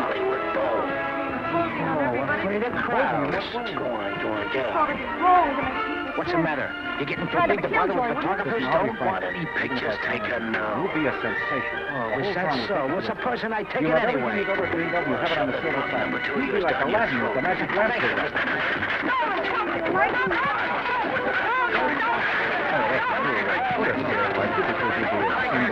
Courage and heroism. We'll talk about it on the plane. And that's what you mean we're going to fly them? Sure, we haven't much Come time. back and sit down. Everybody's laughing. Sorry, I mean, the sooner you get there, the more time you have to enjoy it.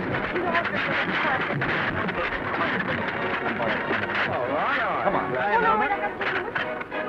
Get on the bicycle. Oh, no, Enoch. Is he always like that? You wait here. Well, I suppose he has to sleep sometime. Oh, and he's so wonderful on the screen.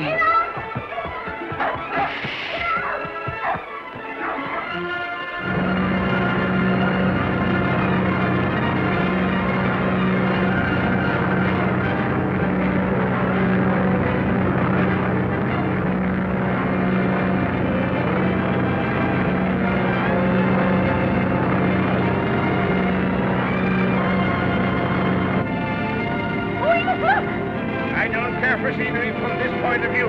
But that's the Statue of Liberty. I've seen it.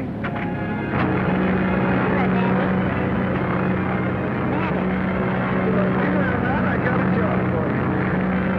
Daddy, that's wonderful. When do I go to the studio? I got in touch with Oliver Stone, my editor. He's toe dancing in the street waiting for me. Oh, I hope he's nice like you. Well, he's got a different quality of charm. He's sort of a cross between a Ferris wheel and a werewolf, but with a lovable streak, if you care to blast for it. You getting nervous? Oh, no. I just hope he won't have a lot of long-whiskered doctors lined up to harass me. You know, I'm not coming to New York to play guinea pig for a lot of scientists. Everybody knows that radium poisoning is incurable, so why waste any time? The big director over at our studio, he's giving a party tonight to kind of You won't be bothered at all. You know, I'm not going to bed till I have convulsions and my teeth start falling out. That's when I begin worrying, isn't it, Enoch? And I thought of you right away. This is as good a time as any. How are you feeling now, sailor? Hunky-dory, Well, there's going Skipper. to be a lot of big people at Burke's house tonight. Oh, there she is, in all her beads and ribbons. And if you're there, maybe they'll notice you. Sure, you could ask her if you're Mr. Cook? Yes. Oh, thank you. Oh, it's from Oliver. Daddy, I'll do it. He's almost tongue-tied with excitement. He's worked up a nutty demonstration. New York is going to lay its heart at your feet while the whistles blow and the bands play and the camera. You don't think the wardrobe department... How about you, sailor? Anything you care to say as we go into action? Oh, I'm going to have a marvelous time. Whatever happens afterwards, I mean about the convulsions and all that, I'm going to have fun first. I am. Well, if that doesn't make them cry, nothing will. Cry? Why should they cry? Because you're the bravest kid that ever lived. There's no fake about it this time. Did you get to the preview last night? I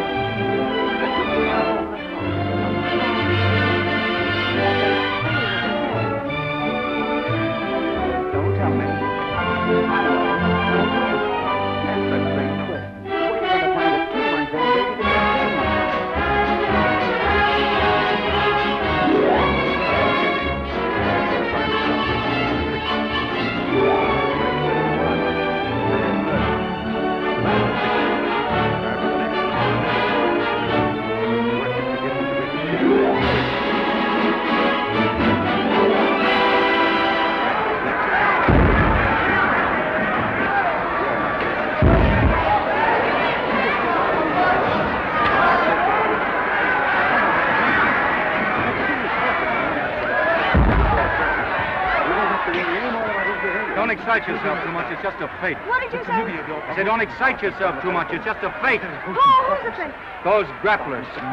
Only square thing about them is the ring. Oh, them. They're a symbol of the whole town, pretending to fight, love, weep, and laugh all the time. They're phonies, all of them. I'll turn on the radio. And I had the list. Oh, no, you don't. Don't say that. Using you to get a bonus and a byline on the front page.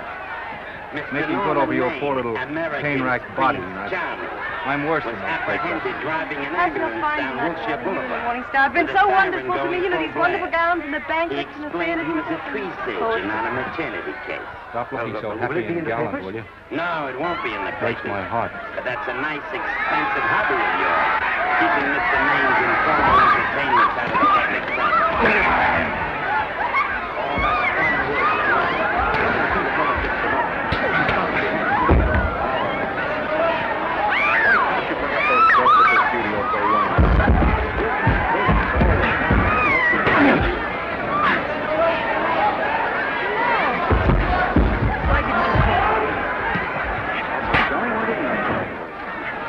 You all right? Oh, yes, I feel fine.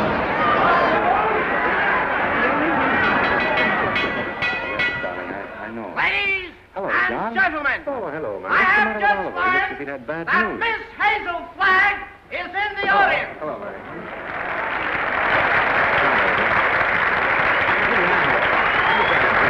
I would like to ask Scotch this and soda. distinguished audience to observe 10 seconds of silence in respect for Miss Flagg. The word you know is pronounced Quinn. Bad dialogue, Oliver. You'd rather not watch this. You know best. Soda. Thank you. Oh. Go ahead and say it. I've got it coming to you. Don't make it tougher on me, Norman. I don't want to stand here and preach, but take a look at my side of it. I'm trying to make pictures with you. I know. Okay, boys. Costs are going up. I've made lots of money with you, and I can afford to take a loss. But I hate to see you going the way of so many others. Why don't you get lawyers to insure you against them? You can't get insurance against a man for getting on. You're a great star, Norman, but there's nobody so big you can afford to have people refuse to work with you. I know plenty of people who do. Yes, and so do I. But your real friends Would can't it interfere stand with seeing your you running start the to fall street if I apart. asked you something What do you mean by that? That's what we're here for, to get Signs are first. always the same. Proceed. Not being able to remember There's your a loose lines. halyard forward. Go make it fast, will Struggling you? to cover your hangovers. Yes, And all my because little you have to have a mariner, good time. yes. Try not to go Every day will overboard. be nice. Listen, I've warned you for a long time. Okay, Oliver, you're a swell guy. You won't lose Didn't know any what? money on me, I promise you You are that. married. I'll be ready for the curtain. The answer in capital letters is no. N-O. When it does, N. here's my I epitaph. see. I don't suppose newspaper men marry as a rule. Not after they're 14 or 15. Now I That's think the I'll, dangerous age for the journalist. Have a little drink. His ideals are not yet formed, and he falls easy prey to elderly waitresses.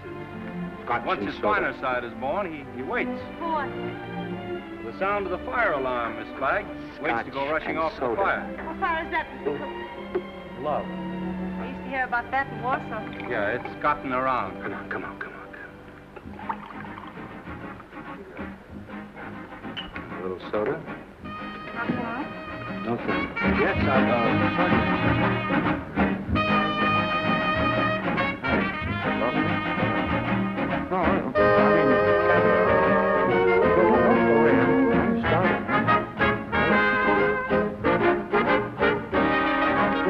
Which would you pick?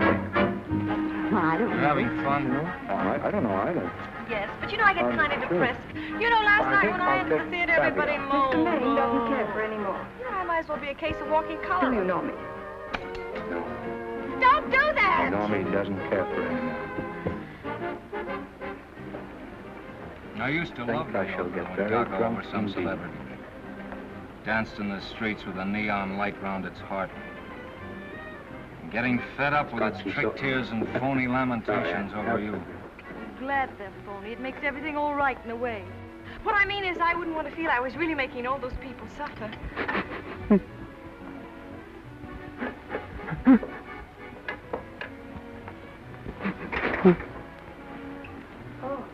Mind if I help? Wally, look at that man with the toupee. Won't they miss you? Oh, no. They'll just look under the table, and when they see I'm not there, they'll forget the whole matter. Hey, what's your name? Esther Blodgett.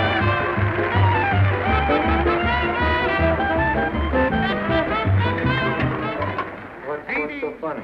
I was just thinking about all your fans and how surprised they'd be to see you. Tonight there is one among us who adds a bit of unaccustomed drama to our little record. She sits here, eyes sparkling, her face wreathed in a lovely smile. We are glad you are watching Jomax TV. Sound Now you of life. Oh, never So mind drink that. your That wine, makes the room laugh, look and good. applaud, while this little doomed child sits Why saying goodbye. why are you disappointed? Her last I goodbye. was sitting behind With a you grateful at the Hollywood smile on Bowl her the night lips. you didn't want to be photographed. So on with the show, my little actors all. Yeah.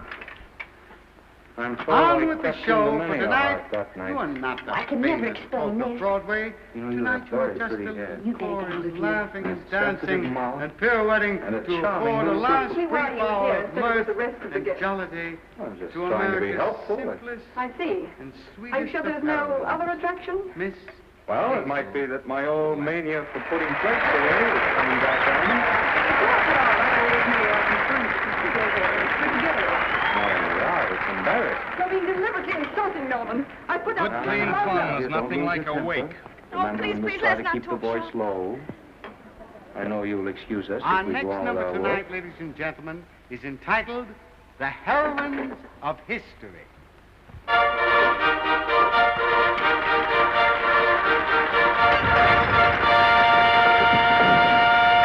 Catherine the Great, who saved Now see Russia. what you've done. She could do it, too.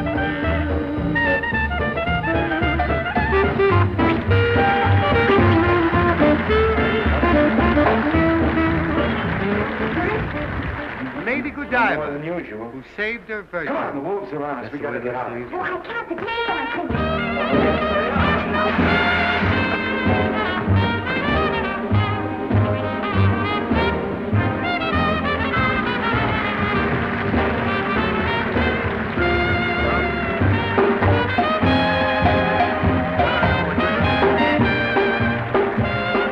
Katinka, who saved Holland by putting her finger in the dike. Hey, wait a minute. Show them the finger, babe. Hey, you realize that all I found out about you is foolish enough to want to go into pictures? What I mean? No, I'd rather like to Pocahontas, go into who this. saved Captain little John more Smith, thoroughly. and later on set him up in the cloth shop business. Why don't we go on up to my place and talk about it? Thank you very much.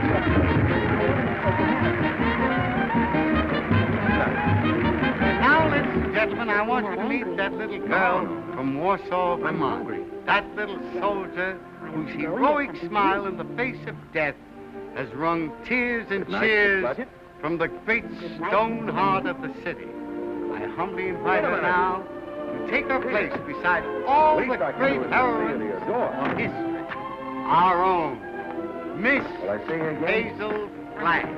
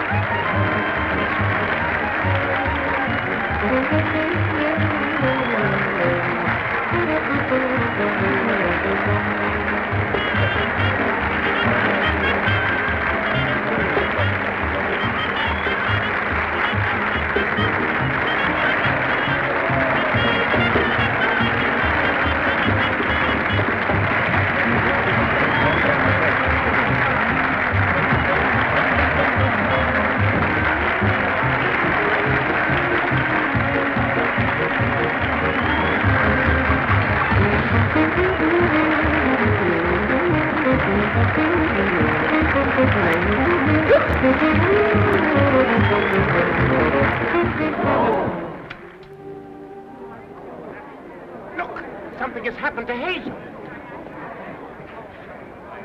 Go away. Why didn't you speak to me? Look out, young fellow. I wouldn't Let me even at her. consider it. No. Doctor, I want to know the worst. I don't want you to spare our feelings. We go to press in 15 minutes.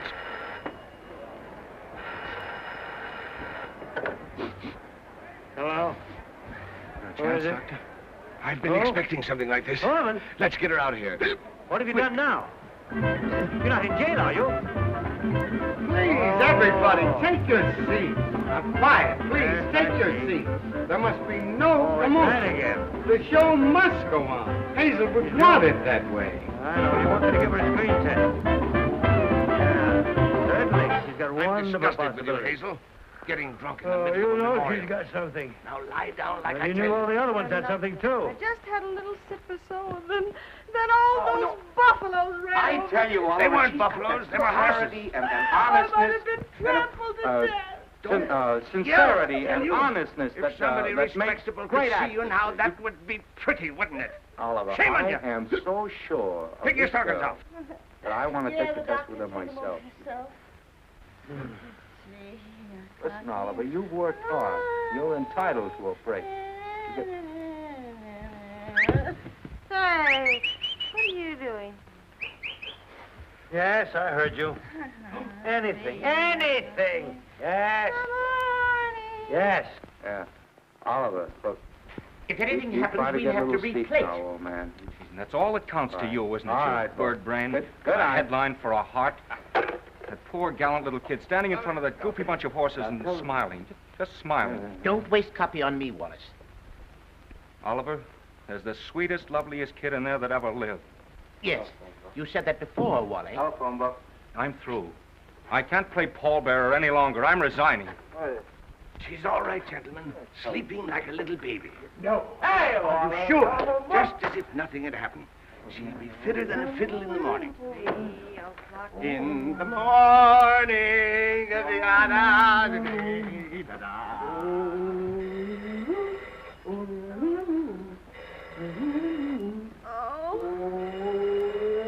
Oh my gosh!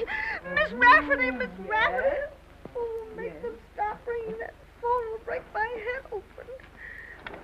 Hello? I don't want to talk to anybody. Just a minute. There are 20 little school children downstairs to sing for you. Mr. Stone arranged for it yesterday. Oh, it's horrible. I'll go mad. Send them up.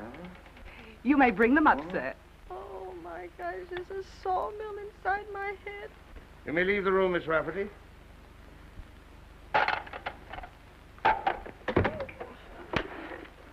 I brought you something. Raw eggs. Just what you need. The albumin counteracts the alcohol.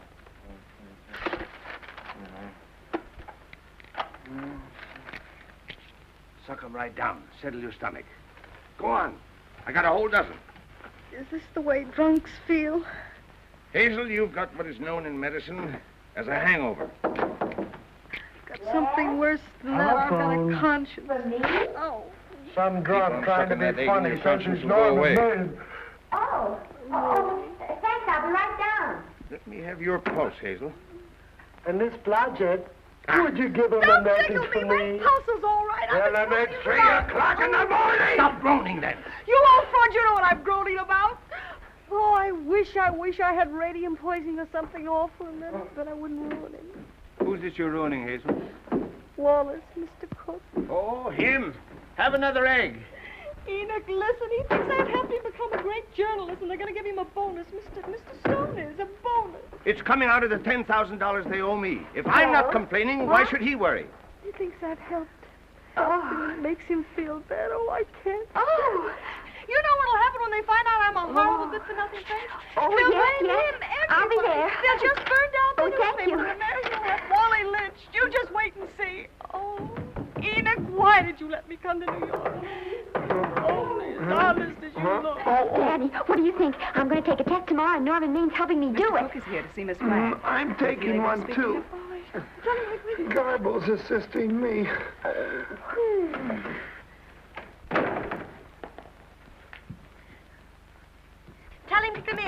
Come in.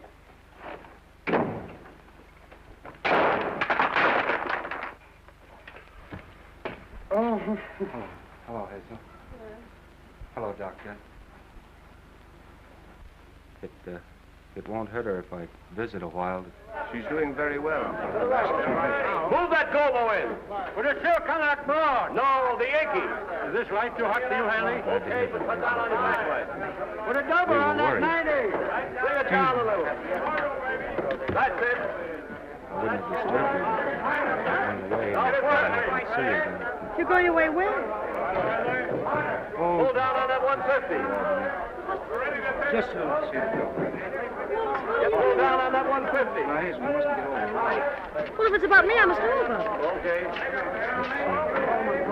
About the arrangement.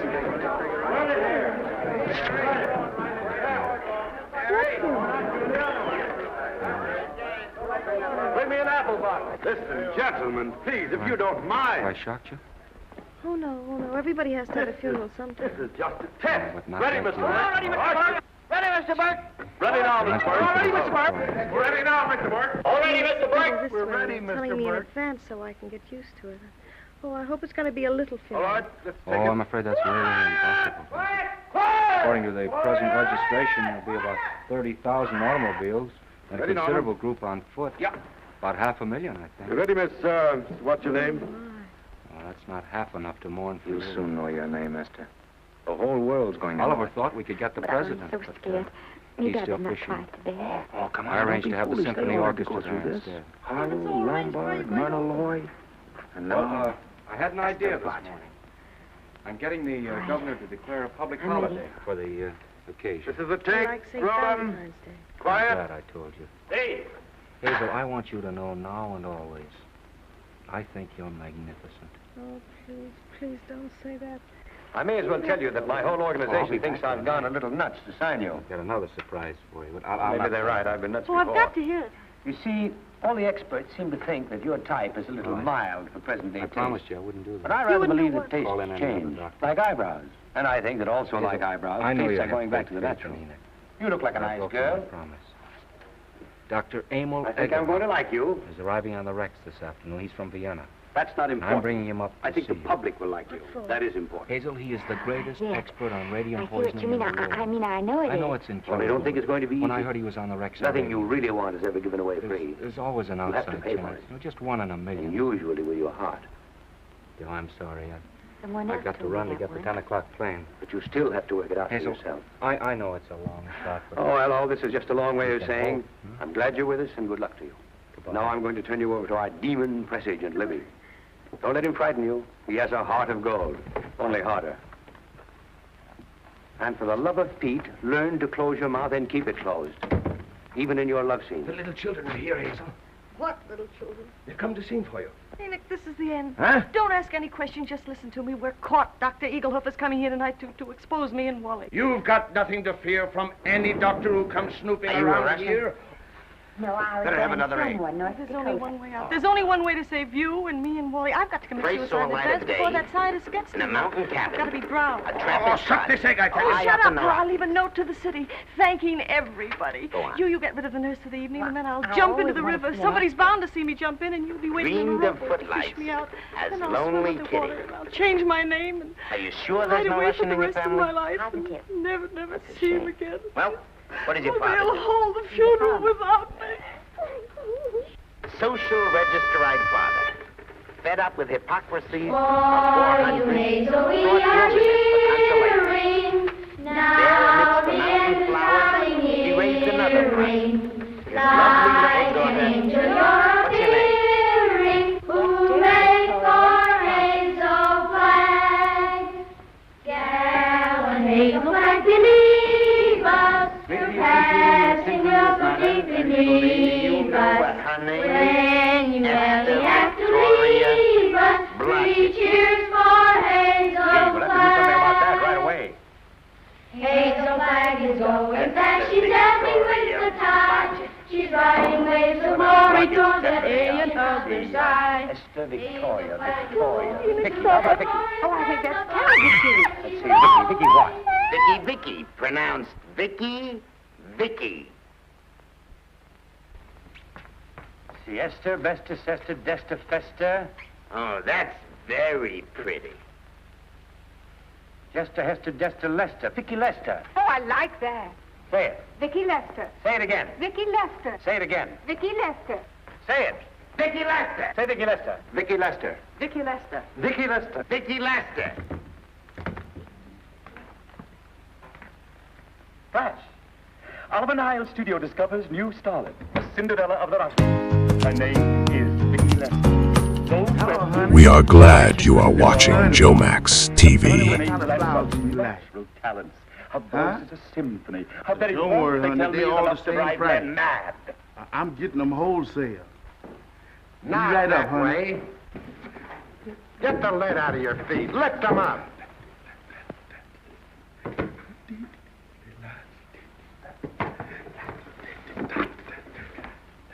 That's better. It's terrible, but it's better.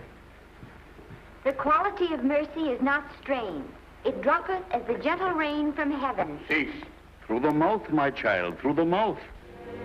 The nose is for smelling roses. Proceed. Hello, get me the Morning Star, quick.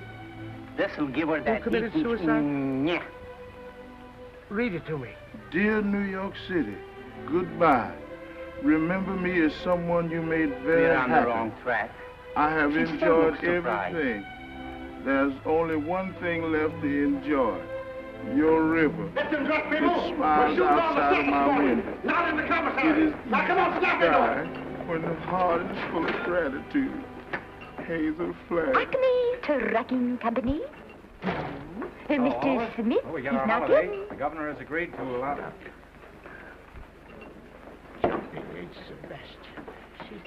Acme Trucking Company. No. He's gone over to some other place. Mr. Smith is not here. Listen, you weasel brain. What are you trying to tell me? Hazel Flagg has committed suicide. I don't believe it. Ernest, you're sulking. Good morning. What can I bring you, Mr. Maine? That just shows how long you've been here. 5 minutes. May God bless you. Give me the mayor. How soon are you and Get the I going to governor. be Tell him married? we want that holiday I don't tomorrow. know. You're a You'll have to ask my mother. You and the governor both. Hello, hello, Mayor. This is Wallace Cook of the Star calling.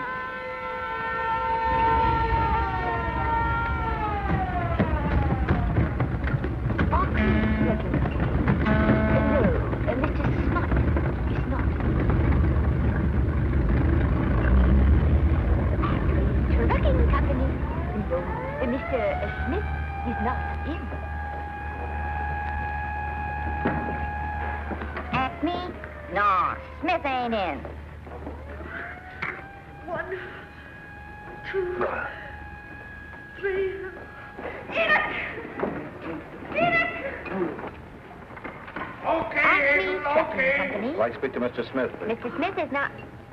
Oh, Norman. What's all this between you and Smith? I've got a part. It's only one line, but it's in the picture. So it's ambition that made you break that date with me last night. I had a feeling so early this morning, and So did I. I'll just stay up all night to make it. What are you trying to do? you started your picture, haven't you? No, we're still in the testing. I've got the right girl for the lead. Think of all the girls there.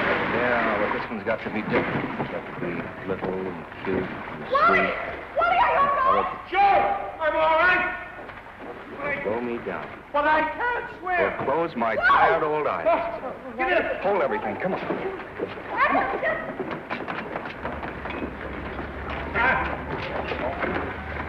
Well, you've been through the whole casting directory. I'll work day and night, Mr. And Niles. I'll work with her, Oliver. I can be mean or nasty or anything you want, Mr. Niles. If she clicks, Oliver, you've got a star overnight. Okay. It's a fine, sweet trick you tried to play. Well, why didn't you say it to Albany? Jumping off a pier like some hophead. I didn't jump, I was pushed. Scaring everybody out of their wits. Stop, boy, I'm on. Listen, either you give me your word of honor you won't try that again, or I'll spank your little... Oh, Wallace, don't you think you ought to notify him that you've located me? You know, it seems unfair to have him dragging in the river. Oh, the fresh air is doing good. Come on, I want to talk. Get in.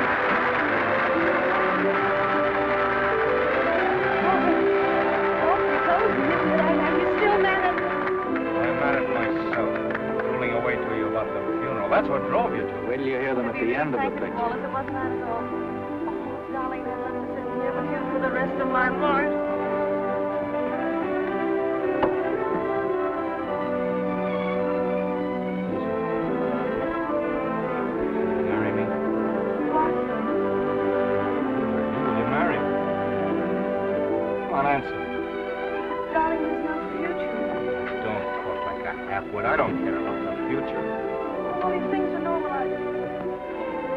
Do you think we were noticed? By no one. They're much too busy playing at croquet. So what the devil is the bet of my life? But we A only met 2 handful days of perfect ago. dollars. That's all the luckiest. That's when my life Just a began. handful of hours to save and remember. Then I'll be there at the end. I'll be there, waiting for tomorrow. It'll be the same as if you and I lived forever. All in my heart.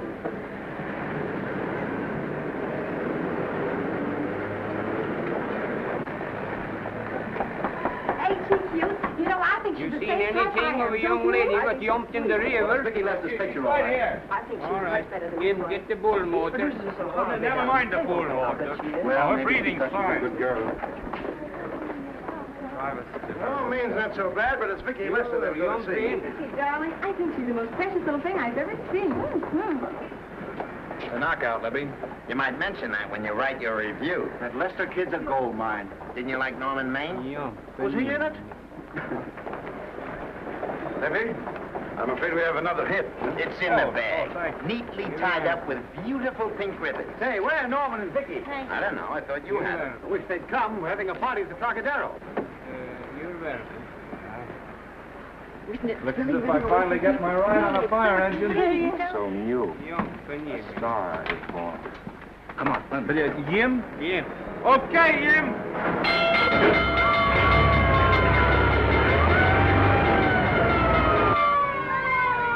Wonderful, isn't it? Baby quilt. Fresh for you. It's all yours from now on, you know? Gotta go now and bat out the story. Oliver's having a cat fit. You know, I've been misjudging him. Have everything in the world. When I you told want. him you were safe and sound, he choked up and he couldn't talk for a It'll minute. make you happy. Oh, yes, he's very sweet. Hasn't it you? Well, I'll see you in the morning. Then there was one thing I never had. Good night. Lots of times Yes. I told myself I'd found it, but I always Oh, if knew you I- ever hate me, remember this. Still, I never stopped looking for it. Maybe it'll come.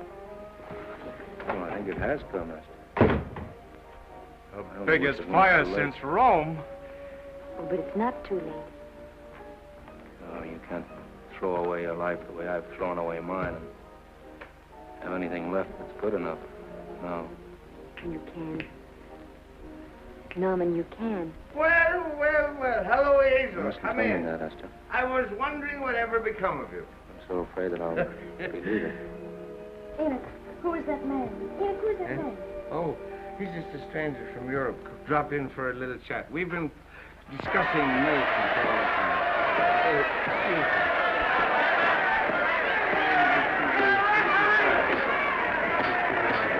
Excuse me. Get him, gotcha. Switch your right. Swell, isn't it?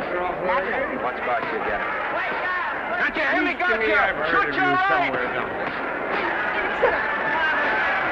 I received a radio on the 6 in the morning Times flag, which excited my professional as well as humane interest. And I called on you as well. You like me? Sure I do. That reminds me, will you marry me? No, thank you. Come on, gotcha, finish him. Why won't you marry me? Wasn't that dependable? Hey, shoot your right. Throw away your money? Break him up in there, break him up. Drink so much. Dr. Oswald Funn. Suppose I quit drinking. Yes? Come on, gosh, you shoot the right in there, the right. Suppose I save my money. Yes? There he goes, let him have it. Suppose I became absolutely dependable on all occasions. Yes?